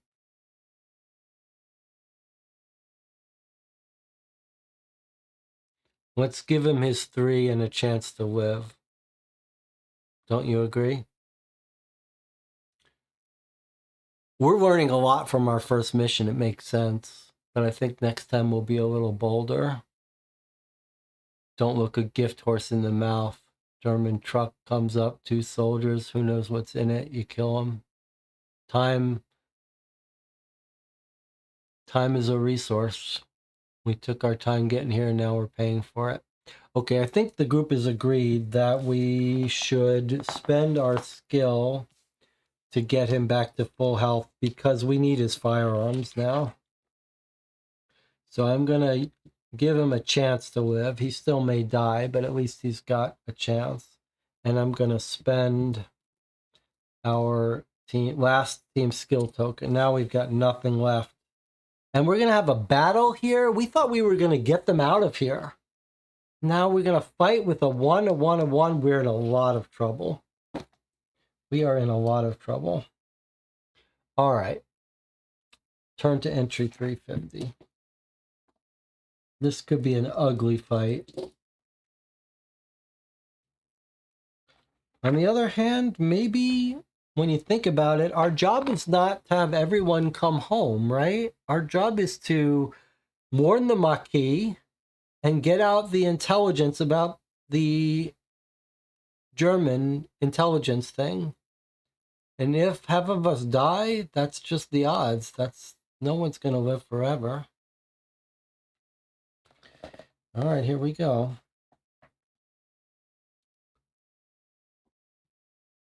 Draw card 2 and 8. Draw card 2 and 8 white cubes. Each white cube represents a small unit of Maquis fighters with the attributes shown on card 2. Okay, so we've got a generic Maquis fighter here. They're good at firearms. Pretty good. Okay, we get 8 of them. If we had had more time to train them, set the mines, we'd be in a lot better shape. Boy, I wish we had stolen that truck. Well, who knows? You can't know what would have happened. Maybe it would have all backfired on us. All right. So we drew card 2 and 8 white cubes. Each cube represents a small unit of Maquis fighters with the attributes shown on the card. All right, let's take another look at that. So they have 1 awareness, 1 influence, 2 stealth, 1 technical, 3 firearms. That's good. We've got a couple of them that use pistols. None of them are silent, but a couple of them that can use rifles. You can only use tokens from the team pool on a Maquis unit if an agent is present at the same position. Well, we don't have any more team skill tokens. When a Maquis unit is injured or killed, remove its cube from the map. Okay. So here's our map. Positions A and B. Let's see if we can get this all out here. Okay, let's take a look at this. So it says, let's see if we can convince these cubes to zoom in for us. Okay, it says positions A and B, which you can put any number of people at, including 0. Surveillance and ambush positions. Fighters here can watch for the approach of German forces along the woodlands roads, potentially carry out an ambush if any troops come this way. Positions C and D, main defensive positions for the base. Fighters here will be the key to holding the German forces at bay. So A and B are surveillance and ambush. So this looks like these are not roads, these are height lines. Let's see, where are our roads? That's river. This looks like roads here through this whole base. Let's look at the rest of these positions. Position E is a long-range support position. Fighters here can provide support for C. Okay, so E all the way, where is E? Okay, E is a long-range only someone with a rifle can supply support for these bases here. Support to position C. Remember, position C is main position for the defensive of the base, and E can defend C with a rifle. Position F is surveillance and long-range support position. Fighters here can watch for the approach of German forces across the marshes to the south and provide long-range support to D. So essentially what we're being told is C and D are main defensive positions. E can provide support to C, and F can provide support to D. So E and F are our riflemen, providing support to C and D, which are main defense. And then A and B are surveillance and ambush. Okay. Then the instructions say, put 1 Maquis unit on each position. Assign your agents and the remaining 2 Maquis to any position following the encounter rules. Note 2 additional Maquis units cannot be assigned to E or F because they have no more rifles. Once the encounter begins, you can only use team pool tokens on Maquis if an agent present. Okay, well, we don't have any, so let's follow these rules here. So it says, start off, we've got 8 of Maquis, put 1 on each position.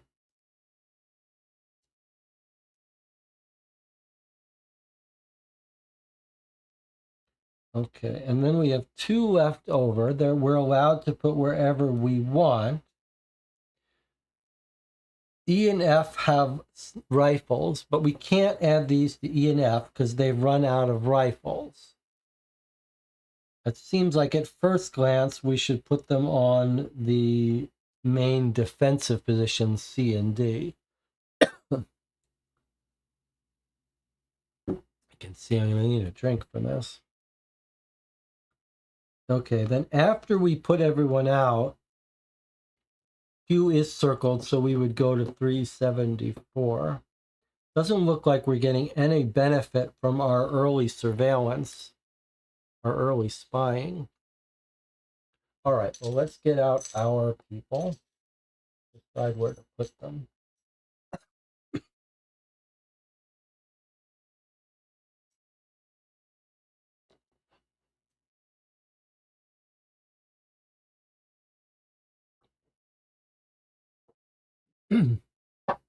We may need to take a break soon. All right. Let's take a look at our team. We do have two. Do we not have any weapons tokens? I thought we had some weapons tokens left over. We've got nothing? Let me take a break. Catch my breath here. I'll see you in 8 minutes. We'll figure out our plan.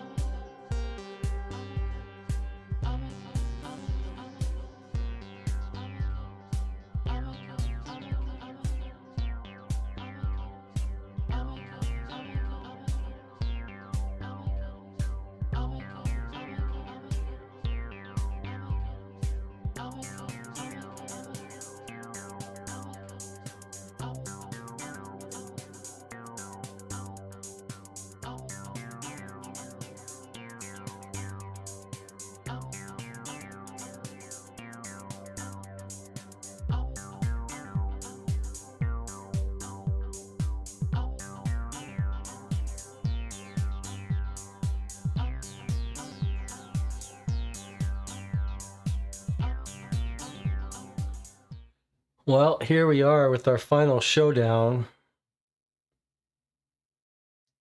It's not looking good for us, but our goal is not to have everyone survive this. I think we're going to have some deaths here.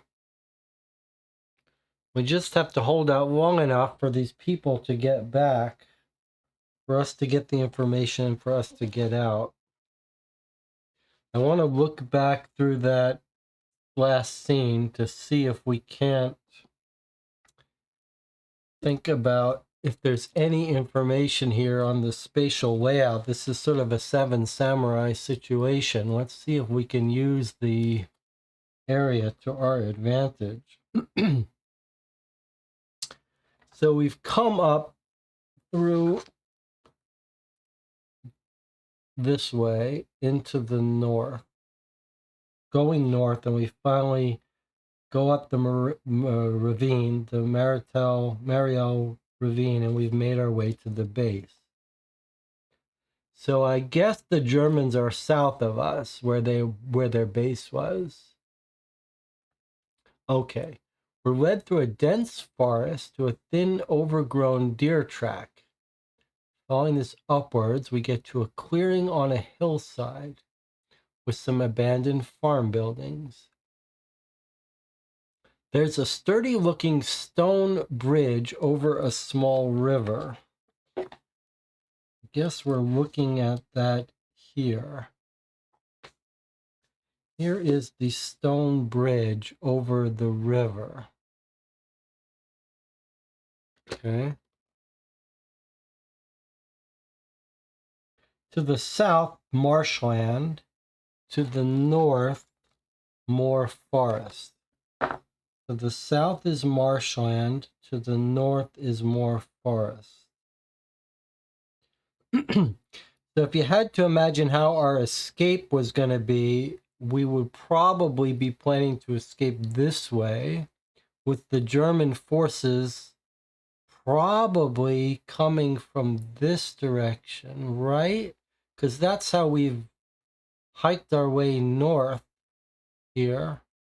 So if you had to guess, you might guess that this would be our escape route, and the Germans would be more likely to come from the south of us. Okay. We're waiting for our people to return. They've come with information on the Morette German intelligence facility. We want to wait for that. Okay, and then well, not with 379, and then we eventually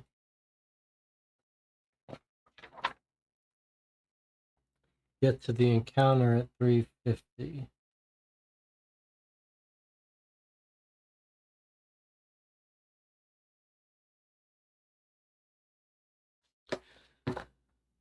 All right, well, we've put one Maquis at each place, 2 extras, and then we've got our 4 people. So let me put our pawns to identify them like we did before. I think we used pink for Bernadette and yellow for Dominique. All right, they're all terrible at shooting. 1 awareness, 2 awareness, 2 awareness. So here are the 2 people who are smartest. They're all terrible at firearms. So it seems to me that they're no use as firearms people.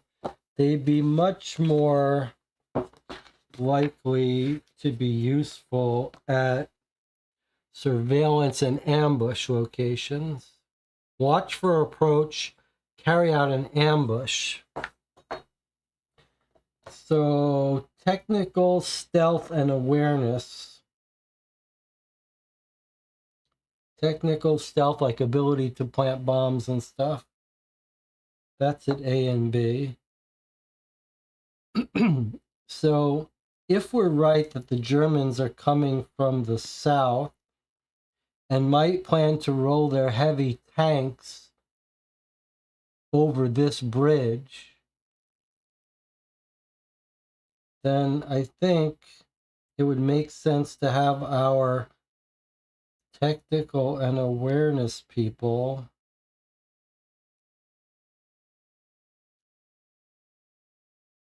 maybe one here. What is D noted as main defensive position?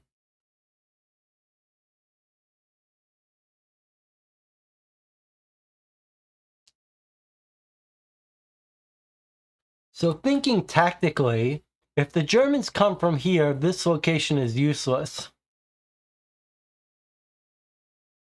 But if they're coming from here, I guess there's another way to cross over this way. So this would be a little bit of a high risk strategy. If they're not coming from here, then these people are useless. You could say that they're almost certainly going to come this route, and so we should put someone here. We should put most of our forces here. I think C and D are our main defensive positions.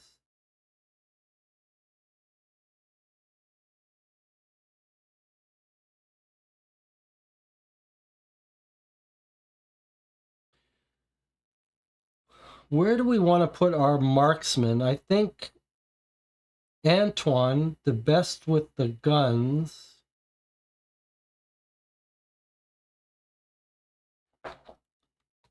F is long-range support and surveillance. Fighters here can watch for the approach. across the marshes to the south provide long-range support to position D.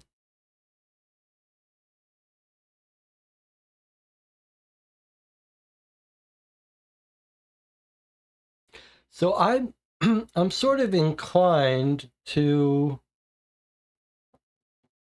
we're going to have to get lucky here. And I wonder if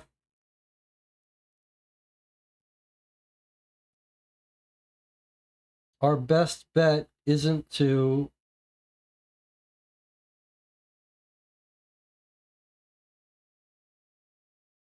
assume this is going to be the main choke point for our attackers. Have our sniper Antoine stay out of the way and provide support for this main attack group.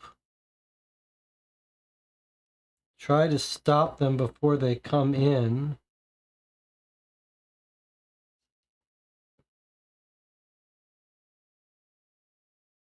Maybe we give up B. Although this is farmland. This is easy for the Germans to cross over and come through this way. So maybe getting an early look at them would be important.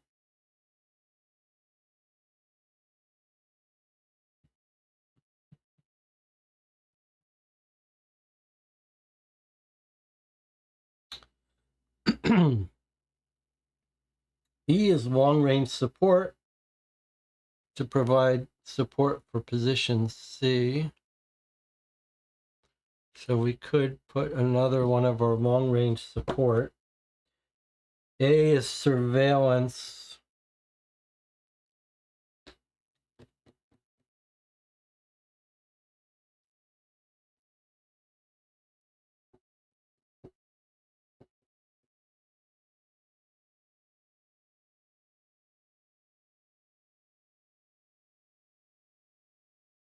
So let me explain my thinking and then we'll talk about it a little bit. This is the one I'm least sure about, but here's my thinking. Our firearms expert, we're going to give him the sniper rifle and we're going to set him up, hopefully, at a position that's out of the way. We don't want him to get injured.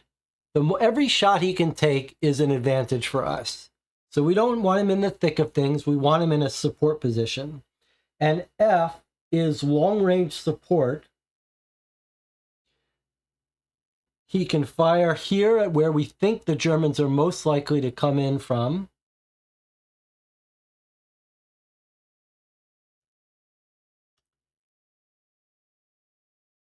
And he should be safe.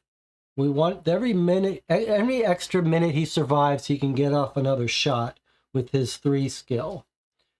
So I want him there. C and D are the main defensive positions. The key to holding German forces at bay. I kind of feel like we have to bet the whole thing that they're going to come in through here.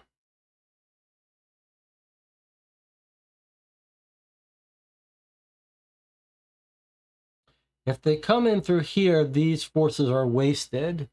So another option would be to do it like this. At least have some at C. And then we've got one of our awareness people at B with a small troop to conduct ambushes. One of our awareness people here at A to help run this group. And then what's happening here at E? E is a long-range support for position C. They've got their own sniper.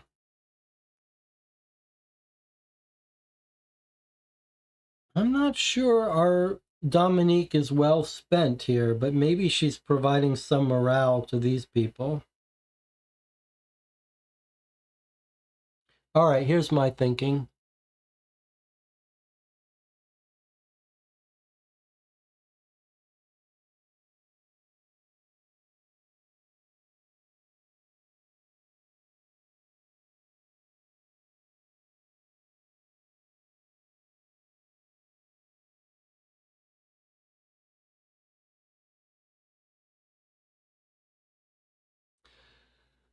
The thing I could be convinced of is to sort of, well, we have to put one at each location. So I could be convinced to just put all the effort in D and skip this location. Skip B.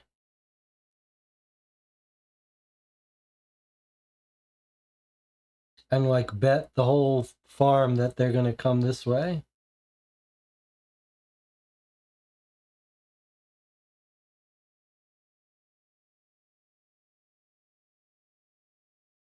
But at least if we put this here, like, I feel like we can't defend it all. So we're going to have to make some choices here. And we did pass the whole German group, so we know they're coming from the south. So I wonder, like, why are we even bothering with this? But maybe they've also got a group up north.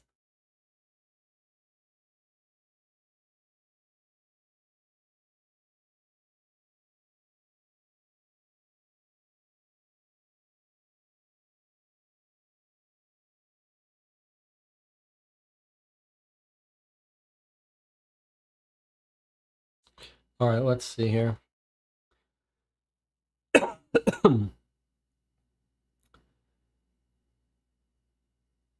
Emmy says, should we just focus on putting main defensive positions up with our agents and the resistance fighters? We could have 9 firearm in each. Jonathan says, I'm inclined to think anyone who's decent at awareness would be better at an ambush position. Most have 1 firearm skill, so they're not adding that much to the total. I agree with that. Harry says, logically, sniper should take higher position.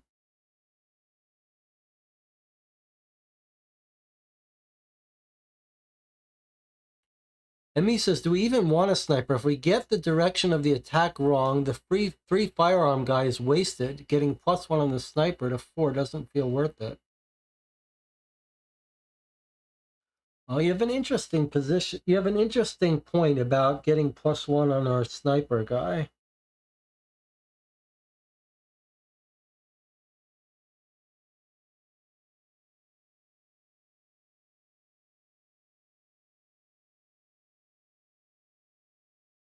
Oh, that's a good point to think about. I mean, I want someone with the sniper, but I think you have a good point. Like, do we want him? You can't have both, though. Like, if you...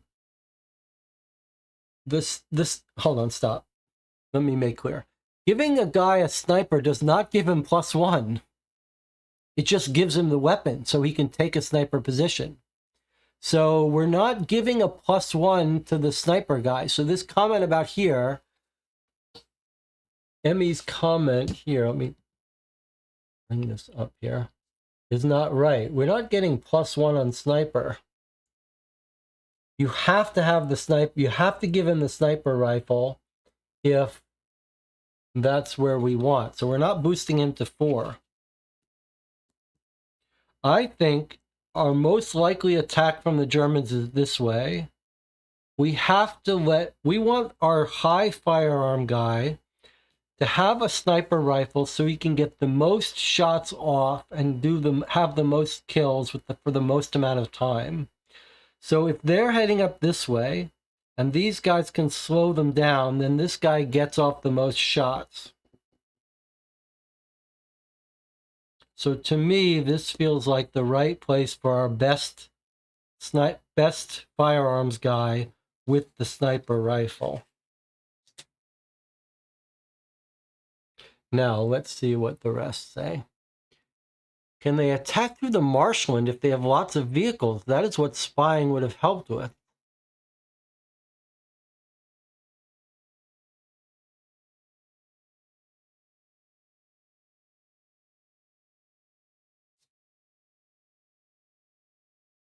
Can they even come from the marshlands?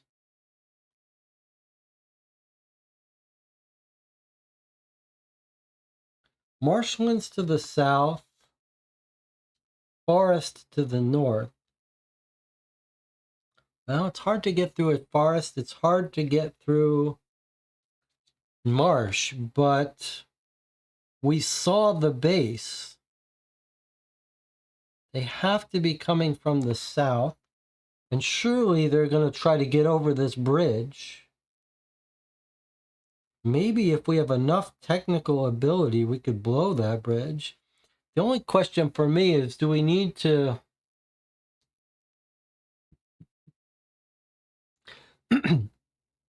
Logically, it feels like putting our high awareness people at these surveillance parts might be able to tell us, like one of them radios, hey, the German forces are all coming from here, then we can readjust.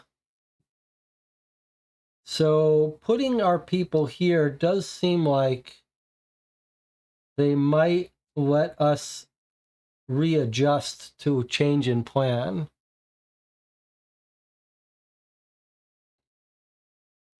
The only question I have is whether we shouldn't...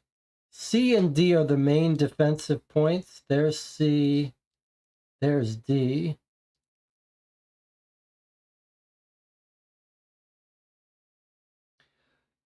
D feels very exposed.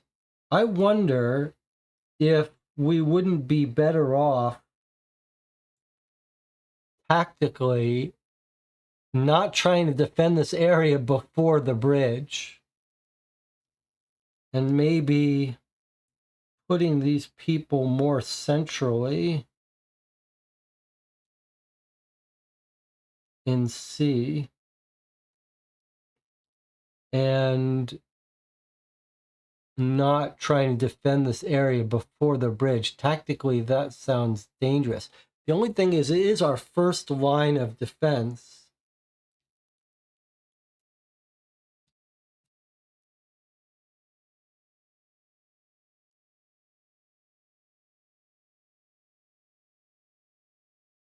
This is also a weird position here. Like, this is our best shooter. We've got him this way. Maybe if we're putting everyone at C, we should put him up here. Should we do it like this? Let him from this high ground do the sniper shooting to protect C.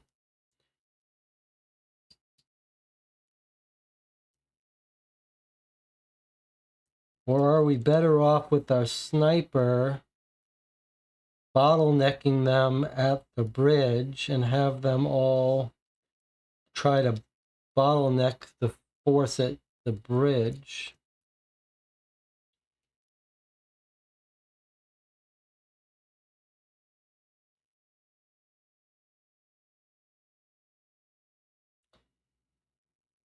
You think this firing arc is only for forces coming this way? C is facing this way. D is facing that way. So you're saying if we think they're coming from D, from the south, we should have all our forces facing here? Once they get over this bridge, the place is wide open, so maybe it is better for us to keep them from getting on this bridge. Boy, if they don't come from the south, we're effed.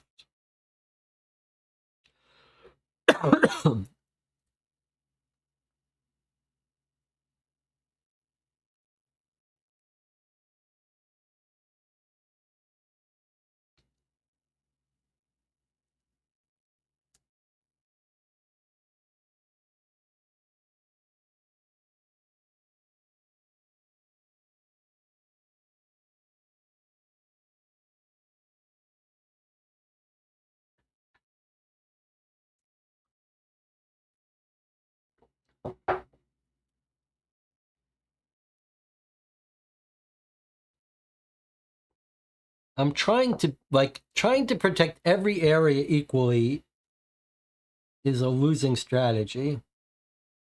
So I'm trying to be smart about it. Like, focus here and bring the fight to that. Like, this is how we have a chance at winning this. If we correctly predict that they're coming this way. and have our scout tell us if so. Scout, tell us if so. If not, we move these guys to the interior.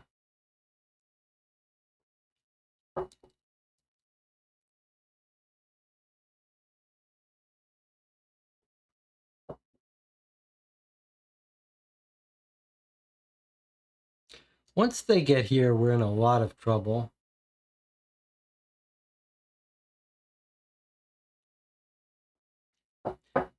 If we predict right about where they're coming from, then we've got our best shooter up here. We've got our biggest forces here. Stop them before they cross the bridge.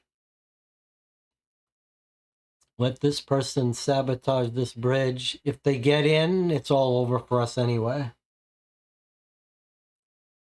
If they come from the north, at least this person will alert us and will reposition. But if they come from here, we're dead. They're just going to overrun this. On the other hand, if they come from here, maybe we just evacuate through D.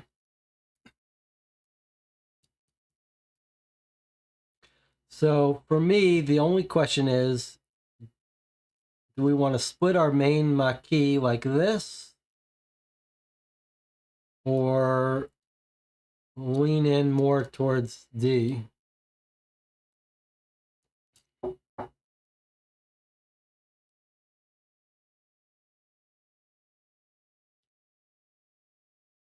All right, so let's just have a vote on this part. Let's assume that these are our choices.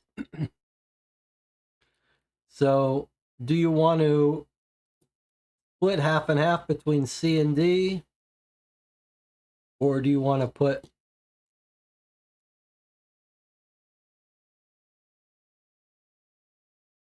an extra Maquis in D? And these are the most forces, but we're not putting anyone there. That's because none of our people are good at shooting. But we figure they are good at surveillance.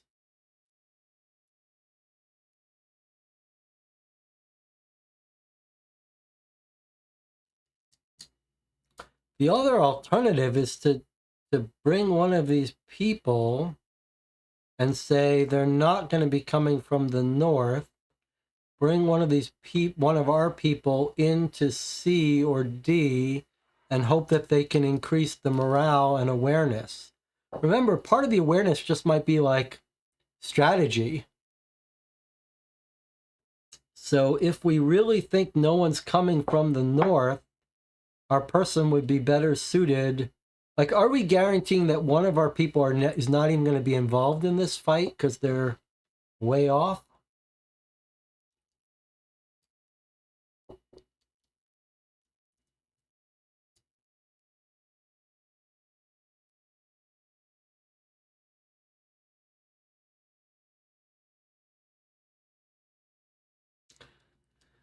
All right, looks like the group is heading towards wanting to split these forces.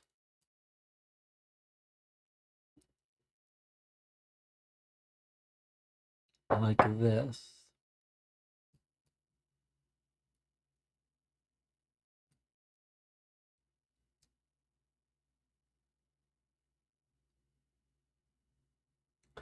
Just remember, like this game has, we have, like, spreading a little bit everywhere is a good way to lose every battle.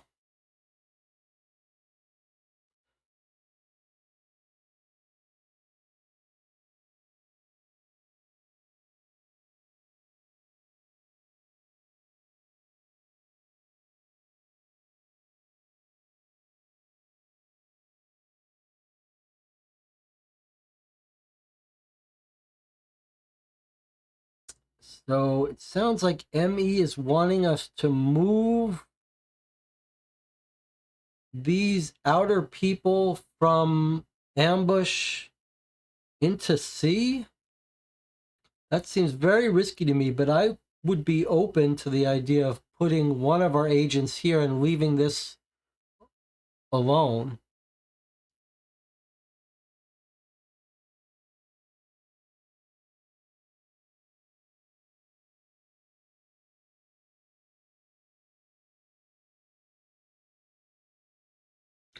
And maybe since this person doesn't have a rifle... Oh, we can't even put this person here. She doesn't have a rifle.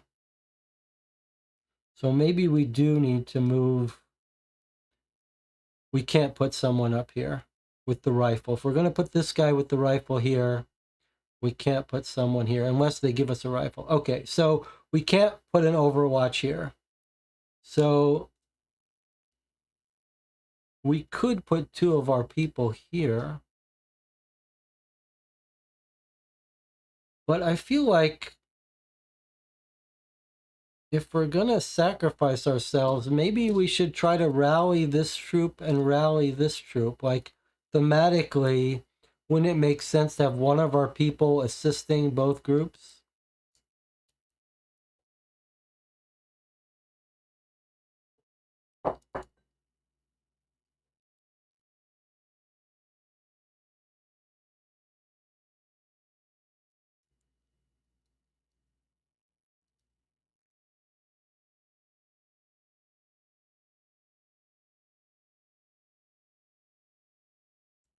Okay, what do you think about this?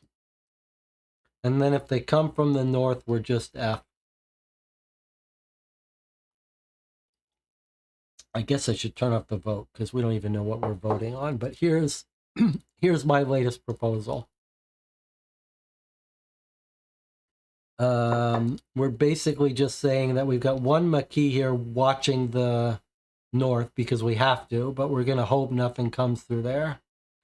And we have one of our people with each group, with each main defense group.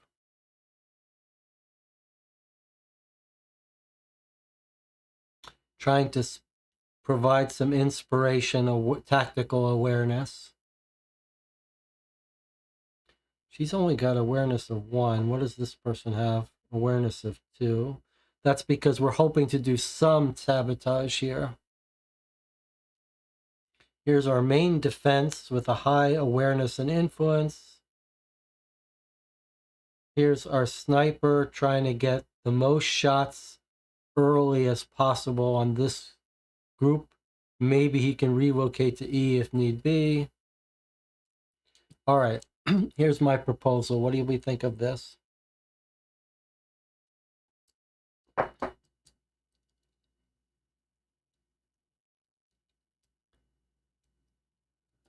Again, the other case I think could be made is either putting 3 here and trying to slow them down as much as possible so that this guy gets off as much shots as possible, rather than trying to split it. That's the one thing I'm sort of divided on. Would we be better off concentrating forces here and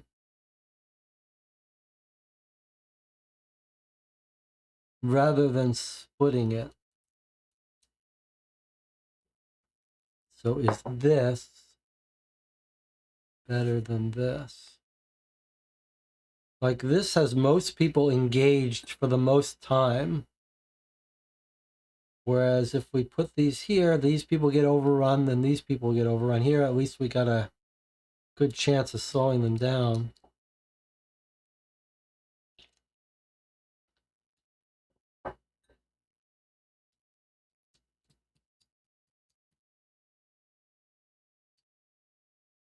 They come from the north, we're effed anyway. It's just all over for us if we don't put anyone here.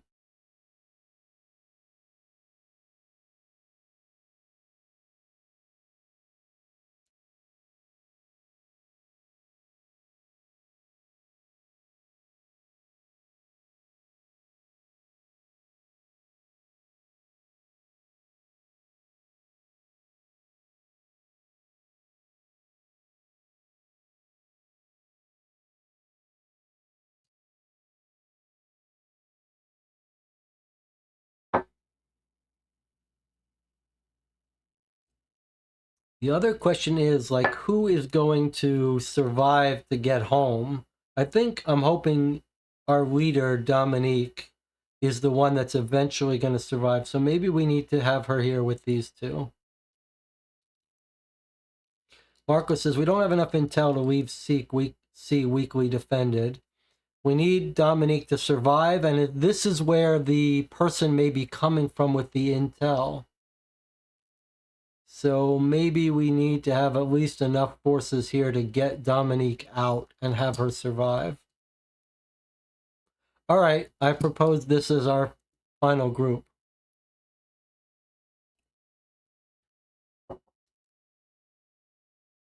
Emmy says, I'd rather use the +1 firearm from our agents to try to boost the main defenses. Well, it's a good point that if we didn't have someone here and here, we couldn't use these two things on those areas. So having someone at both of these lets us defend them both. All right, what do we think of this?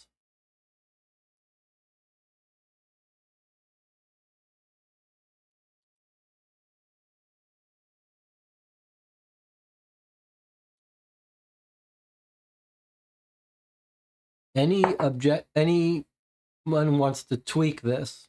Harry says, let's do it.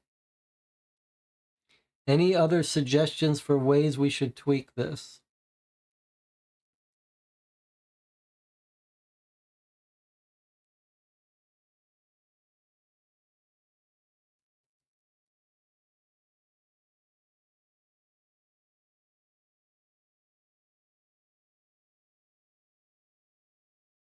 I will note that we don't have our sniper up here. We have him here.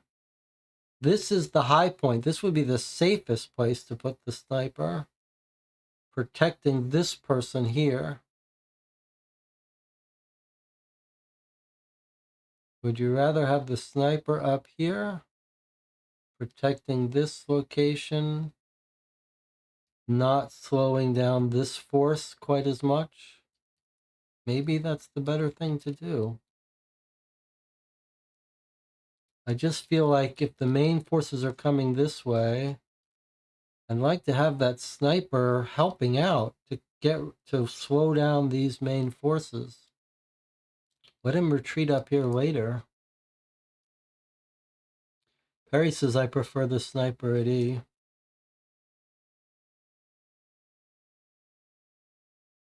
E says it's a long-range support to position C. And F says it's a surveillance and long-range support. Watch for approach of German forces and can provide long-range support to D. So a sniper here gives us earlier, better awareness of the forces early on.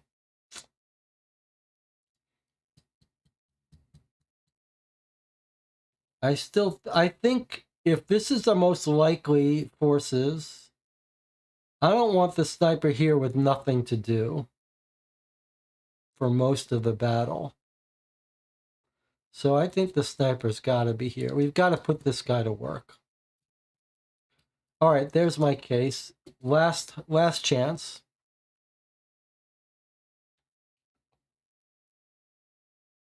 We'll advise this guy, pull back to E.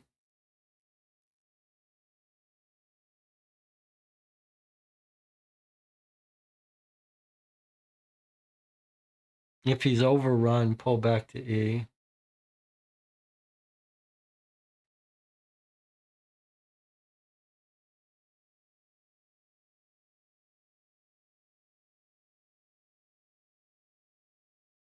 Jonathan seems to think it would be better to have him at one of the main places,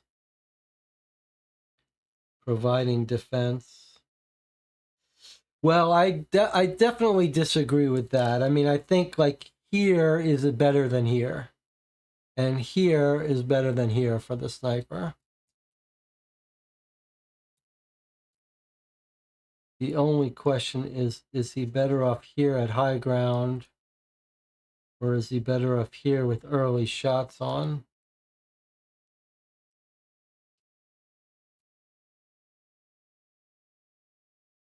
The fact that he's got surveillance here makes him useful, I think.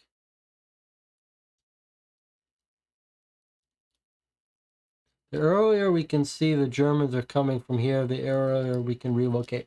All right, no one is speaking up with alternatives, so I think this sounds like our plan.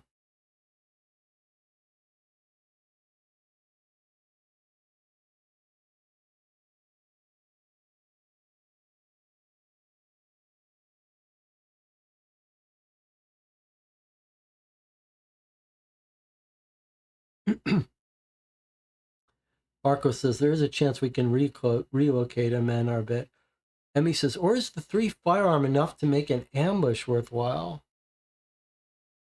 We'd have to bet on an ambush for him here or here. That would be very risky.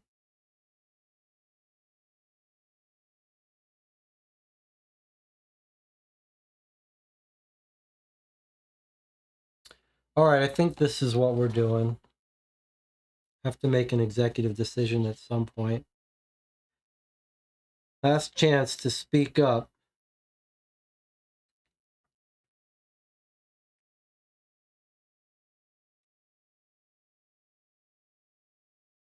You ready? All right, let me just get everyone on the team to say you're ready. Vote ready if you're ready.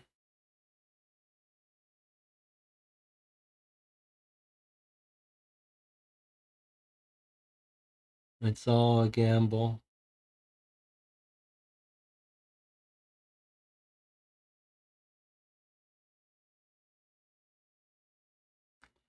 It's all a gamble. No, there's no chance that we're all going to survive this. We just have to hold them off enough for Dominique to get out.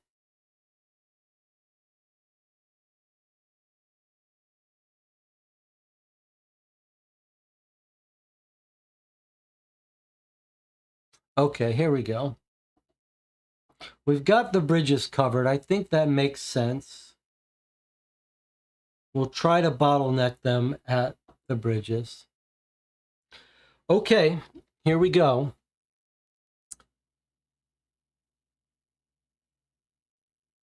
We drew card 2. That's the Maquis. You can only use tokens from the team pool on a Maquis if an agent is at the base. Okay, so we've got Maquis being supervised. Okay, here we go. Q is circled, turn to entry 374. Okay, well, our Q is circled.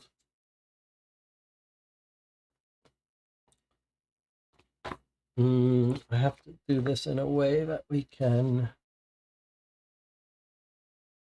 read. Maybe we don't need to see our people here. All right, let me turn off this. Okay, so there's our people. We've given the sniper rifle to our sniper. The Maquis are part of our team. I'll put them over here. Everyone has their well rod. No more grenade, but 2 things. Okay. 374. If T is circled, okay, well, we don't have T circled, so then we jump to 388.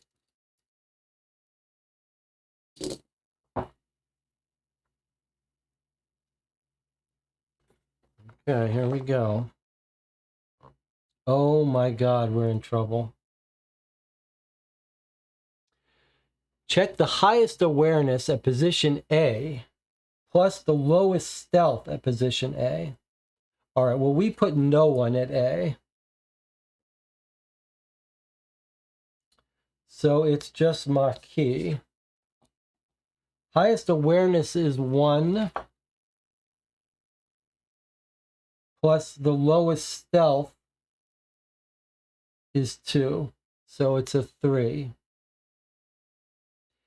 There's no person there, so we can't boost it.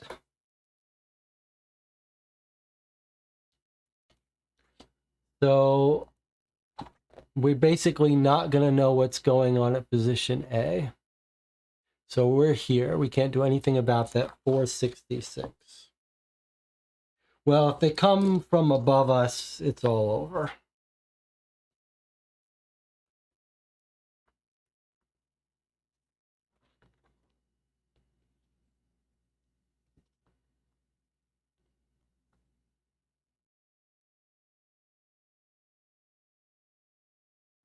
So position A, you stay low in the undergrowth in case there are any German scouts around who could spot you.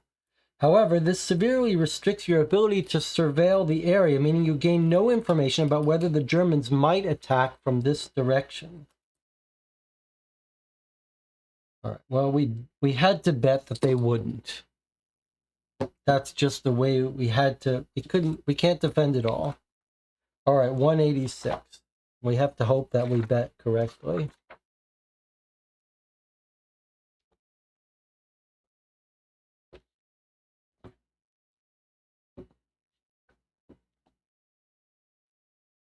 Okay.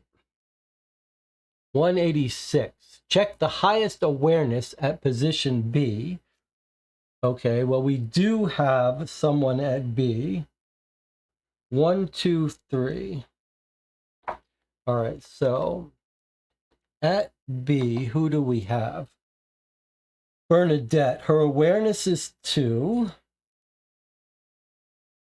We have no way to boost her. We have no advantage tokens.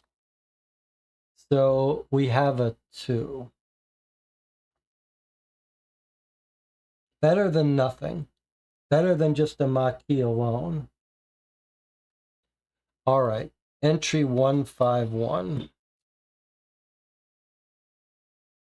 Boy, this is tense, huh?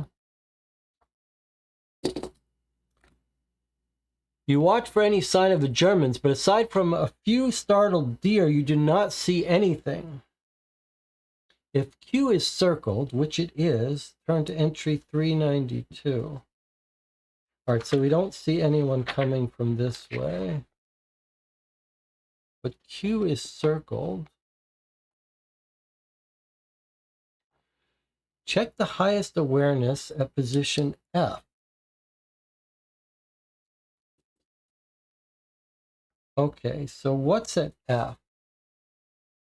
At F, we have our sniper, Antoine. Unfortunately, his awareness is only 1. He's the guy overseeing this area. So, unfortunately, he's only a 1 and we can't boost him. So he's not going to see anything, I guess. That's a little bit unfortunate.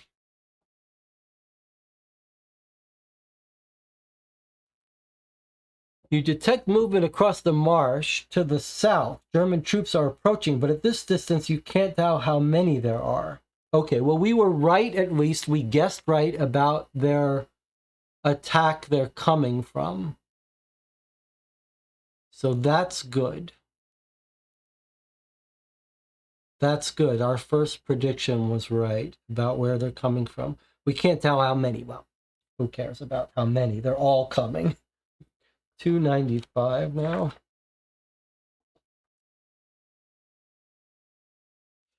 All right, so our sniper has reported German tanks spotted to the south. Can't tell how many.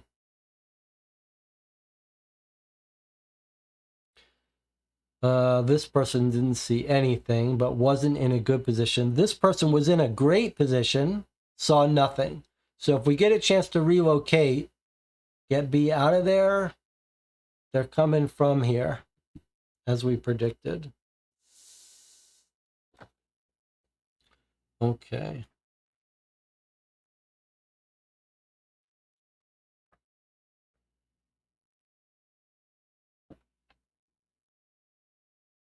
Oh, look at this. Look how clever this is. Based on what you know from surveillance or other information sources, you may now redeploy your agents and some of your Maquis units.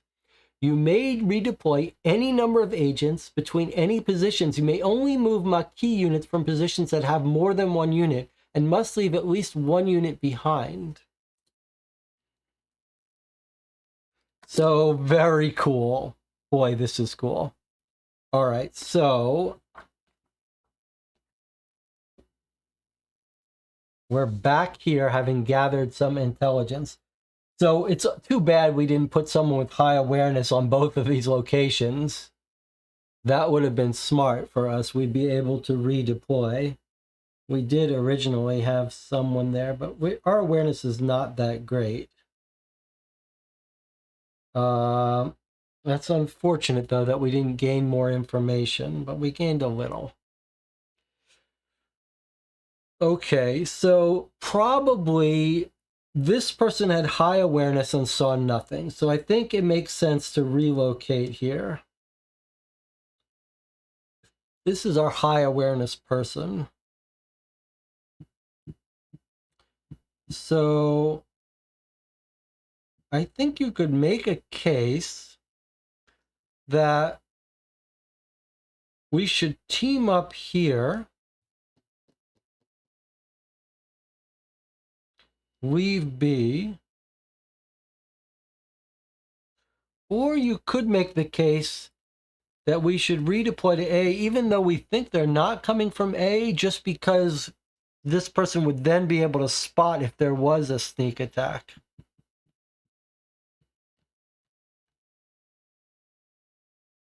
Otherwise, I think we leave the rest of them, although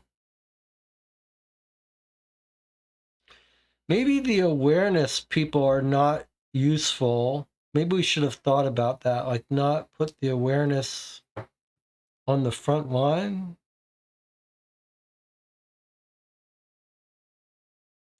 These are our two awareness people.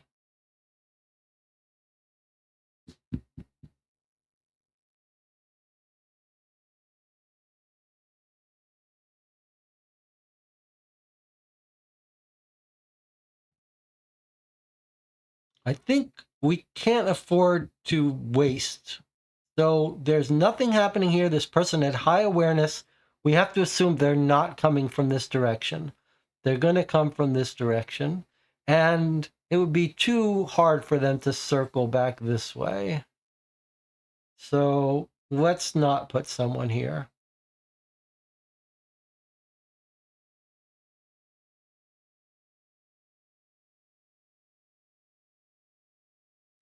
The only Maquis we could move is this one here, to move down here if we wanted. But maybe we still think that's the best place, or maybe now it's time to put our forces where they're coming.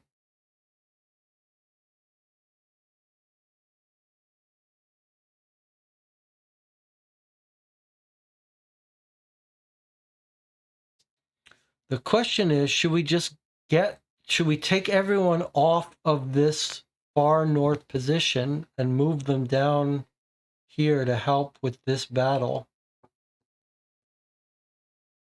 And just put all our forces here?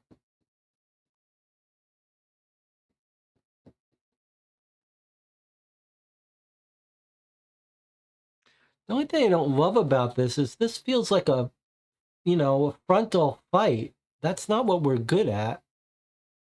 We should be attacking them from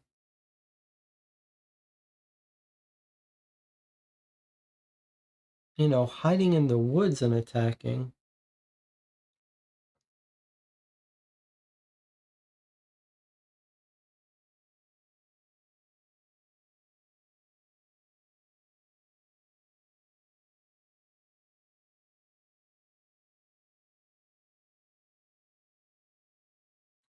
Awareness 2, awareness 2, awareness 1. Maybe we need to shift Bernadette to be the rescuer.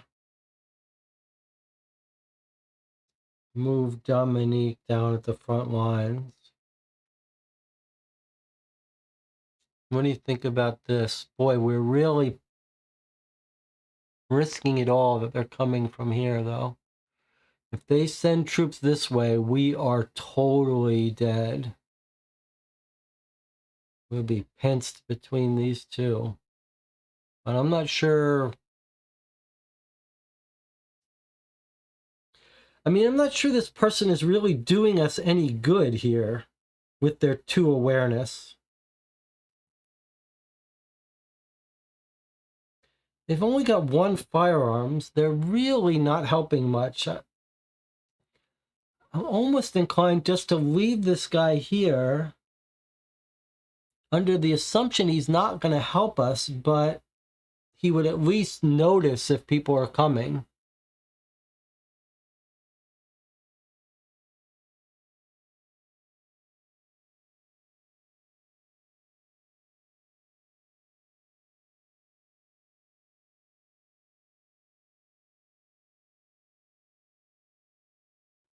If we do it this way, at least we've got a high awareness guy here. He would see early that there are troops coming from here. I think maybe we got to do this.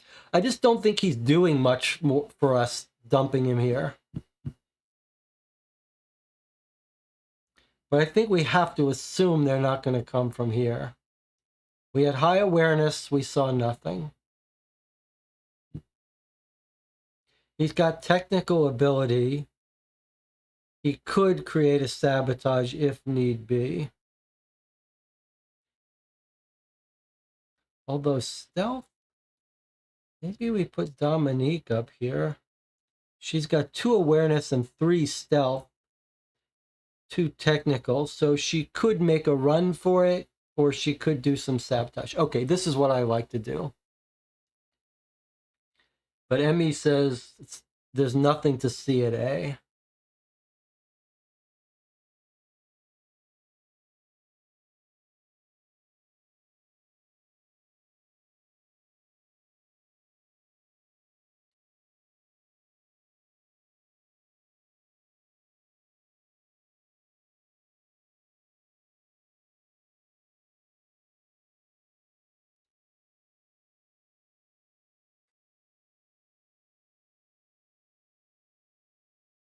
Where do we put her, though? Does she really do any good here? Could put her up here, helping this guy provide defense of C.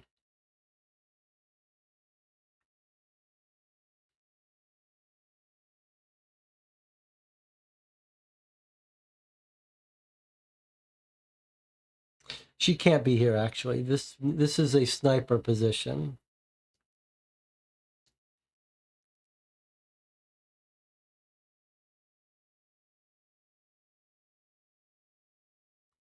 So the only question is, do we put her all the way up at A to spot something coming from A so we don't get completely blindsided?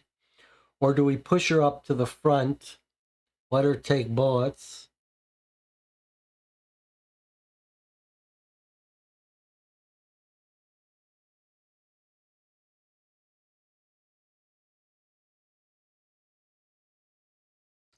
I think our informants may be coming from here,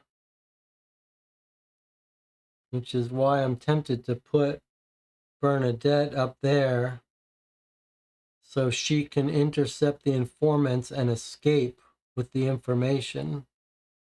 All right, I think this is what I want to do. I just don't think Bernadette is that useful to us in a fighting role.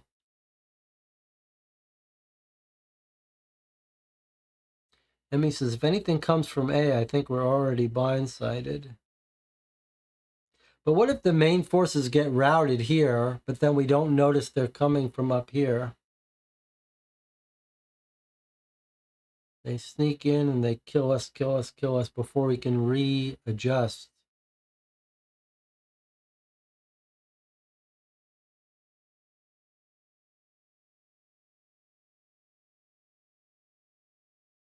I think this is what I'd like to do. And then my hope is that Bernadette escapes. Everyone else is going to die, but we might be able to get Bernadette. Remember, we're waiting for people to come back with intel, right? And I don't think they're going to be able to get in this way. So I think the people with the intel are going to try to come in this way, in which case Bernadette can be there to get the intel from them. She's got the technical skill to know how to use it, and then she escapes with them. That's my suggestion.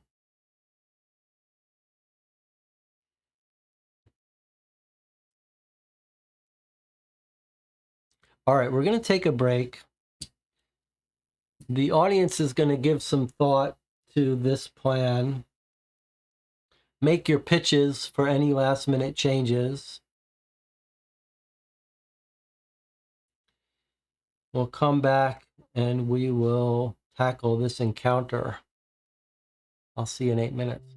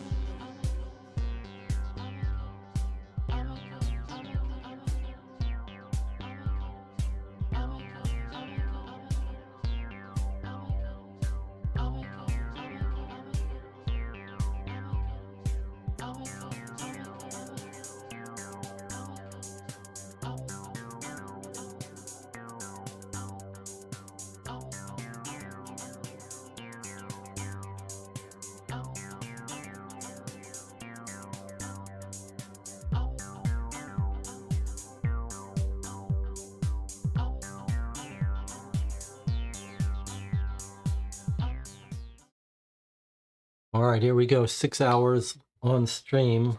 We're about to have our final battle here.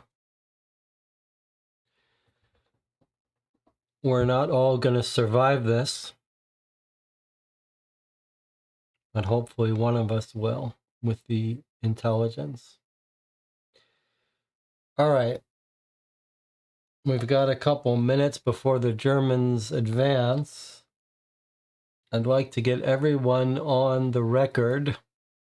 This may not be the plan you would have made, but I hope you're all behind me here. We're going to give it our best shot. So just say vote proceed or vote yes. Vote ready. Vote ready. That's the way to do it. Everyone's got their well rods.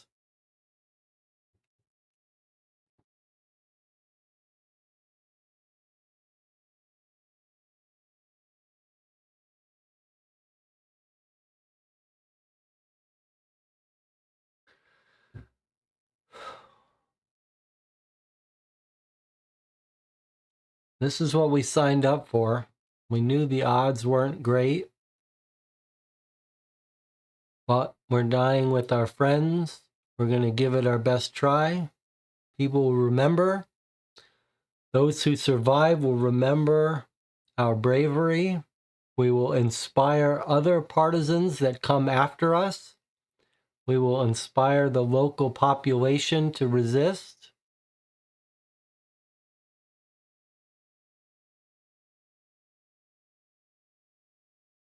We don't have to win this battle. We just have to slow them down, buy time. All right, it looks like everyone's with us. Okay, here we go.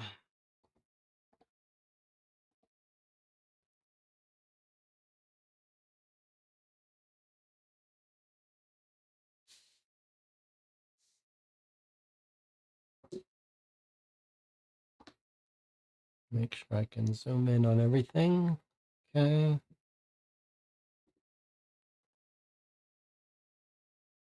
All right, we're ready. 2 weapons tokens for our group. We resume at 266. Okay, here we go.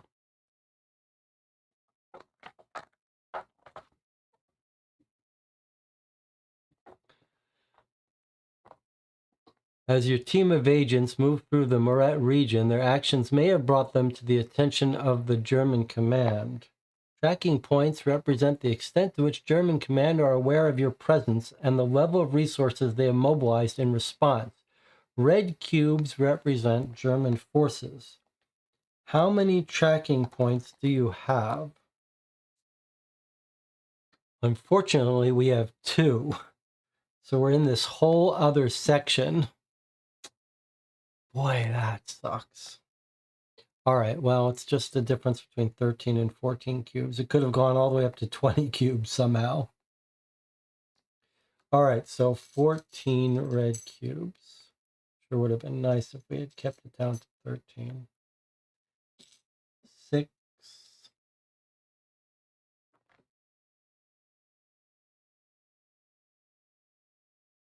9. 11, 12. 13. 4, 4, 4, and 1. 14 cubes total we should have. Okay, so there's our 14. Could have gone all the way up here. I don't know how we could have gotten it that high, but we didn't get it that high. Okay. All right, these don't want to stay. Okay, now, if J or I are circled, this was the spying we did, got us J. So, and then we would fall back on Q otherwise, but we got J or I, so we go to 268.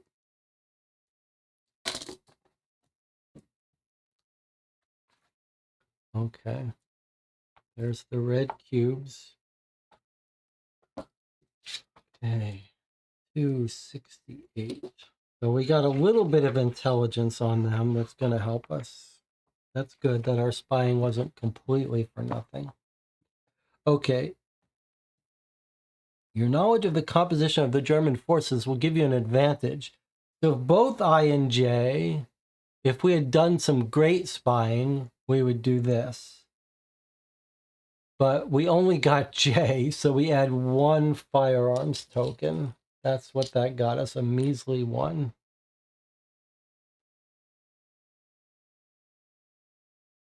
Okay, and then if Q is circled, 455.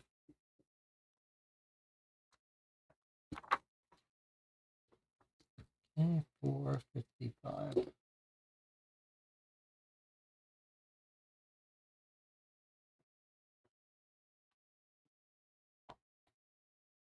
What? Look at this. We're in a lot of trouble. Put half your red cubes to the north and half to the south. You have an uneven number, put the extra token to the north. Wow, we're in a lot of trouble now.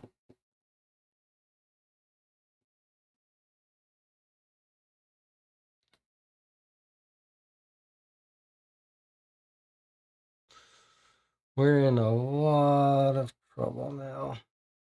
199. Well, that may be what loses us everything because we really deployed down here. All right, so 7 go in the south and 7 go in the north.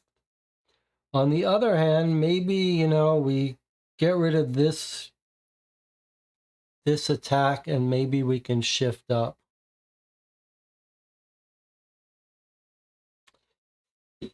Yikes, that's a little scary. Maybe the southern attack is going to be delayed, though. Maybe that would be our only chance here. All right. Entry 199 next. Too bad we didn't put someone with high awareness here early on. We would have spotted them, maybe. All right, 199. It is what it is. It is what it is.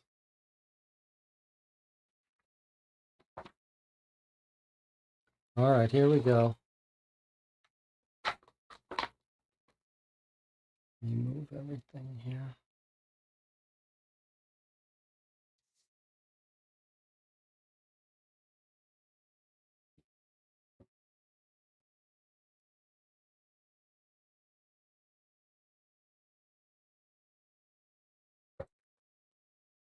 Okay. 199.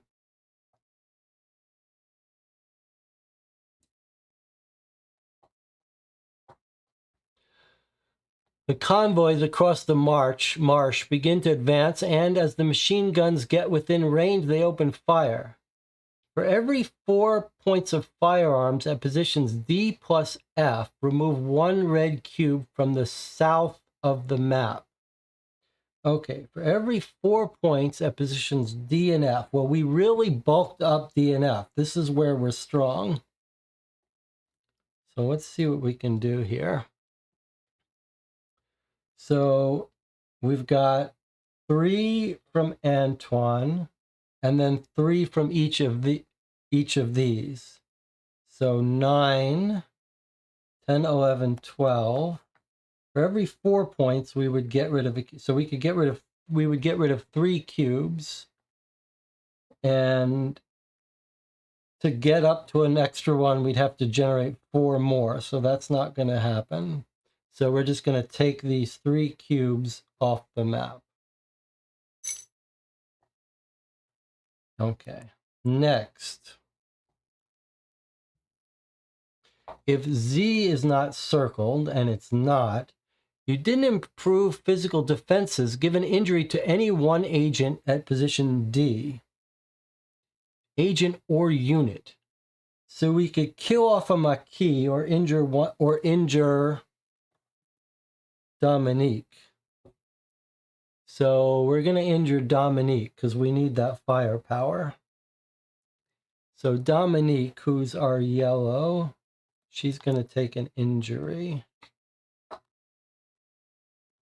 It's time for her. She's the leader. She did her job. We can't afford to have the shooters. There's a debate about our score.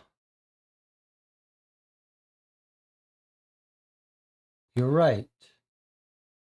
Sorry, I got this wrong. Let's back up a bit.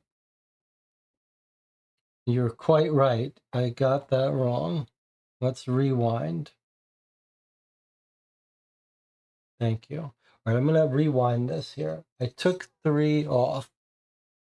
Okay, let's count again D and F. We've got 3, 6, 9, 12, 15, 16. We actually got 16. Okay, good catch. So we didn't have to boost at all. I didn't count this, and I didn't count this person. All right, so we actually got rid of 4. 4 of the 7 that are at this location we killed off. All right. Now, thank you. Very good catch, channel. Okay, DNF. That's because we put so many forces at DNF that we were able to inflict that wound early. Now, we didn't improve physical defenses given injury to any one agent at position D. Okay, so D, it's either we have to kill off a Maquis unit, which has a fight of 3, or injure Dominique. So we're just going to injure Dominique. That's what she wants anyway. Okay, next up. Thank you for the channel catching that. If W is circled, it's not. Turn to 277, otherwise 212. Okay, 212. So we've started off the fight on strong footing, but we're going to have to relocate if we have any chance of not dying. Okay, A. This is our position that we put Bernadette on in the far north. You feel your heart begin to race as you hear numerous vehicles approaching from the north. You lie in wait, body tense, as the main attack column comes into view. At the front is a Panzerwagen armored car with a machine gun. It's followed by a line of KFZ-70 transport trucks loaded with troops. 2 are also mounted with machine guns. This is where we're going to get destroyed. Okay, if Y is circled, maybe if we had stolen that truck, that would have been the key to this. But Y isn't circled, so 255. Oh, this hurts.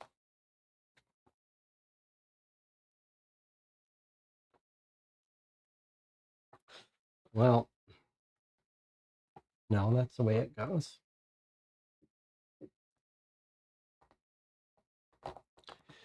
You could take this opportunity to surprise the Germans and launch an ambush, potentially doing some significant damage. However, against a force of such size, it's unlikely you'd survive. Alternatively, some or all of you could fall back to position C and report what you have seen. Move any number of agents units from A to C. Any agents left at A will launch an ambush. You still have units at A, turn to entry 147.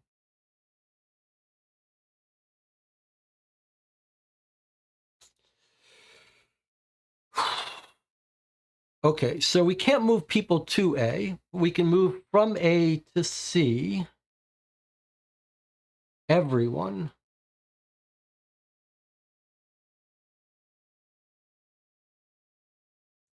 Or we could launch an ambush. Unlikely that we'd survive.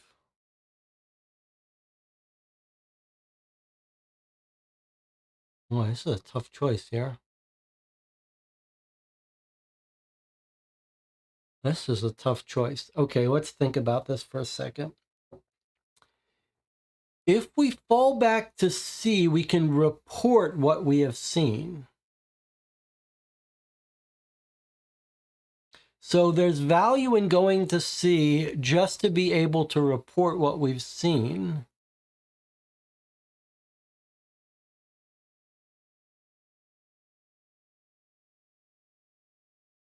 And the only choice here is if you still have units. Otherwise, it doesn't really ask if we sent anyone back. All right, let's take a look. Who's at A? We've got 1 Maquis and we've got Bernadette. Bernadette has 1 firearm, 2 awareness, 1 influence, 3 stealth, and 2 technical.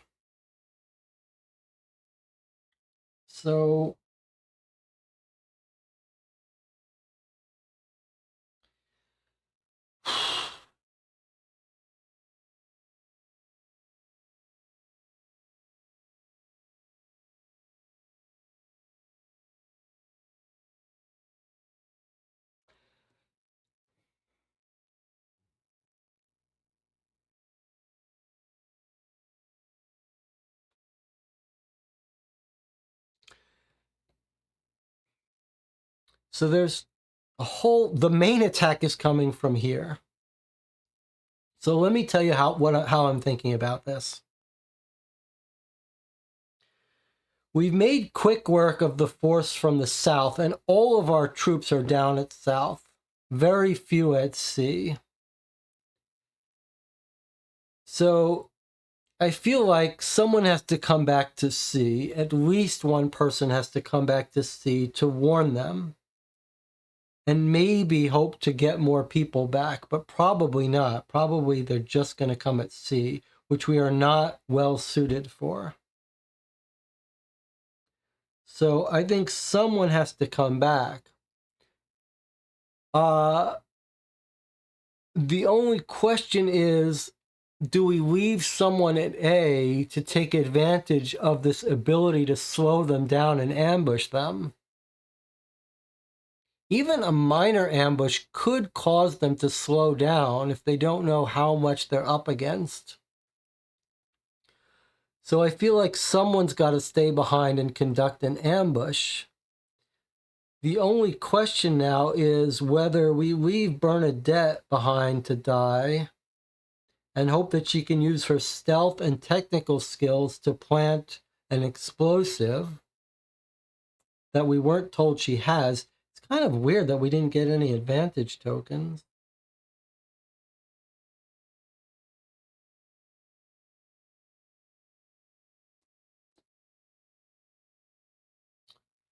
Or do we leave the Maquis to do an ambush and hope they use their weapons skill of 3 to do the ambush?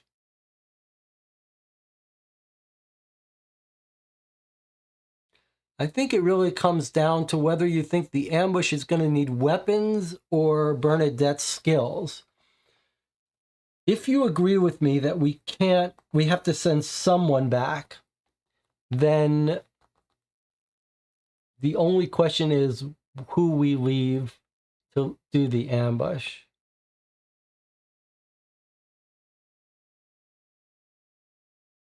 And I think for me, that comes down to whether we think it's a weapons test or if we think Bernadette can use her technical stealth and awareness to do the ambush.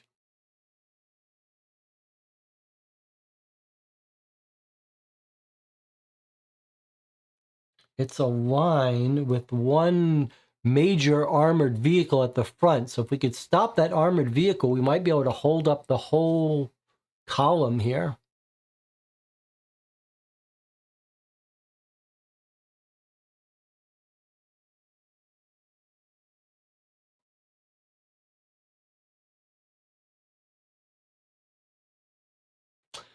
I really think someone has to come back to report, because if we don't report back, if we report back, we have some chance of readjusting.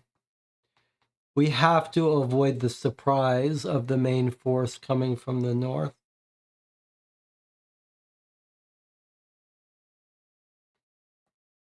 Someone has to come back.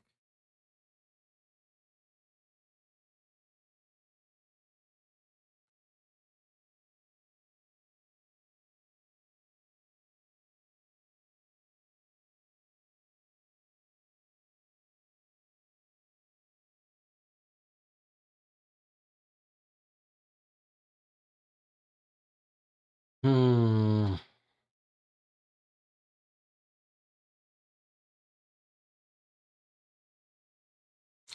Well, looks like the channel is split. Emmy says, everyone back to sea. I don't think we have enough firepower to slow them down unless we sacrifice everyone, and hope boosts to firearm can make a difference.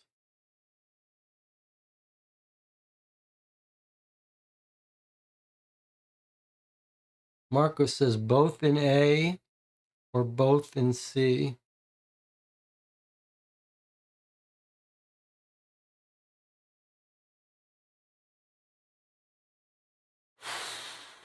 Okay, I'm going to make my case here. I'm going to change my mind and make it my case.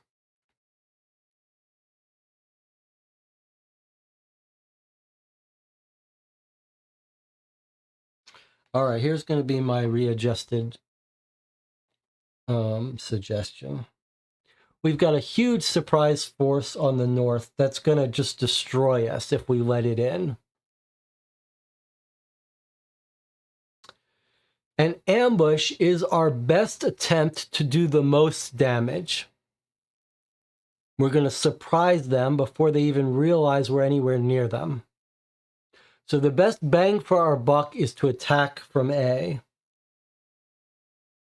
Assuming we can't restructure, then this is easily taken care of and this is not. So we should strike with the best bang for the buck from A, Make enough noise that no one has to report that they're coming from the north. They're going to hear it. So I think we don't take any risk. We put these two together. Let Bernadette lead this Maquis, give them some inspiration. Her technical ability with their firepower, and we boost the hell out of it and do the most damage the fastest we can. Little blitzkrieg on this force, destroy that front armored vehicle, stop the column, slow them down, sacrifice ourselves, try to buy time for our rest of our crew to move up. Bernadette is going to sacrifice her life and inspire this local single Maquis group. And we're going to do the most damage, make the biggest noise, slow down this convoy.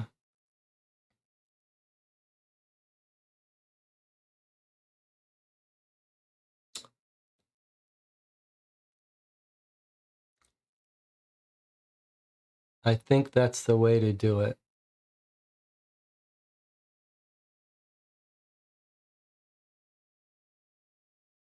That's the way to do it. Maybe use all three if we have to. Whatever, when we see how much damage we can do. An ambush has the best chance of getting us most bang for our buck. We're resistance fighters. Once they get in and get set up, we're at the disadvantage. We have only one advantage, that's taking the initiative. An ambush. We've only got these two. That's what we're going to have to do. Bernadette was our most valuable person. She killed that guy when she climbed up the ladder. Bernadette LaFontaine. Okay, here we go. I'm not even going to vote. Hopefully I've convinced you that that's the right thing to do. If you still have, the only thing I worry is that we won't have had time to alert the rest, but they'll have to be alerted by the noise.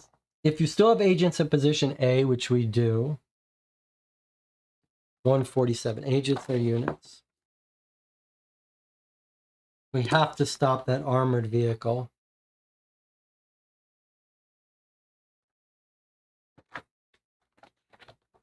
We have to. That's going to make the difference in this battle if we can stop that vehicle.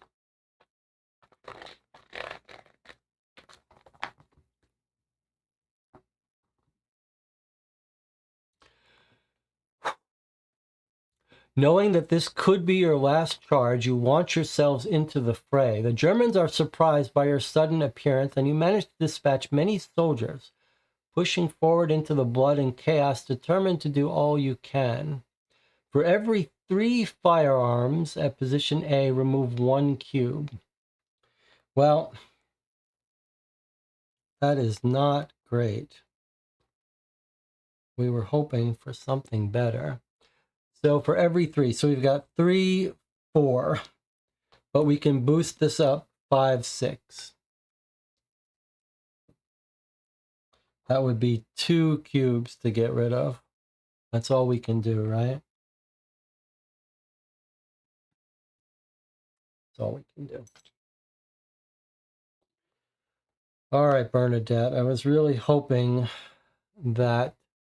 How many cubes remain to the north? 0 or 1?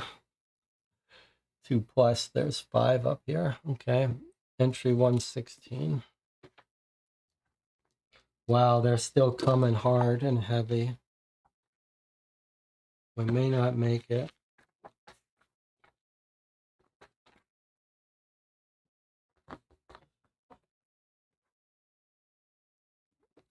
You have fought bravely, but once the Germans regroup, you don't stand a chance against such a sizable force. You make a last-minute attempt to withdraw, but quickly find that you've been surrounded. All your forces at this location are killed. Maquis at position A are killed. Remove them from the map. Go on. Mark all agents at position A missing in action. Discard their cards and any allocated equipment. Okay, so, and then circle V. Okay. So V gets circled. Bernadette just got killed. Mortally wounded. Killed and missing in action. In fact,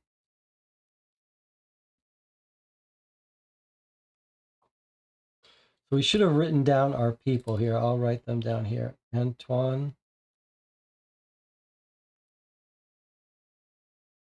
Dominique,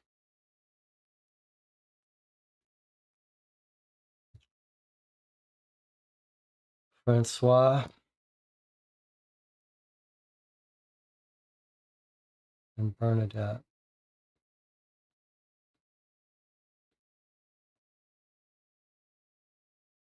Missing in action. Presumed dead.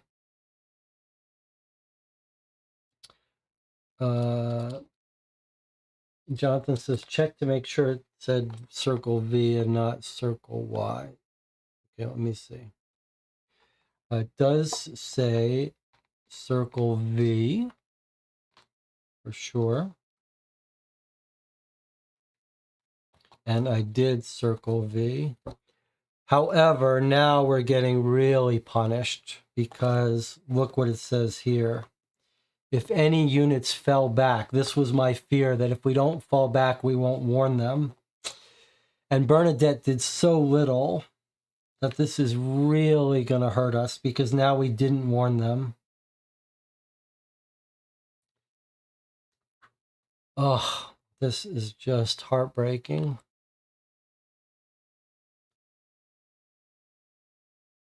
If this would have allowed us to reallocate, it would have made all the difference. Otherwise, 500, that sounds bad. All right, 500. But maybe we can escape to the south.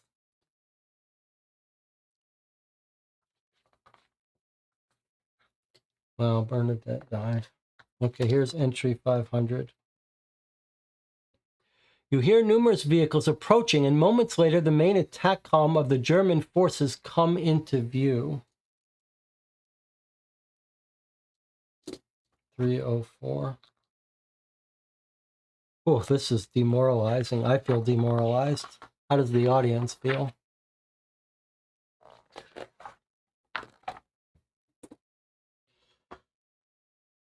All right.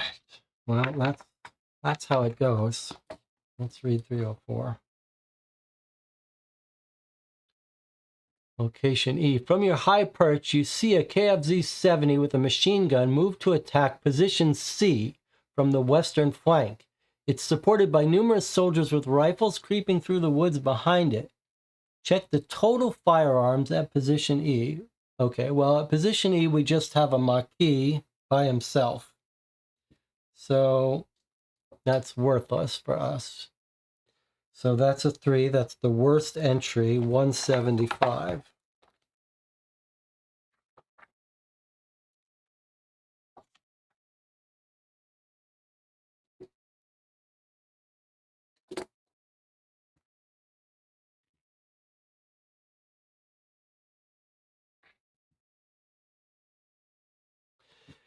Hearing a gunshot, followed by the thud of boots moving at speed, you prepare for combat, but a lone figure comes running around the bend, signaling at you not to fire. It's your surveillance agent.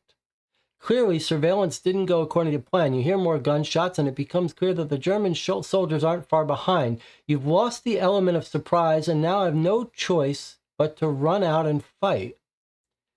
Check the total firearms in position B, plus the awareness of an agent fleeing from location A. Well, no one's alive at location A, so that's not going to help us.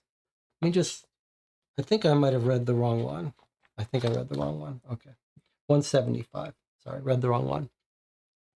You fire on the German, manning the machine gun, wounding him. He's forced to retreat. Let me just make sure I read that right. 304.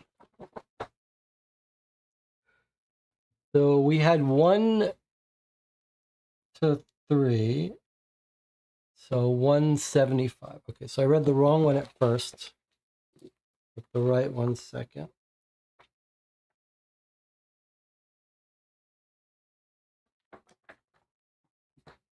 All right, don't give up hope, guys. We still have a chance. You fire on the German manning the machine gun, wounding him. He's forced to retreat into the vehicle. Add 2 advantage tokens to position C, where we have almost no one. Alerted to your presence, the riflemen target your position, and while you're distracted, the gunner emerges again and joins them, forcing you to fall back. However, you don't realize until too late that another group of riflemen is circled around you. Your retreat takes you straight into a hail of bullets. All agents at position E are killed. Discard their cards and any allocated equipment. So E gets killed, but there was only a Maquis at E, so it gets killed. If any red cubes are at the south of the map here, oh, now these guys are going to take their time. South of the map, 206. Okay.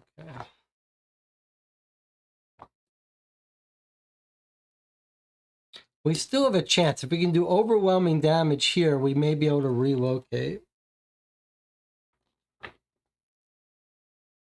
Now, the advantage tokens go to position C, so only C can use these. Thankfully, we do have an agent there, at least, that can help use them. Okay, 206.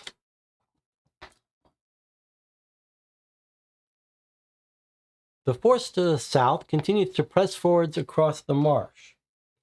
If Y is circled, Y isn't circled. So entry 196. Don't know what Y would have been. Okay, 196.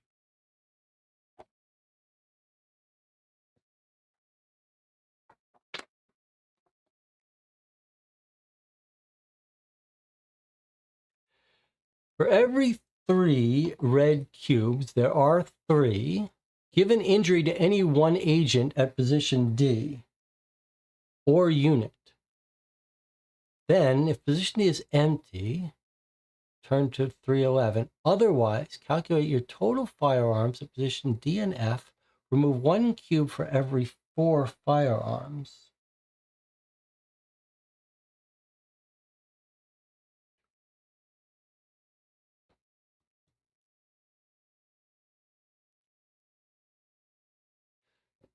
So we're going to be able to wipe out this entire group right now,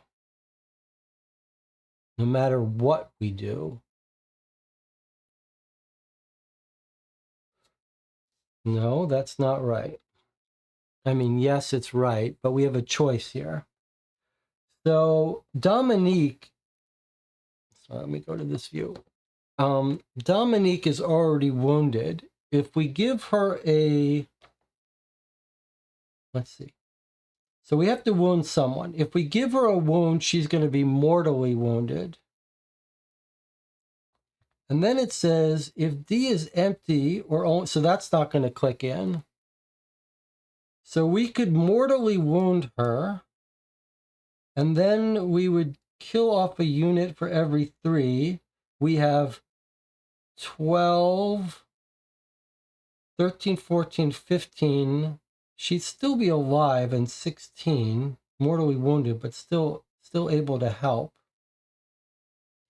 So we'd be able to remove 4 of these cubes, but we only have 3. If instead of killing her, we kill a Maquis unit, then we have 9, 10, 11, 12, 13, and we could kill all 3 of these. So I think we should just kill one of these Maquis instead of killing her. Let's keep her alive.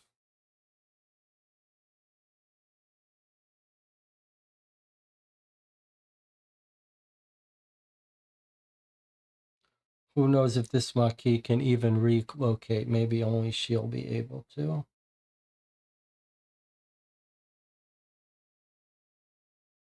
Is everyone okay with that? Either way, we're going to kill this entire force. The only question is whether we kill a Maquis and leave her wounded but alive. It's every 4 firearms. I think it's still 9, 10, 11, 12. Yeah, 12 is enough to get rid of these. So even with 12, we get rid of these. So she's probably going to die eventually. I mean, these have more firepower, so maybe we should keep the Maquis and kill her off. But I feel like it would be better if we keep an agent with these guys. So I think we should kill off the Maquis unit. Keep Dominique alive. That does kill these 3.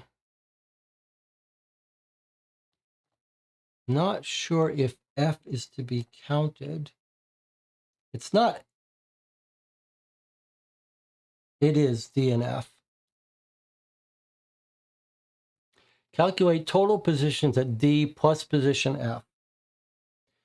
So this is what might save us, being able to kill all of the southern forces. So let's keep Dominique alive. Let's kill these 3 southern forces. We have 13. We have enough to do all 3. Turn to entry 112. So our only chance at not getting destroyed here is if emptying this out is going to let us totally relocate.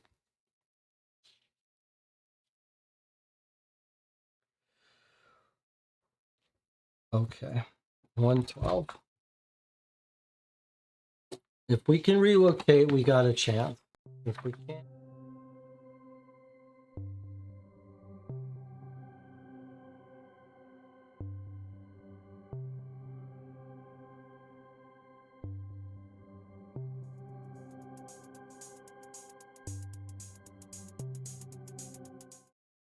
What happened? I accidentally put us on break. How far into the time were we? Was it time for a break? All right, I think we're in trouble here.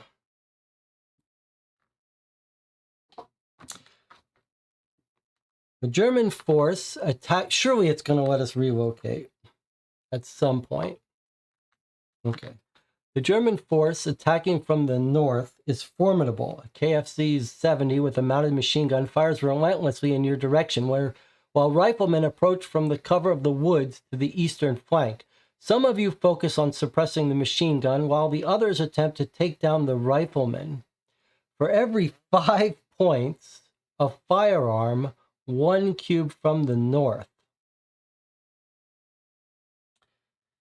All right, let's take a look at what we can do. We need to generate at least 5 to get rid of 1 cube.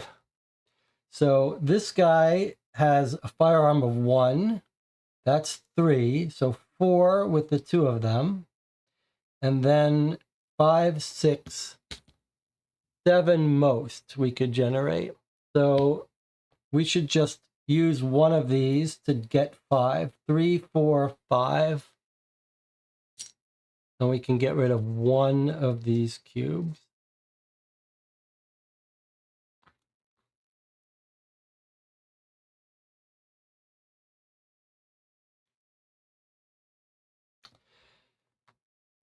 I really want this to let us relocate. Okay, for every 5 points we did that. Now, how many cubes remain? 0 to 2, 3 or more. We've got 4 remaining. So entry 231.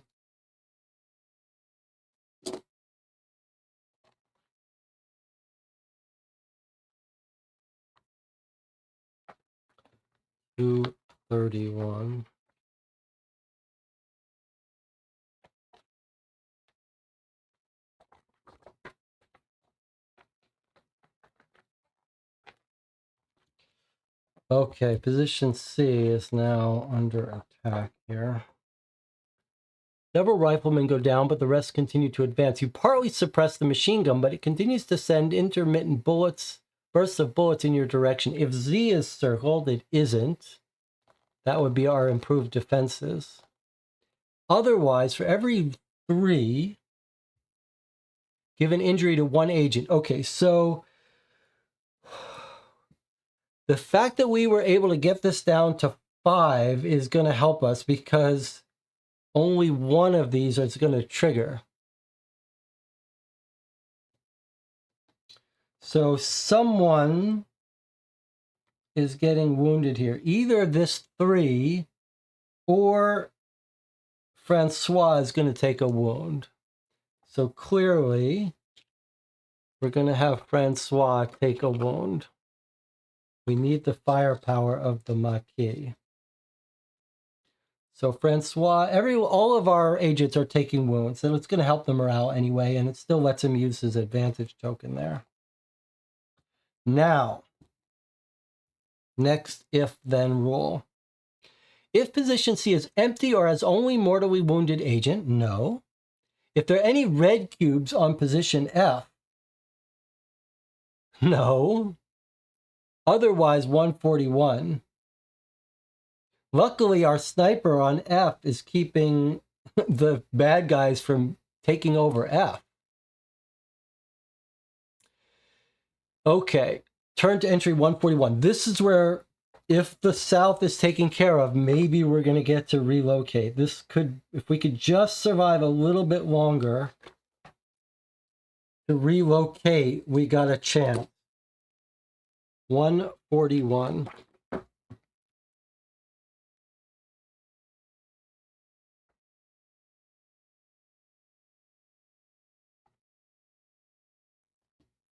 Oh boy.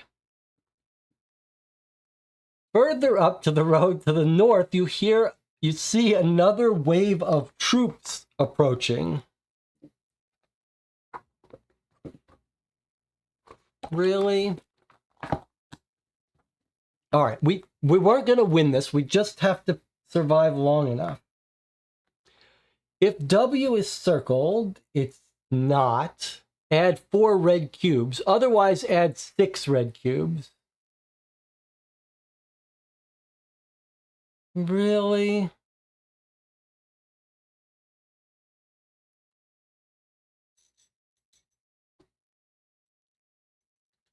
Six red cubes? All right. 6 new red cubes get added to the north.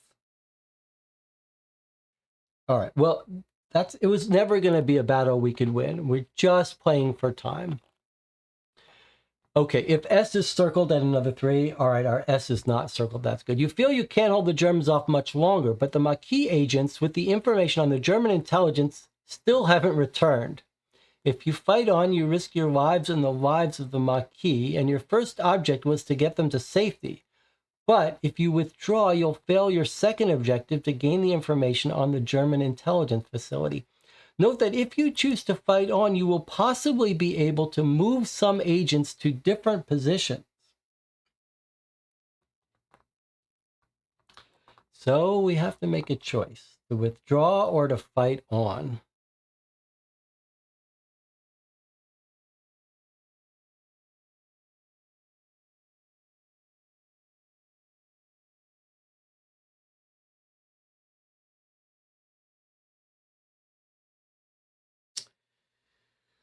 So we have 1 firearm token, 1 advantage token.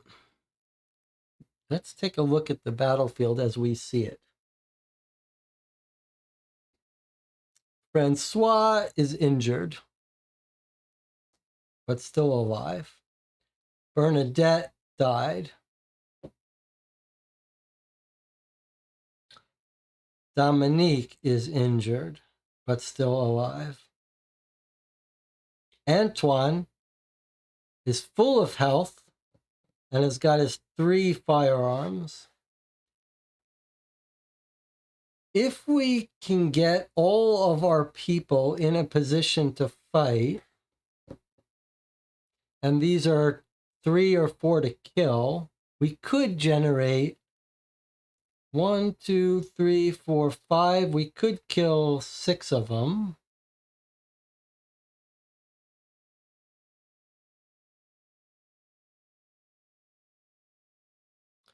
Plus, with our boosts, we could kill 7. I mean, we know where they're coming from. They're all attacking C. There's none in the south anymore. If we relocate everyone to C, I feel like 2, 3, 4, 5, 6, 7, 8, 9, 10. We really have a good chance of killing the majority of this force.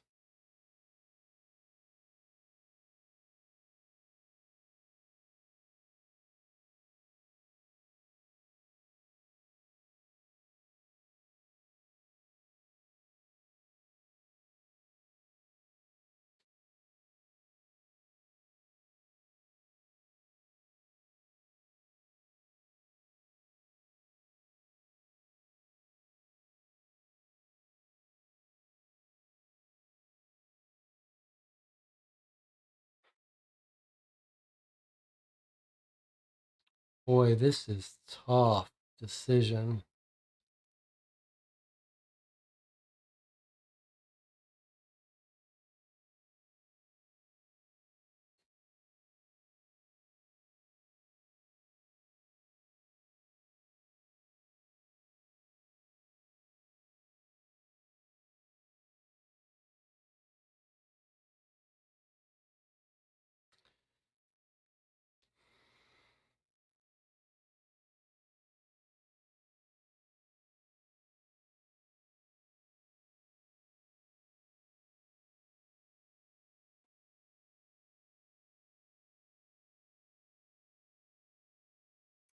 This is a tough decision.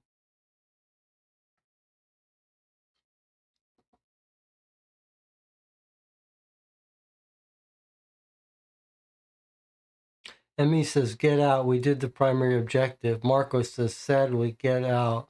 Anna says, withdraw. No chance.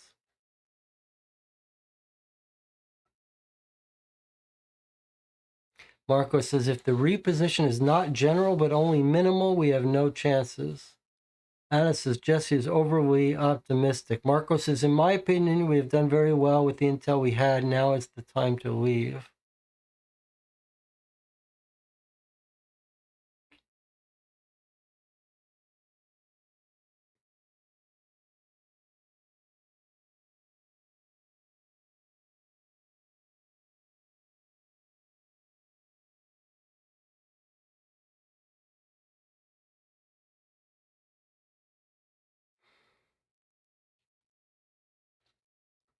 Let's read these final things again. You feel that you can't hold the Germans off much longer. But the Maquis agents with the information on the German intelligence still haven't returned. If you fight on, you risk your lives and the lives of the Maquis. And your first objective was to get them to safety. But if you withdraw, you fail your second objective to obtain the information on the German intelligence facility. If you choose to fight on, you will possibly be able to move some agents or units to different positions.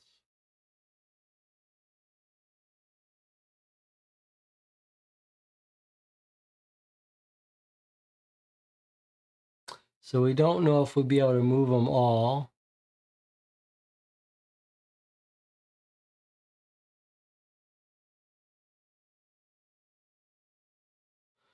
We don't know if we'll be able to move them all.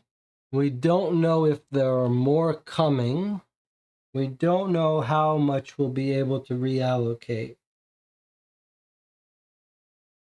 If we get unlucky, even if we reallocate but they attack first, they could totally decimate us.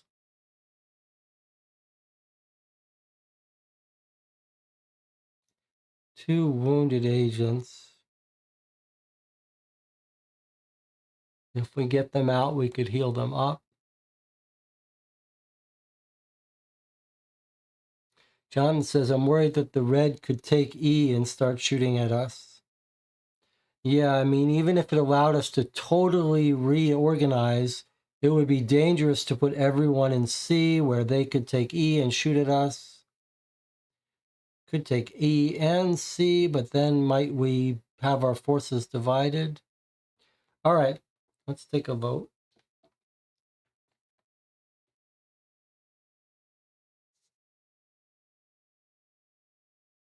Withdraw with objective 1.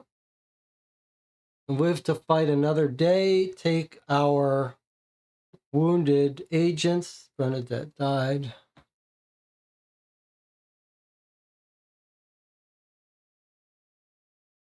Or do we make a last stand and make Bernadette's life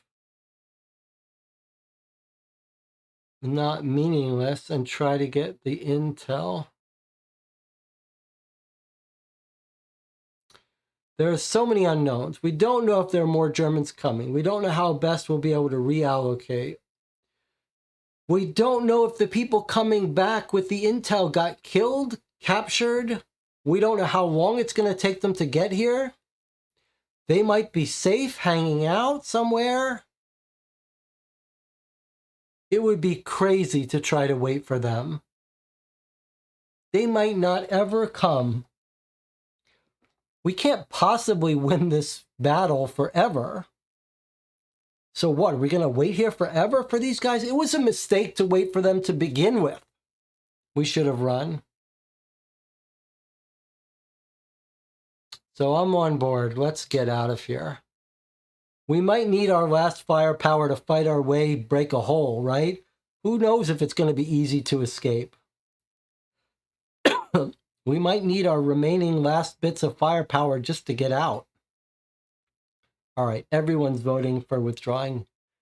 Emmy says, I'd be interested to see how long we could last, but... All right, we're leaving. We're leaving. All right. So we're going to withdraw 323. We're SOE. Our job is not to take on whole divisions of Germans in a frontal fight. Though if we had positioned ourselves in the north, we might have been able to pull it off. All right, 323. We're going to try to run. It doesn't say we escape. We have to see if we can get out of here.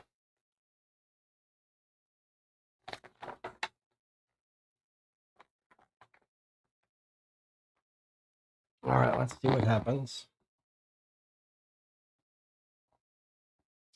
You begin to withdraw. Here's position C, where we've got a wounded Francois. You begin to withdraw, doing your best to avoid enemy fire. Then you see that a group of Maquisards are gathered around the house where their leader, Felix Aubin, lies wounded. A squad of Germans is closing in on them. Dr. Ziegler and Jacqueline emerge, carrying Felix as two Maquisard fighters fall to German bullets. Felix, now conscious, suddenly breaks free and pulls away from them. Go, you hear him shout. I'm too slow, and I'll not have others die for me. He turns to Jacqueline and he says, you will be a great leader, Mother, I'm sure of it. Tell Marianne I love her. Jacqueline reaches for him, but Felix turns and runs towards the soldiers, his gun drawn. His mother screams and tries to follow, but is pulled back. Jacqueline reaches for him. Okay, he's pulled back. The Germans are startled to see Felix charging toward them with all the remaining strength he can muster, and at least 3 of them fall to his bullets before one of theirs hits him. It's followed by a barrage, sending him to the ground.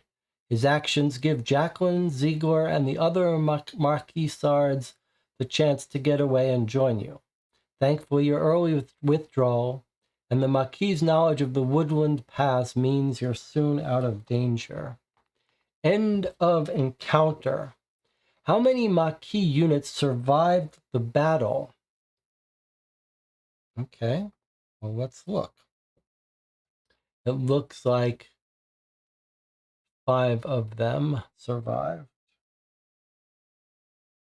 I feel like we've gotten pretty unlucky with this stuff. Look at this. 2 to 5. That's really unfortunate. That feels like we were very close to having them survive.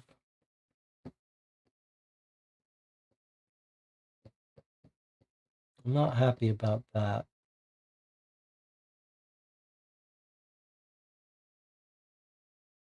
Is there any way we can cheat that?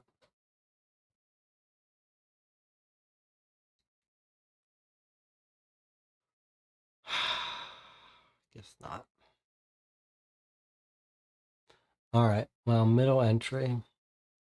Can we use our advantage to help another battalion?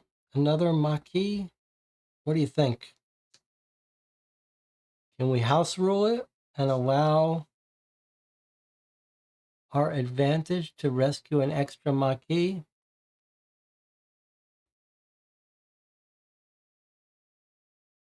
We weren't that great. No cheating, says Anna. All right. That's the final word then. No cheating.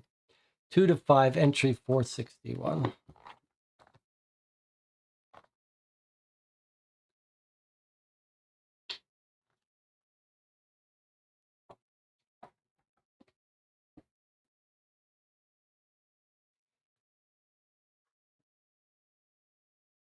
While you failed objective 2, you have partly succeeded in objective 1, as some of the Morette Maquis have survived, ready to continue fighting for freedom. Objective 1 is a partial success. Objective 2 is a failure. So if we had saved 6 of them, just going to peek at what if there's any difference other than partial success.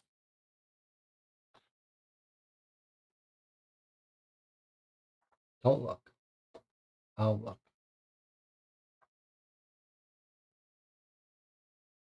351, 351. Okay. So the only difference, we still turn to 351. The only difference is partial success or fail or full success. So I'm inclined to mark down on our booklet that we got a full success of objective 1. But all right, let's see. Then turn to 351. All right, so according to the rules, objective 1 was a partial success. But I'm going to give us a success. And then objective 2 was a failure. You know, this is sort of like a somewhere in there. But I'm going to consider it on my internal note of success.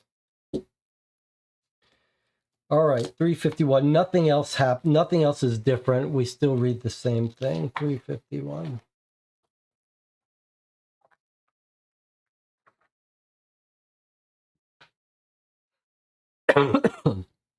As you head into the forest with the Maquis survivors, you glance back. Through smoke and flames, backlit by a crimson sky, you see German trucks rolling into the ruined village. Excited shouts echo over the hills, but whether in triumph at your defeat or despair at your escape, you aren't sure.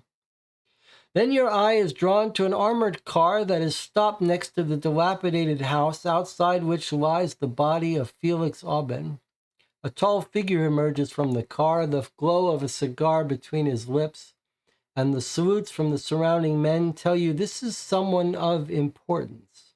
It's difficult to see him clearly, but you get the impression of an angular face and a small, close-set eyes. He walks up to Felix's body, kneels, and puts his cigar out on the dead man's face.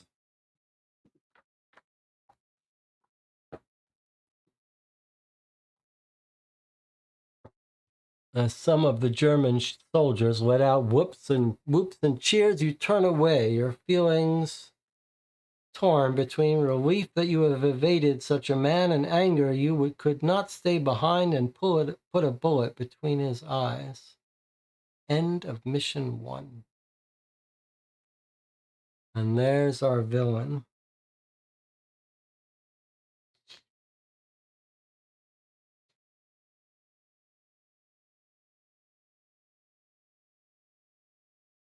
Tempting to sort of rewind it and play it out.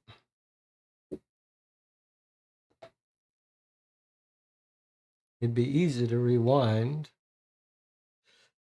Let's at least make a note in case we wanted to rewind it. Let's make a note of our exact situation in case we wanted to see if we could have survived that.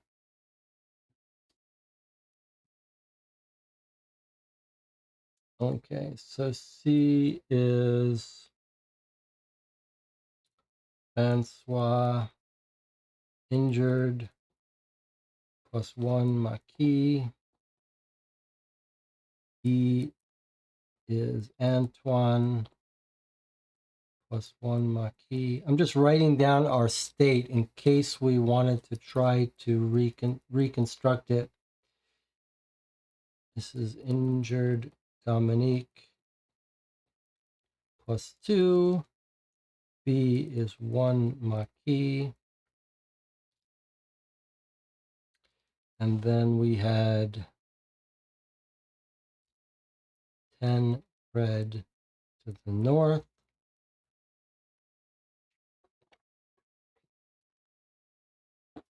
And where did we end?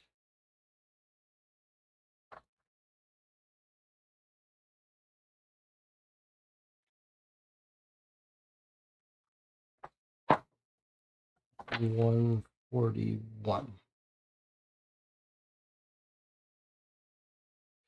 Okay, so I've written down our state where we made the choice, and we had 1 weapons and 1 advantage at C.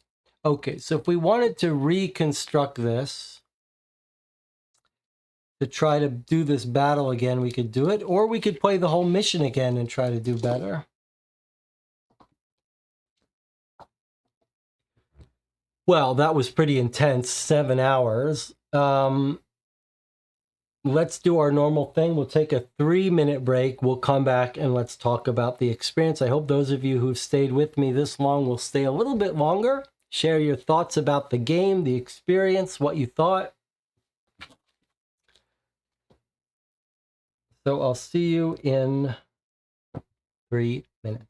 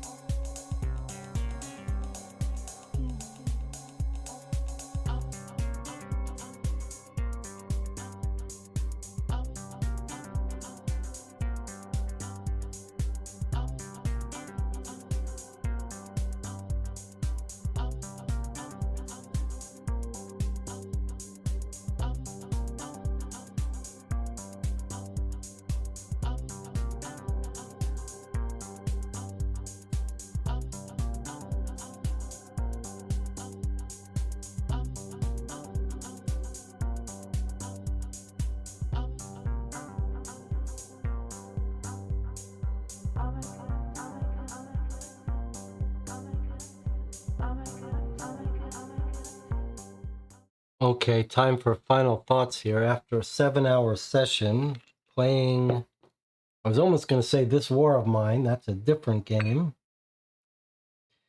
But a game similarly stressful, tense, maybe a little bit more punishing than this one. But boy, this was tough. It never felt like we really had the upper hand anywhere in any encounter. But go watch Shadow Army. This is not a time of optimism. Let me see what the channel has to say here.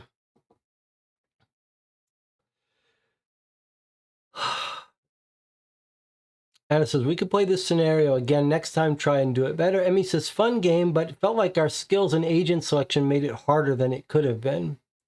Anna says, we could try and replay it with different agents and different choices. Perry says, and we made a number of errors. Jonathan says, overall, I thought it told an atmospheric war story, so achieved what it set out to do. Did seem like we had a bit of a hard time predicting what stats should be checked. Not sure if it's hard to predict or we're just inexperienced. Jonathan says the descriptions for the battles were solid. Emmy says battles were more dynamic than I expected. Would like to see how different things could go with higher skills. Would they make that much difference? Nice systems, but battles probably not for everyone.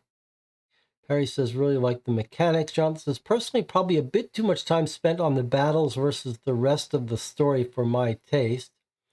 Maquis says, I loved it. Tense, hard, sometimes very hard, but fair most of the time. Also, when it seemed unfair, we should remember that's about war.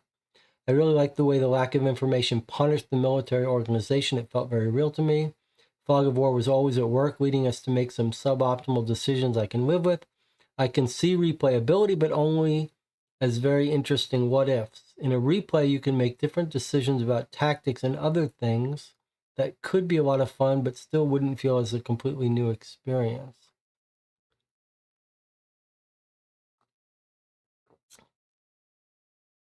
So I have some thoughts.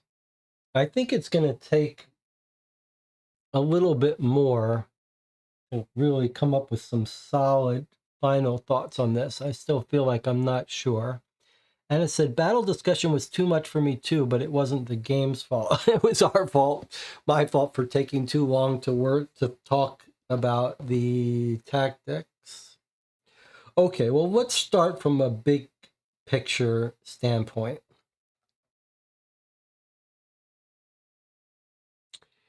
It was a fantastic atmospheric experience. It really did feel like a thematic capturing of this very scary operation where we knew right from the start that this was not going to be one of these happy little everyone survives, everything worked out great games.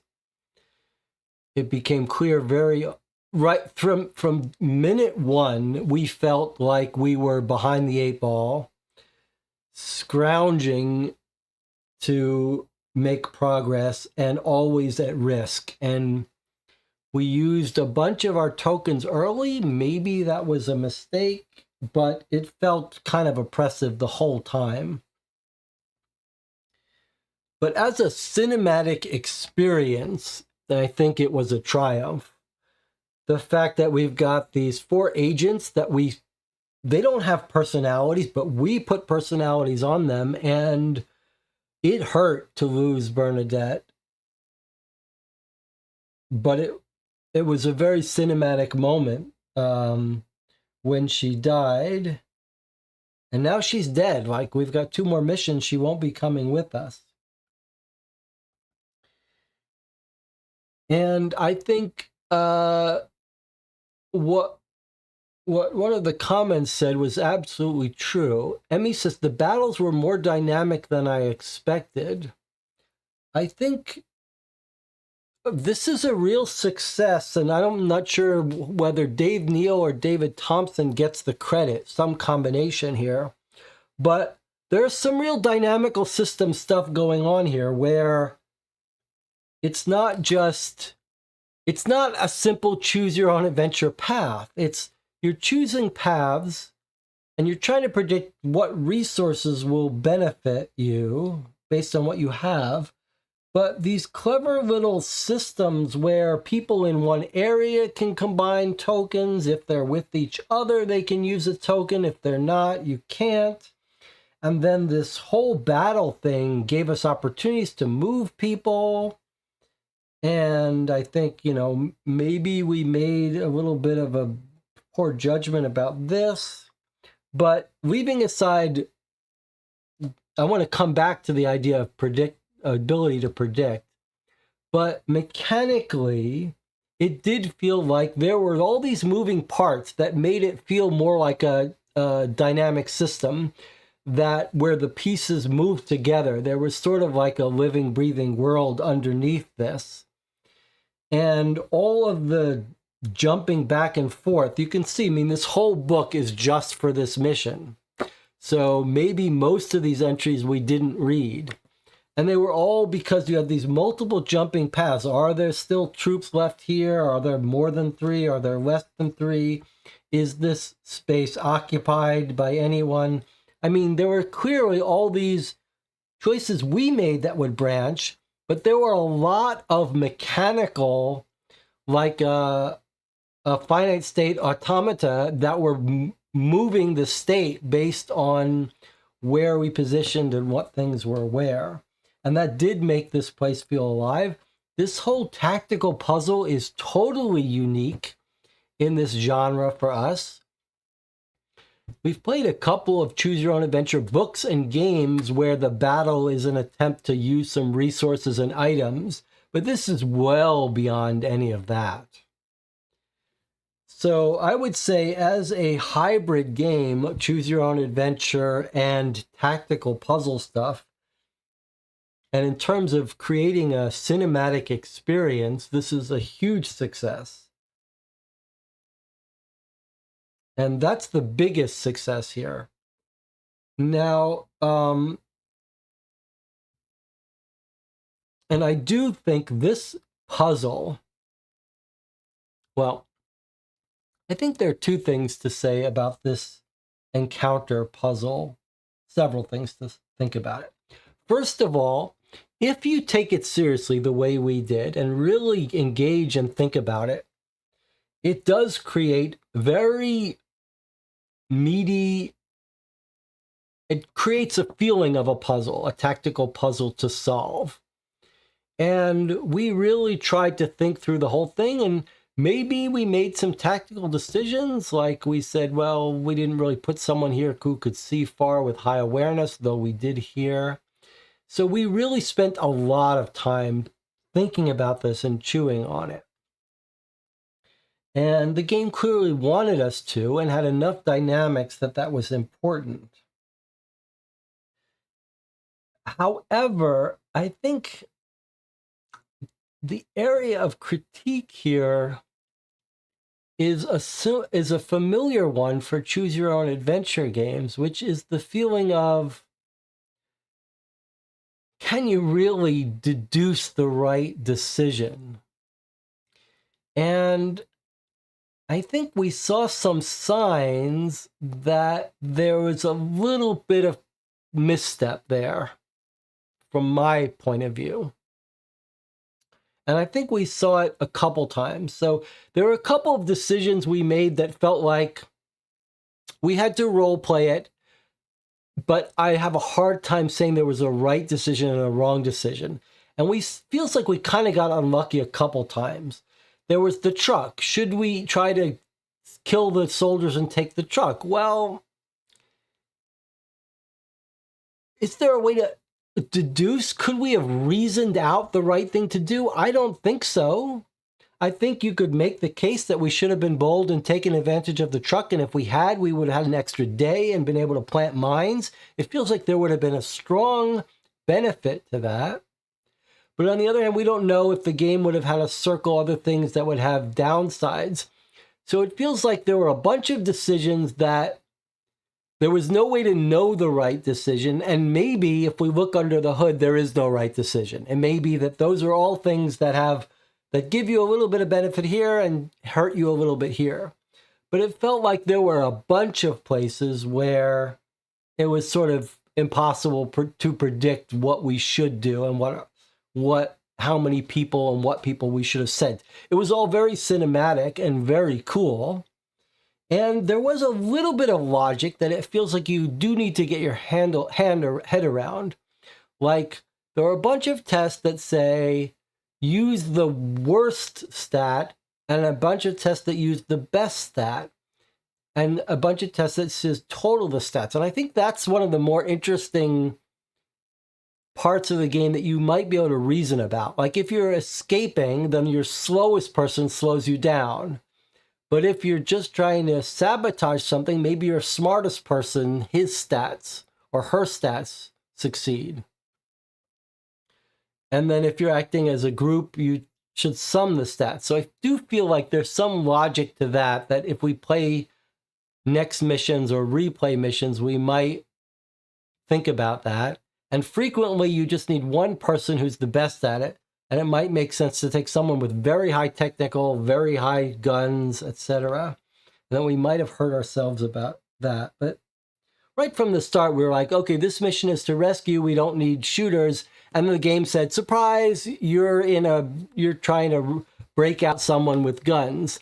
That's the kind of thing that feels like, that's like a choose your own adventure where you really can't predict what you'll need. So I think, and then we got that first scene where we were smart enough to spot the lighthouse in the picture, and we still didn't know the right thing to do. So that I would call, to me, a little bit of misfiring. I think for this group, we want it to lean a little bit more on puzzles that you can see something small to say, this is the way to solve it. And I feel like that kind of missed for us. And this thing was a good example of that. Like, I feel like we had all of this information telling us that the German forces were down in the south coming up. And then to find out that the main forces were coming from the north down, that just feels like a little bit of a misfire, or putting more weight on having surprise cinematics versus putting more weight on letting the players figure out where the forces should come from.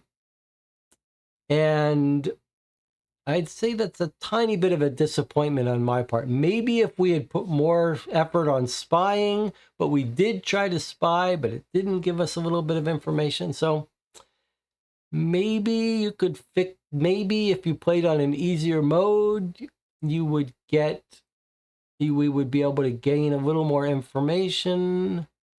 Maybe if you were house ruling it or tweaking it, you might say for this group here, where we like being able to use information to our advantage rather than tactically plan for our advantage, maybe we should double down on any action that was intel based. Maybe if we played this again, we'd say anytime we have a chance to gain information, go all in on that. But I'd say, if there's a weak point here, it would be the randomness. And a bunch of times we sort of came in just on the edge of a stat. That didn't feel great, like rescuing 5 of the Maquis, and if we had gotten 1 more, we'd get to the next level. There were a bunch of points there that felt a little unfortunate, that we were sort of just outside the window by some bad luck. Jonathan says, yeah, it does seem a bit hard to reason about. The pigeons said they were shaking up their plan because they thought he knew and leaked, so it's hard to tell what the original plan was. Yeah, but we saw their forces in the south, so... Enemy says, we'd have gained access to mines due to gaining time, but the enemy would have been more alert and gained more forces. Probably ended up not making much of a difference. Marco says, to my taste, it felt very good. The battle system is great for me. Emmy says, that was a German tactic in World War II to encircle enemies by sending tanks to surround with their speed. Well, again, I'm not Like, as far as story and cinematics and narrative and tension, I think it was amazing. I just think that from my personal taste and this group, it was a little disappointing to not be able to pick up on clues and sort of, it hurt us. It hurt us that we felt like we could figure out they were coming from this direction. And it just seemed a little illogical that they were coming from here. But I think you could argue that either way. Now, the other point I wanted to make is another thing that I think is slightly problematic here. I mean, I loved the experience. I really loved it. I would recommend it. But let me point out something else that's a little difficult. When we recently played Washed Ashore, which is behind me here, this tiny little box here, one of the things I said in my review is that you're meant to replay it over and over again and get different endings. And what I said in my review is that unlike a choose-your-own-adventure book where you're reading pages and pages, and where if you tried to replay it, it might be a little of a bit of a slog to replay it to get different endings. And I do think you've got the same kind of problem here. That I'm interested in replaying this mission to get a different outcome. But those battles and encounters were pretty long and involved. And having to replay that to try to get a different ending, to replay the whole mission again, and to redo that first encounter at the farm, that doesn't seem that fun to me. But I can absolutely see doing this, recording this battle and replaying this battle from the second stage on.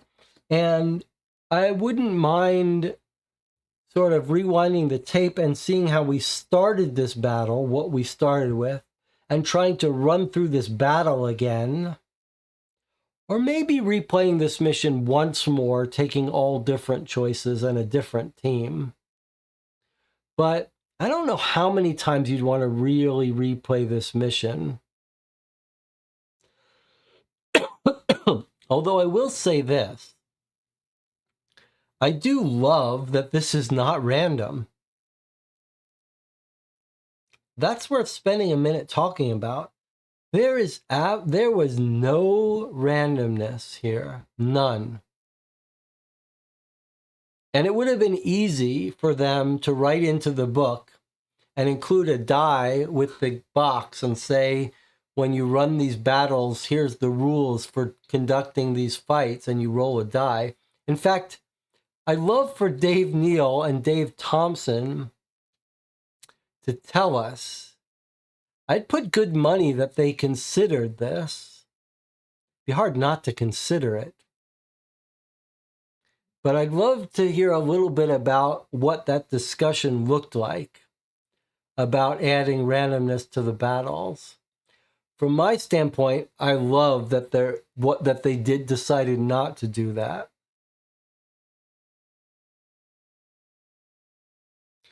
And that's much more in line with the way I think these things should be designed. Give the designers more control over balance by not introducing randomness. But it really is quite shocking that all of these battles involve no randomness, no dice rolling. I think in the hands of some other designers, there absolutely would be. It's really quite a surprise that there isn't. I'd love to hear a little bit more about how that decision went.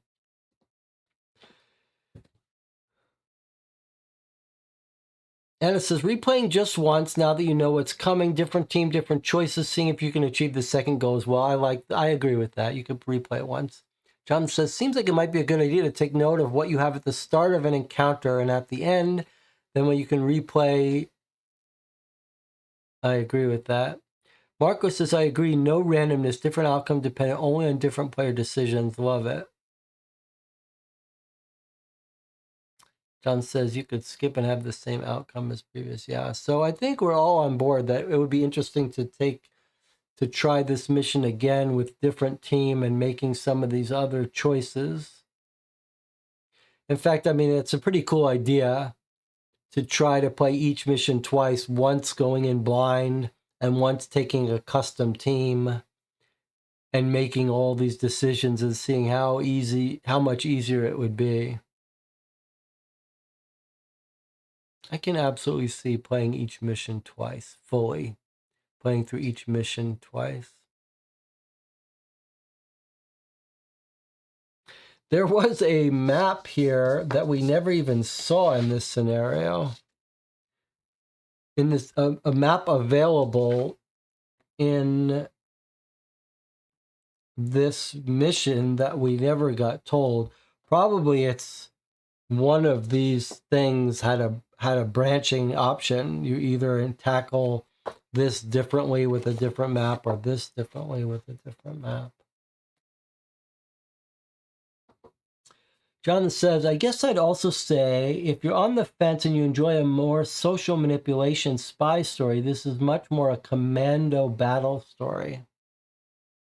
I think that's right. I think you can see with this encounter system is a major part of this game. So doing tactical squad-based battles is absolutely going to be a part of this game.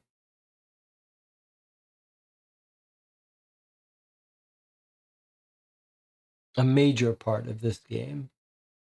And if you don't like that and you just want to focus on storytelling, this is probably not the game for you.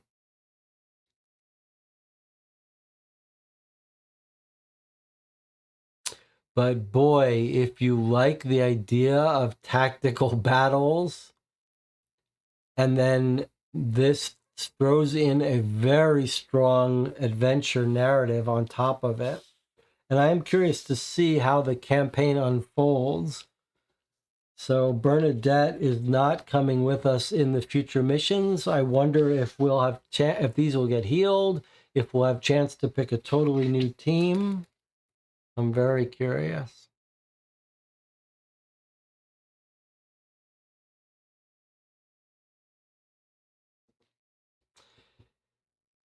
All right, so Dave Neale is checking in with us. Let's see what Dave Neale says. Dave Neale says, we wanted everything to depend on player decisions and for the whole thing to be like a structured, logical world to explore. When something went wrong, we wanted it to be because of your choice, not a dice roll. And you knew you could do something different next time. So early on, you ruled out the use of dice and randomness, or was it something that you really thought about for a while? Because I think that's a brilliant decision not to have any dice and randomness. But I'm very curious if you knew right from the start that you weren't going to have any randomness. Dave Neale says, for every decision, we tried to decide logically what the realistic outcomes would be for each choice. Huh.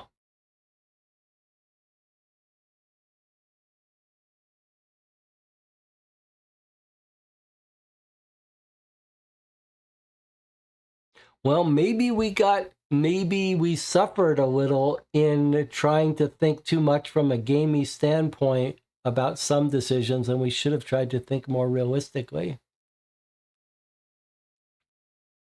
We never decided one would be best. We just decided how they would be different.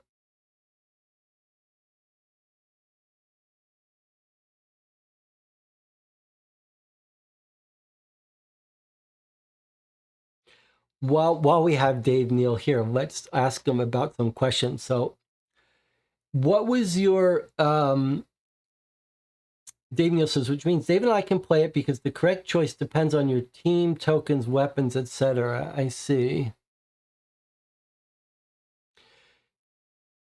It's an So it is an interesting conceptual framework to say, make a game where there is no right decision because what's right depends on what resources and team stats you have. So it's you pay the cost of saying the players can't deduce by reading text what the right action is. And maybe even you can't anticipate what the right action is based on your team. But the advantage is with no randomness and different stats making different choices right, you do get much more of a dynamic world where the right thing to do does depend on what characters you have and stats and resources. Interesting. Dave Neale says, decision on no randomness was early on because almost everything I design has no randomness. It's what I'm used to. Dave Neale says, there are some places where there is a clear right decision and some clues, e.g. that the door with the lighthouse has the Maquis stuff in it, but they are rare enough that I can play and still fail. What was the thinking on how difficult to make the game? This is absolutely an issue that I'm curious about. I'm interested in with cooperative games.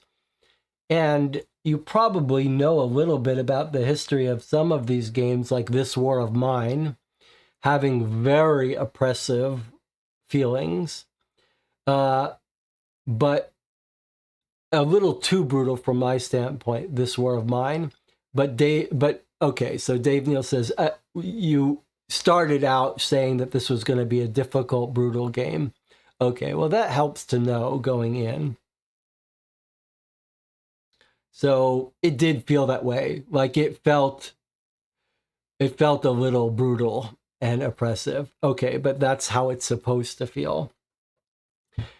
Would you expect, Dave, that if you played through each scenario twice, you'd have a much higher chance of succeeding the second time? Dave Neale says it gets harder. Ouch, that's a little scary. It's interesting that there's no difficulty levels here. I'm sure there will be the forum on War Story will be very active, I'm sure. And it does seem like it would be easy to adjust the difficulty to make it easier just by starting out with a couple of extra tokens. We'll have to see if this group wants to do something like that at some point. Yeah.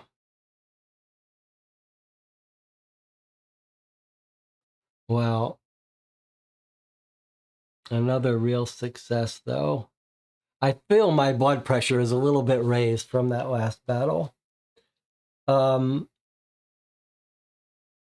If you replay, you can definitely improve. Okay. Well, so one of the things this group is going to have to decide here is when you want to play the next mission. Should we proceed to mission 2? Do you want to replay mission 1 to get a little bit more experience and practice here?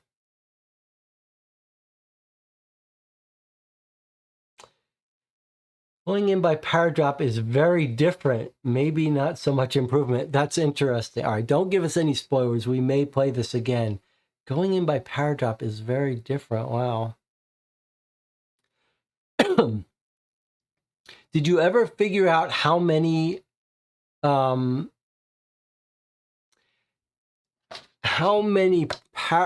proportion of paragraphs did we actually see here? It feels like we saw definitely, I can't imagine we saw half of them in mission 1.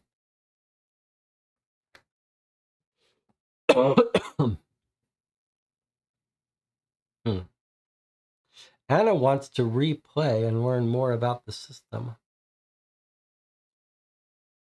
Marco says, let's move on to mission 2. If Dave Neale had not said it gets harder, then I would have said move on to mission 2. But Dave Neale says maybe a third. Maybe we saw a third of the entries.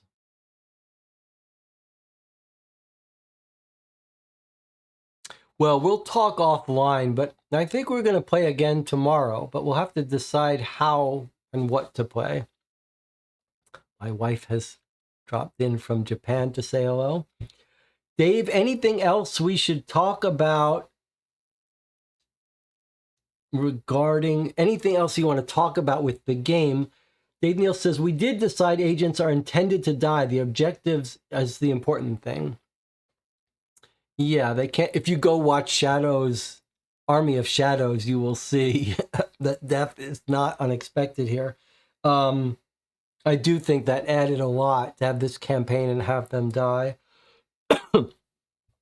Can you tell us a little bit about how the two of you work together? We know you from mystery deduction games, and Dave Thompson from Undaunted.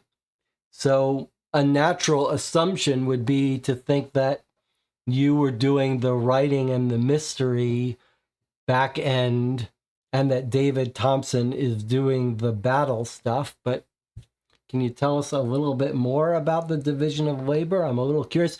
Will you do a game design diary on Board Game Geek? Dave Neale says, that's why it can feel very tough if you try to keep them alive too much. Well, we did cotton on to that idea pretty early in our gameplay, that if you try to keep everyone alive and keep nothing bad from happening, that would be a quick recipe for failure. So we did figure that out. Dave Neale says a designer diary will be coming. It does seem like that would be an interesting thing. Any thoughts on whether there'll be follow-up boxes? You seem to jump around to new projects. On the other hand, Echoes had a bunch of boxes released. This one feels like a lot more work, though, and a lot more fine-tuning work and hard to play test. This has got all the hard parts of design of something like Sherlock Holmes Consulting Detective, where it feels like developing these cases, these games would be quite hard to get the balance right. Dave Neale says, we planned the whole missions and plotted them together. Then David would do the first draft of the encounters, and I would write the other stuff. Then we'd go over and expand and revise each other's stuff. A follow-up is likely, but it's a lot of work. Okay. This was 4 years. Wow. 4 years. All of these branching games are very hard to test. And then the battle stuff, although it does seem like, yes, Dave Neale says, but that includes developing the system. So you've got all the overhead spent on the system. It does sound like one way, tell me if I'm wrong about this, it does sound like one way that you made life a little easier for yourself. I mean, most of this game feels like you've made life very hard for yourself in terms of making everything work here. But it does sound like, tell me if I'm wrong, that one of the permissions you gave yourself, which made your life a little bit easier, was permission to not worry too much about balance. Am I right in saying that? In other words, it sounds like your overall approach was, look, if they take a specific team that's perfectly suited for this mission and they get lucky in their choices or make the right choices, then they might have a much easier path. And if they make wrong choices, they get unlucky, then things go very badly, but then they could play it again. Rather than trying to say, we want to make it balanced so that no matter who you take and what you do, that if you make a decision that you couldn't anticipate the outcome, you should have a good chance of winning. So a little bit less worried about balance and a little bit more worried about having a dynamic world unfold. Would you say that's accurate? Dave Neale says yes. It could be that one agent is good to always take, or that there's a perfect team for a certain mission, or that always taking that truck is best. But there's so much variance, David and I have never been able to work any of that out. Okay, I like it. It's really an interesting decision you have to make as a designer. If you are really going to allow people to replay and have fun replaying, then you're sort of giving yourself permission for certain things to be better. And then part of the gaminess is playing multiple times and figuring out the right answer. Sort of like playing a living card game and teching against a villain. You play once, you see where your weaknesses are, and you try again. But we did try to make it balanced. If one agent was clearly better to us, we made them weaker. Sure.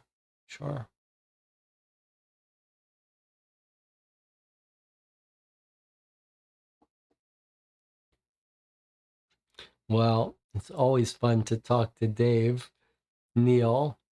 We're a big fan. In fact, Dave Neale has yet to make a misstep in all the games we've played on this channel. Are there any games we've missed of yours, Dave? Baker Street Irregulars, I think, was your first, which is a huge way to start out. And then we've got Animals of Baker Street, Echoes, Perspectives. I've been huge fans of all of them. Anything else you want to tease next? Maybe one day we'll convince Dave Neale to write a case for high and low. It would be pretty amazing. Again, it's not just that we love all of the games and the narrative that Dave Neale has written, but Dave Neale is really an interesting character in this world because of his collaborations with other designers. Pretty cool to watch. Dave says, I think you've played most of my stuff. Anna says, yes, we are fans of yours. Thanks for the great games. All right, well, maybe we've overstayed our welcome here. Thanks to everyone who joined me for this. It's been a blast. These games would not be fun without the rest of you joining. Dave Neale says, there's also my unlocked scenarios and Dubious. That's right. I haven't played Dubious, multiplayer, competitive, deductive party game. Some serious deduction going on Dubious. It's not, calling it a party game is it's a little bit of a stretch. It is party-ish, but I haven't had a chance to play it. Okay. Thanks for joining me. I think we're going to meet again tomorrow, but it's not clear whether we'll replay mission 1 or play a new mission or what time tomorrow. It's almost 6 a.m. here. A little bit of play it by ear, I think, but get up by noon tomorrow if you want to play the next mission. Maybe we'll play mission 1 again tomorrow afternoon. That would be a little bit easier. We'll think about it. I never even went to this camera. I was thinking when we had our battles, I would switch over to this camera for a little bit of a cinematic look, but never happened. All right. Thank you for joining me. Thanks to the Patreon supporters who helped played. I hope you enjoyed this video. If you're watching, maybe you're watching this after you played through yourself. Maybe you had a totally different playthrough experience with Mission 1. If so, let me know in the comments. Glad our regulars and some new people came by to join us today. Again, you guys make it fun. I'll see you next time. Tomorrow, perhaps.